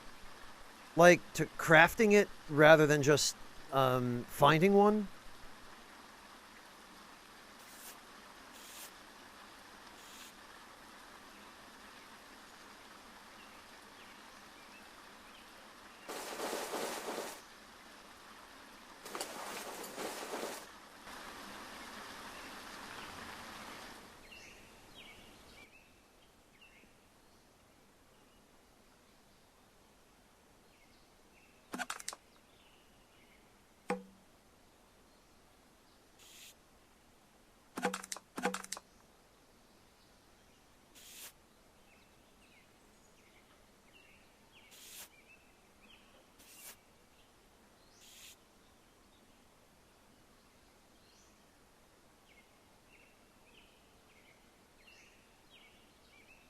Also, why am I dying of heat exhaustion?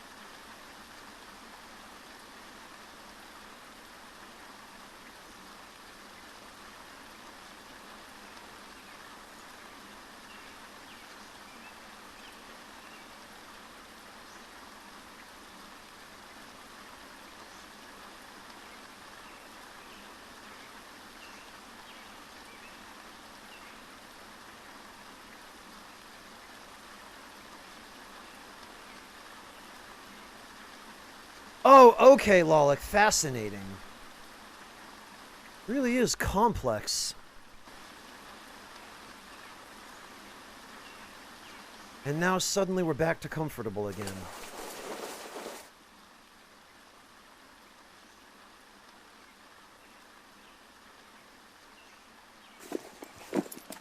Alright, well, we can just stash this.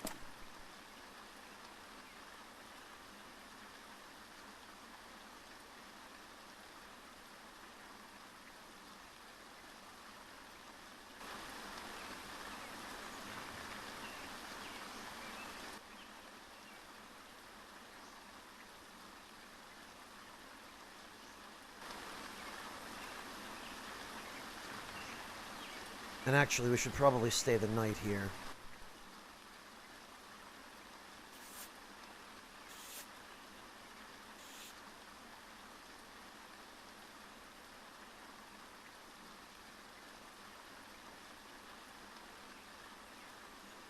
Oh, yeah, Lolik, it seems like the Neo Scavenger Extended mod is just really trolly.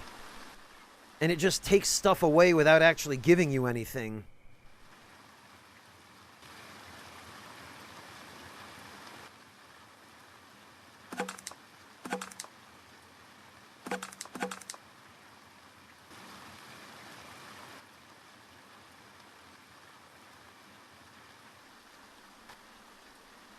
I can't say I'm terribly keen on it, to be honest.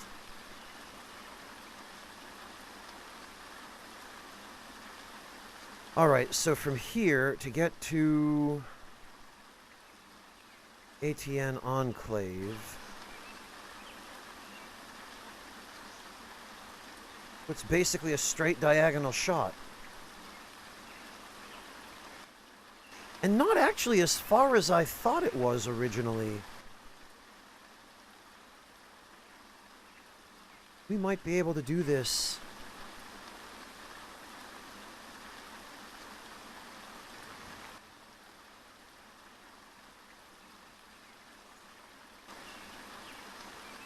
In one game day.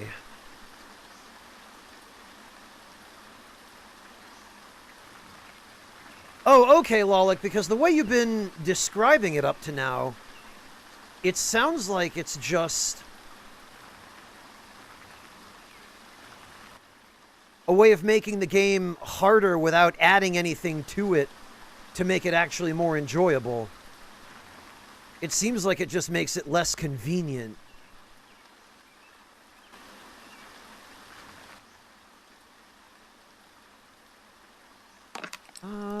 These will be worth some money when we get to the ATM.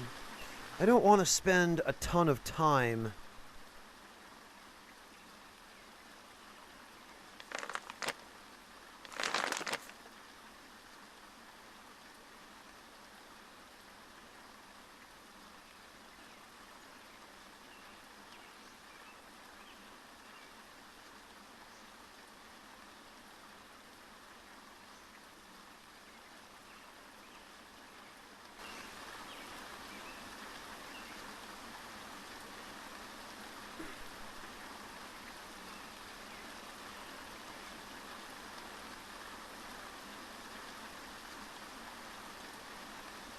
Oh, okay. Yeah, I was gonna say, Lollick, I'm very surprised the devs did not add, by default, a way to repair your equipment. Welcome back, Monotone. Oh, and it looks like we've stumbled into another event. Sitting on a decaying park bench, aiming his gun at your chest, is a scarred, flint-eyed man. From the kit and camo clothing, you can tell he's a Ronin, a gun for hire. A Ronin? That's not what a Ronin is. Maybe in this universe. He's airing his feet, one profusely bleeding from a recent gash. Probably the same gash that caused that rip through the sole of his shoe. A lot of sharp metal around these parts.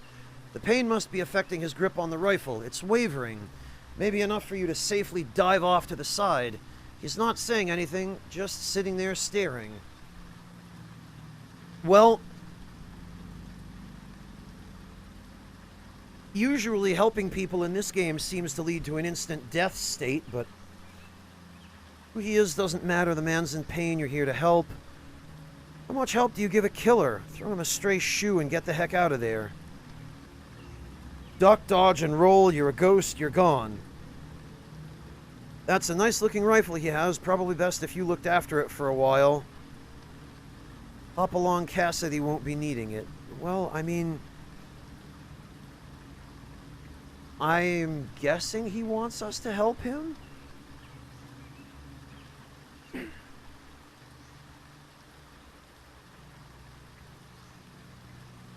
Yeah, Michigan, Lollick. And interesting, so I guess it sounds like the mod at least gave some of the traits additional functionality. That's good. In before instant death. You approach, indicating your peaceful intentions. The Ronin cautiously lowers his rifle. You inspect your damaged foot and bandage it up using a few old rags nearby. Job finished, you wait for your reward. His stare doesn't waver. Hey, even a word of thanks would help, but no. He lowers the rifle to your chest once more and lets it be known that he'd like some personal space. As you back away, he reaches into his pocket and says, "Catch." He gave me some bullets. Thanks, I guess.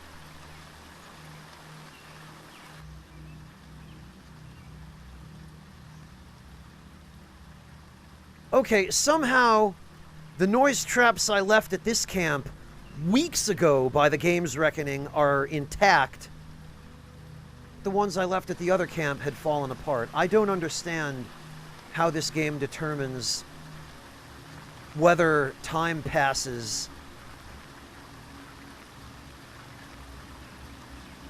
in a particular hex or not.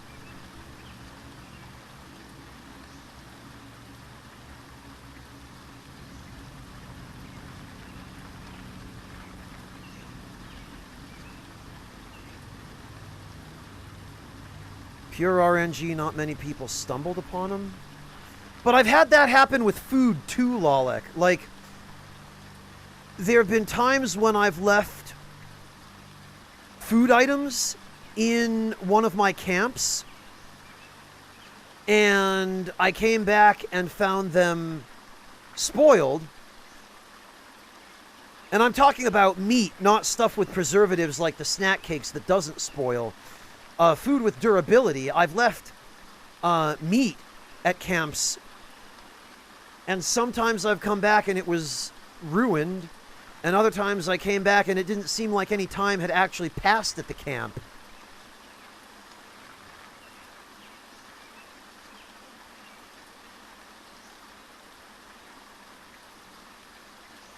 What do you mean, Lola? Time does destroy them. Having them sitting on the ground while you go do other stuff will destroy them.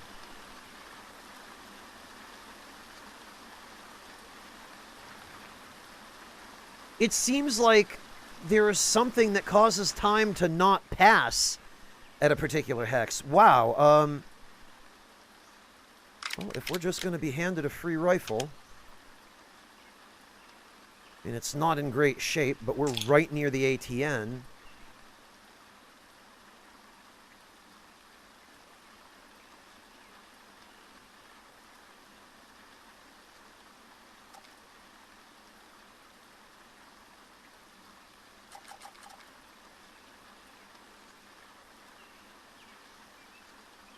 Well, it's junk to me, Lolic, but it's worth 46 bucks. Better than nothing.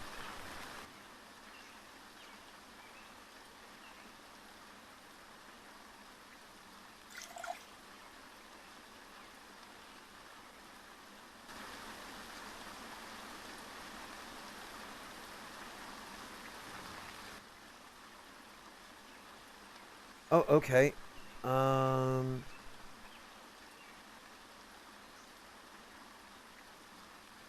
Apparently I left some other stuff here, too. Wow,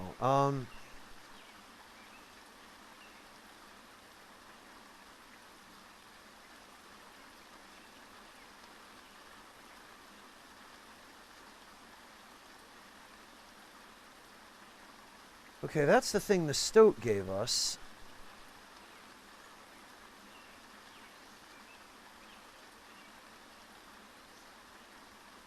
He also gave us a flash drive, though, and I have no recollection of where I put that.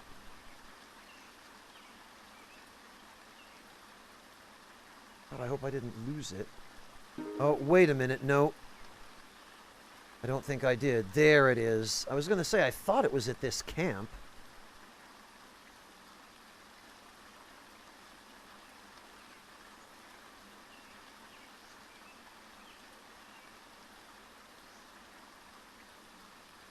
And I've got a bunch of these 3-Dog Moon shirts, which I'm not even sure what they do. They clearly have some special effect, but...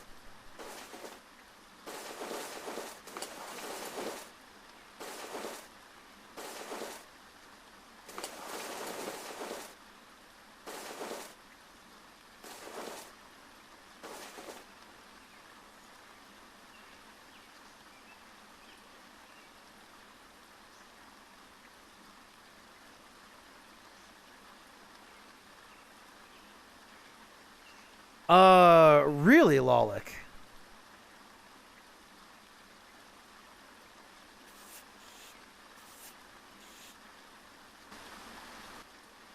Well...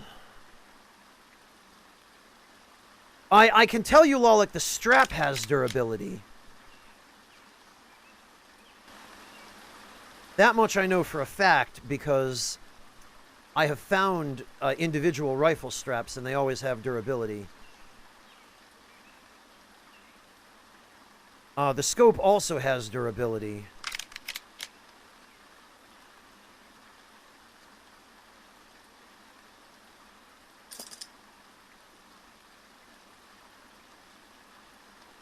Yeah, see, it's got 8.4% durability. I think, Lolic, that their value is calculated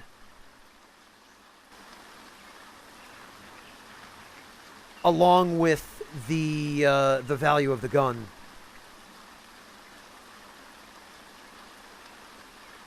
No, I don't really keep track of the camps, Lolic. I remember where a few of them are, but just generally, I have enough in the vicinity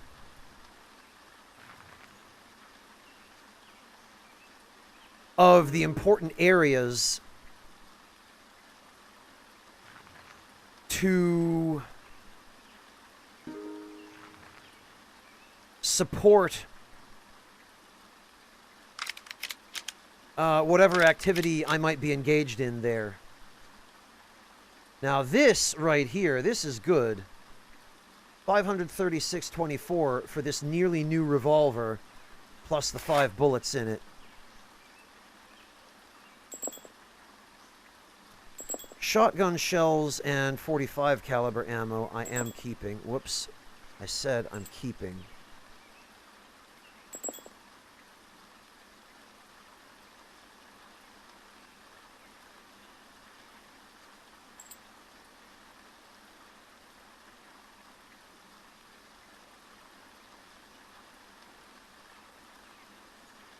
Okay, yeah, that's 38 caliber.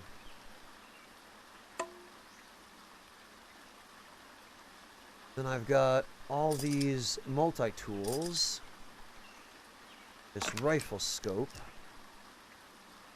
A couple of tarps. A couple of cans. This brand new multi-tool, which I think I'll just sell my current one and replace it with the new one.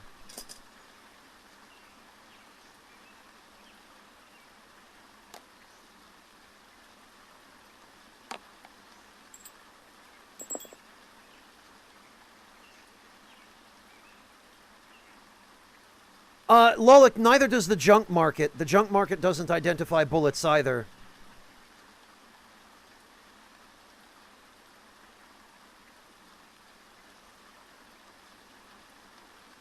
Alright, I don't think there's anything else that I need here.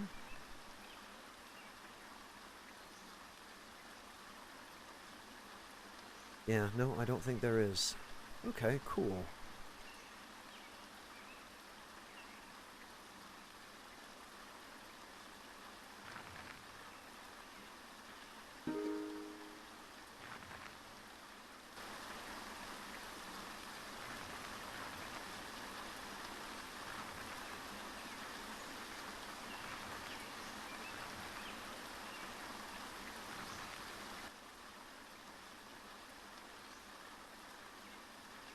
Alright,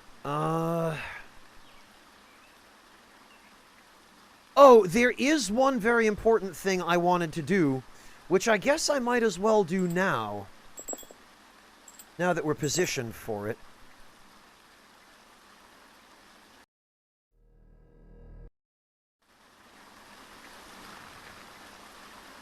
No, Lolok, I bought mine from the trading post.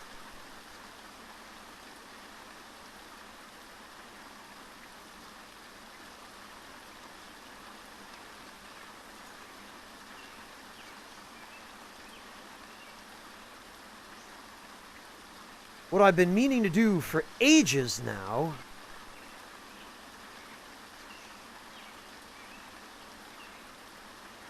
is I have been meaning to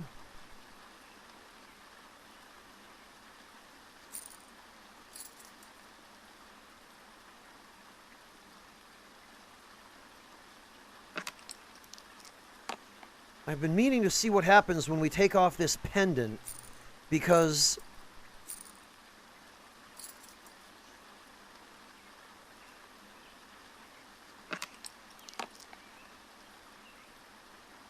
we have seemed to receive information that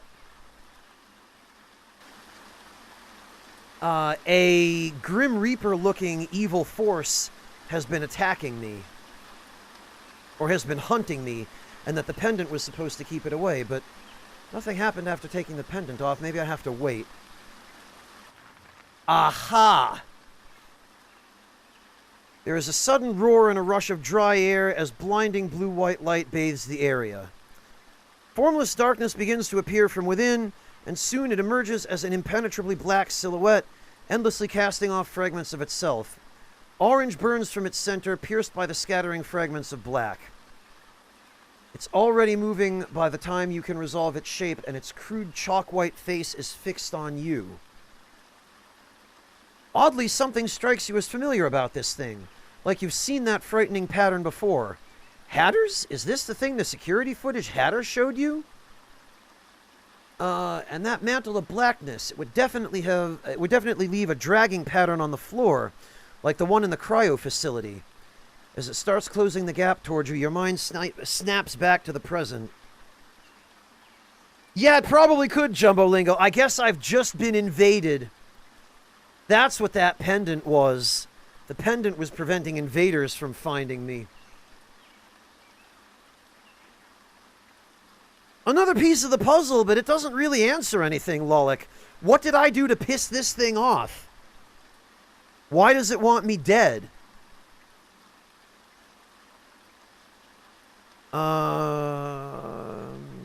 Engage up close? Engage from... We should probably engage from afar and see what it does. Oh. Murga Wraith?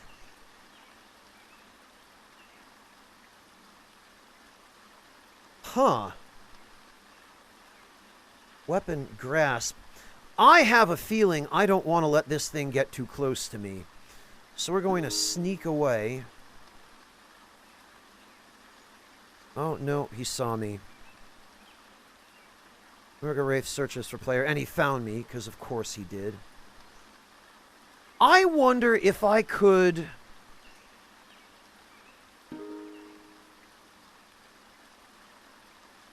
Player barely affected Murga Wraith's armor. With a broad spear, I barely affected its armor? Okay.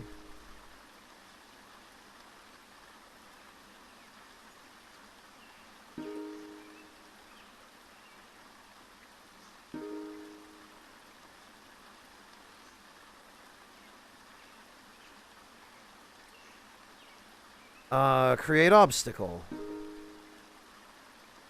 Well, he's recovering.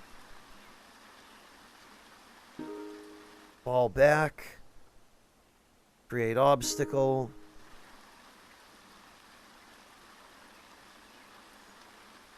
Yeah, this guy doesn't take any damage from standard abilities.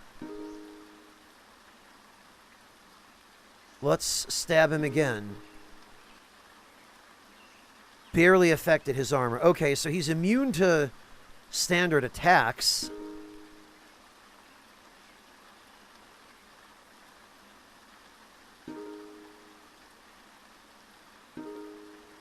I wonder if there's an ability I could use. I wonder if I could get Lethal Trap from,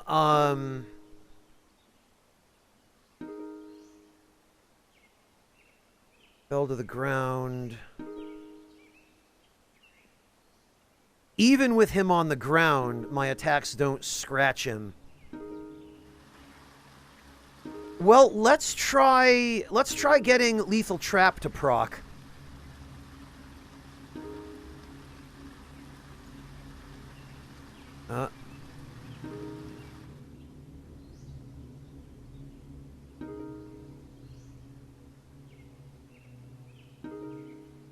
And we'll keep falling back, I guess. Ah, there it is, Lethal Trap. I wonder if this works on him. He seems invincible otherwise. Hello, PS2 girl, welcome! Yeah, Lolik, he only seems to move one space at a time. I'm astonished he's not charging at me. Oh, I guess it worked. The Wraith crumples to the ground, its face disappearing as it collapses into a lightless pool. Patches of black continue to fly off the shape like ash from a fire. Then a flash of blue radiates from beneath it, and the blackness starts drawing into itself, leaving no residue behind. At first, it simply becomes smaller as if pulled into nothingness, but as the edges recede, it becomes clear that it's falling into some sort of portal on the ground. Jump in or look in.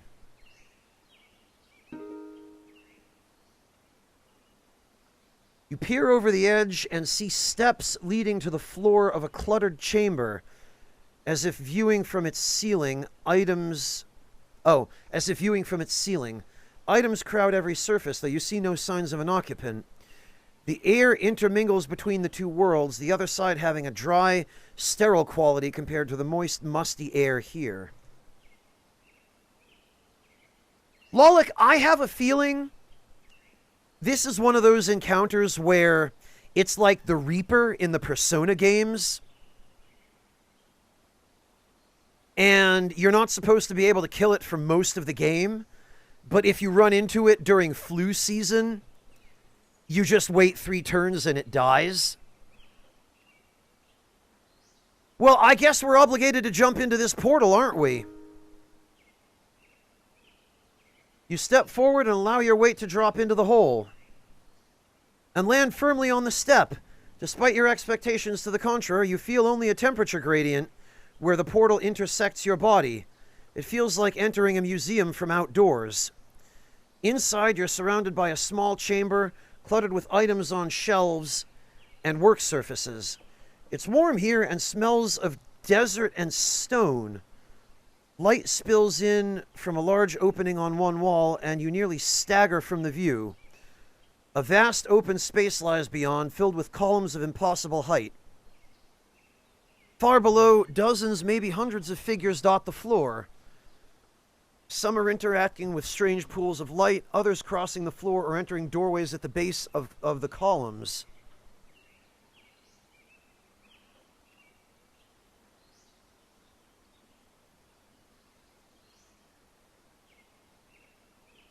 Wow, okay, so I guess this is the world that thing came from. Climb back through the portal, look closely at the figures. Look closely at the figures with my binoculars. Okay. Look at the figures and examine the items around the room. Well, we better look closely at the figures, huh? There are more wraiths. Dozens of these frightful things are down there, attending to devices or passing into and out of columns. Those devices they're using look like pools or globes, each of which shows a distant scene or person. The rest appear to be entering the bases of columns, including this one. You yank your head back before any turn to see you. God. Okay, examine the items around the room.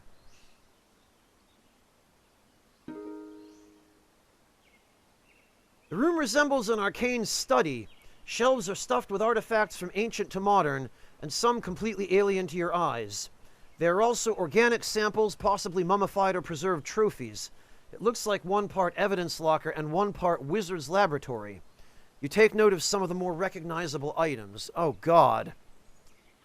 Examine the sheaf of letters. Examine the children's book. Examine the clay and stone engravings. Examine the film canister. And examine the large ring with a projection inside.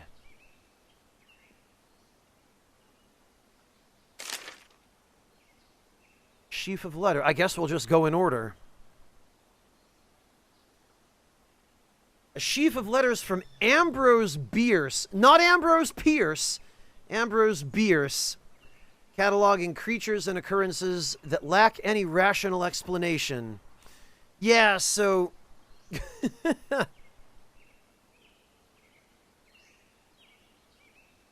Ambrose Bierce was basically a novelist and I believe a veteran of the Civil War. I think the thing he's most famous for, at least my recollection from my history classes, leads me to believe that the thing he's most famous for was he wrote a book called The Devil's Dictionary, which was essentially, it was a comedy book, or I think it was satirical. And it was basically just a dictionary with goofy definitions of regular words.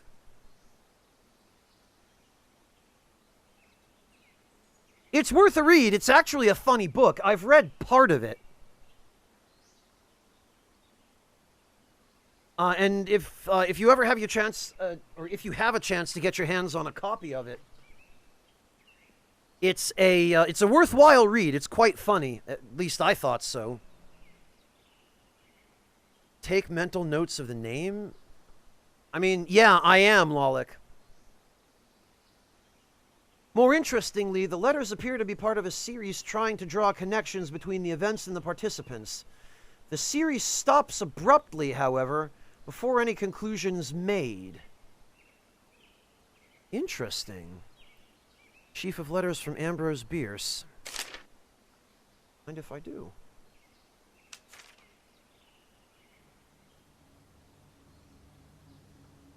I'd probably better put this back on.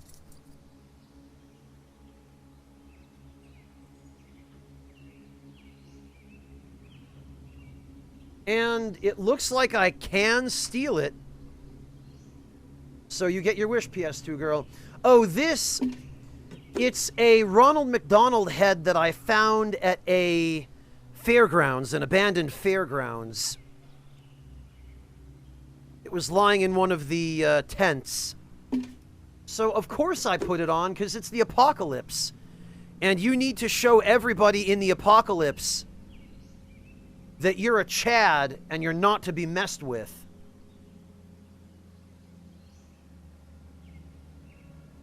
Chief of Old Papers. Chief of Papers labeled IK Opus Posthumum. You don't speak German, so this document is largely opaque to you. Well, I might be able to make sense of it.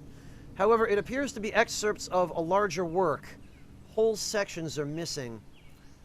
All I know about this particular author is IK are the initials, and I think it stands for Immanuel Kant. And Immanuel Kant is well, he was one of the great philosophers. And he's responsible for a number of literary works that are basically considered mandatory reading in just about any English or philosophy class. Opus Posthumum, I believe, is the name of one of the essays that he wrote.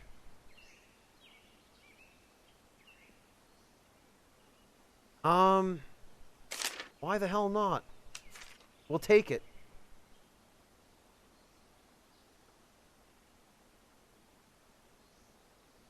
What's this? The children's book. A book written in an unfamiliar language, but illustrated in a manner suggesting it was for children. Imagery seems to be of children fabricating a world of their own imagination. The more friends they involve, the more elaborate the world becomes. Pretty sure that's based on a real book. Also, I guess I don't need the binoculars now that I have telescopic, huh? And it looks like we're going to have to clear some room for stealing these artifacts anyway. Examine the clay and stone engravings. Fragments of clay with some sort of cuneiform engravings. There's even a small faceted pillar with writing on each side. They're interesting to look at, but reveal little to your modern eyes. Oh, and we can't take them. Damn. Examine the film canister. A 60mm film spool in a canister labeled Woodhouse Moor Lodges. Louis Le Prince. Oh, okay. The footage seems rather mundane to you as you examine the individual frames against the light. Mostly a fascination with capturing passing carts, horses, and people. However, a shot of fear runs through you when you notice a disembodied white mask staring at the camera from one of the lodge's windows. Ouch! Wow! So, Louis Le Prince was basically he was a French artist. And I think he was credited for inventing a movie camera. And I'm pretty sure it was a film-based camera. But his version of the camera, I guess, never took off. And it ended up being invented commercially later on by somebody else. The thing about Louis Le Prince is he mysteriously disappeared and nobody knows what happened to him.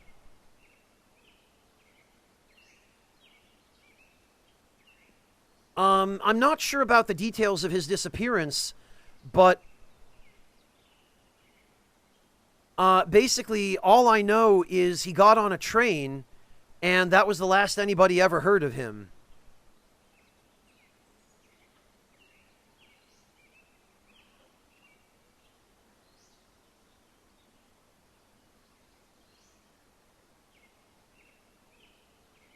And it seems to be suggested, Lolik, that, yeah, exactly, that the Murga Wraiths found him and made him go poof. I also have to say I'm very disappointed that we can't take the stone tablets. Examine the large ring with a projection inside. A ring of polished stone or metal stands on one of the work surfaces with lines of text projected into its center. As you look closer, the image seems to shift, resolving so you can read. It's in English and looks to be a website of all things, probably cached from before the crash. It's entitled The New Earth Ostracon, and it appears to be a collection of cross-referenced, unexplained occurrences. The entries are not only descriptive, but include links and captures of references in other media, search trends, related entries, and maps of where and when known references were discovered. It seems to care as much about the propagation of the idea as the subject itself. Interesting. Continue exploring the device. It's a shame we can't take it. Lolik, we were pretty much told by the lady at the ATN that Philip Kindred, the main character of this game, is the one who was responsible for creating the New Earth Ostracon. So it's my website, basically. Desiring more context, you begin looking for navigation controls. There don't appear to be any, however. Whatever this device is, it was designed with another user in mind, one who no doubt speaks the arcane language engraved in its materials. Damn. Your exploration is cut short when sounds arise from outside the chamber. You turn in time to see two figures, each wearing intricate masks, raising some sort of device with a nozzle. A billowing blackness pours out, threatening to inundate the room in seconds. Uh-oh. You mount the stairs and push your way as quickly as you can. Your head breaches the portal back into Michigan's cold air, and you turn to assess whether you're being followed. Instead, the gateway shrinks like an old tube television being turned off, returning the area to its original topography. Even after closing, your mind is distrustful of the ground where you saw it. You decide to keep it in view as you leave, and only turn away when it's out of sight. Huh.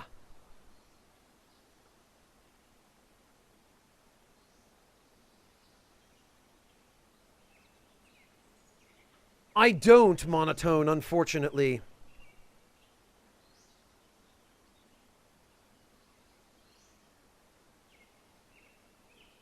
Yeah, Lolik, these all appear to be, they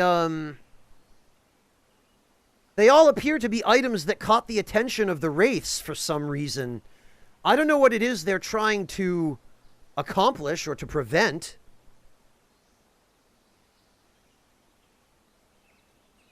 Oh, it's ash from fires, PS2 girl. I left it there because it's useful in preserving meat.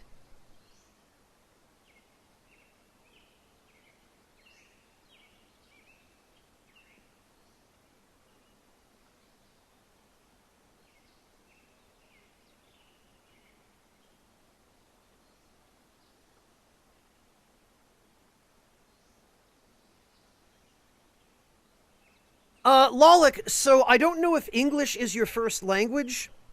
It sounds like it might not be, and in case it isn't, or in case you've just never heard of cryptids, cryptids are... they're creatures like the abominable snowman, the Mothman of West Virginia, the things like the Bunyip of Berkeley's Creek. They're creatures that appear in folk tales, of which there aren't any confirmed sightings, and whose existence can't be verified, but of which there are multiple unconfirmed sightings from multiple people over a long period of time.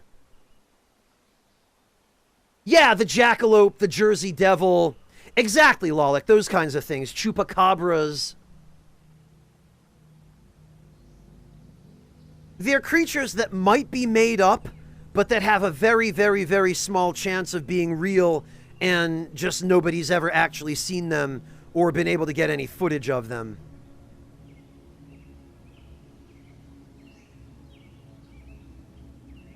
Modern here be dragons. That's an interesting way to put it, but yeah, I guess.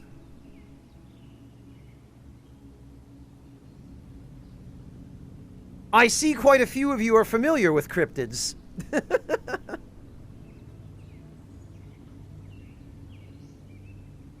And it seems quite a few of you have your own favorites, huh?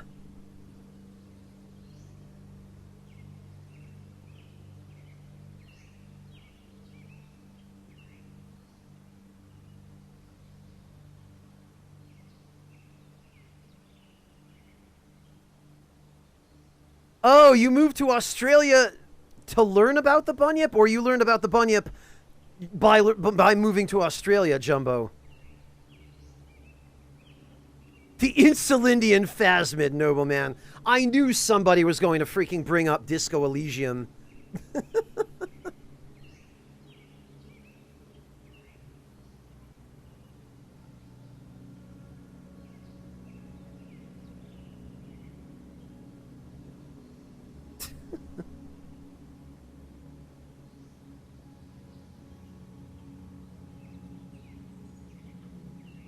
Oh, Baba Yaga, so you're Russian, Lolik. Actually, I think you've mentioned to me before that you were Russian. And it spaced my mind, but... Oh, Polish, okay. I apologize then, Lolik. I didn't mean to offend you. I know that Poles don't like being mistaken for Russians.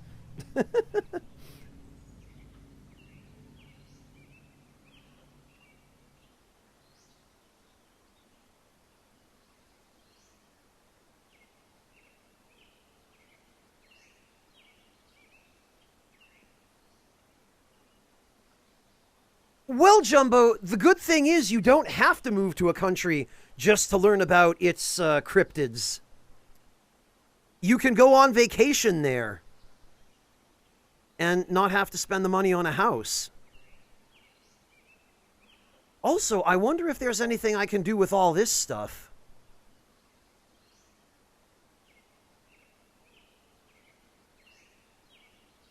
Russian vodka is the best for cleaning. Somehow, Lolik, I get the impression the Russians specifically like it that way.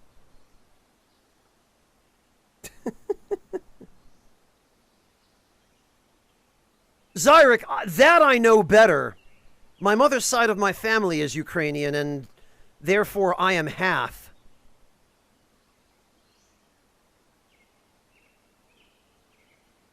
I suppose so, Zero.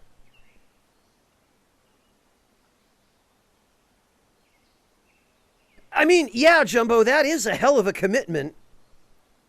You must be really dedicated to studying phasmids if you... or cryptids, rather. If you're willing to move to a country just to do it.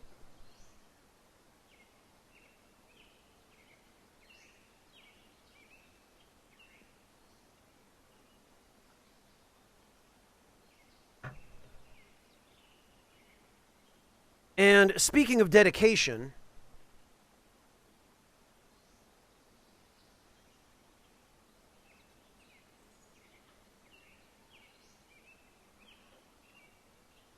Ah, excellent. Speaking of dedication, I think, guys, now is a good opportunity for me to go dedicate myself to some dinner.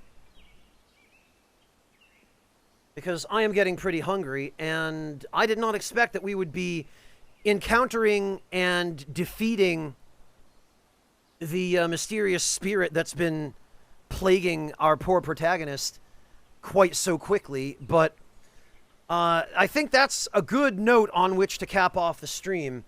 So what I'm going to do is, I think we are going to go raid... Oh, this is perfect, actually. We are going to go raid my friend Wendy Harper. As you might expect from her username, she is a harpist, and she is doing a music stream right now. She does, every once in a while, play video games, too. But she's a really talented musician, and it's very rare that I have a chance to raid her, because normally she's on very early. So, we're going to go raid Windy. And I'm going to go get some food. Thank you all so much for joining me. Thank you all for coming to hang out today. I really appreciate everybody's company. And I hope you will all look forward to a couple of games I have lined up next. Because I've finally, over the past few days that I have spent not streaming, I've had time to look at some new games. And I think I finally found a couple that look promising.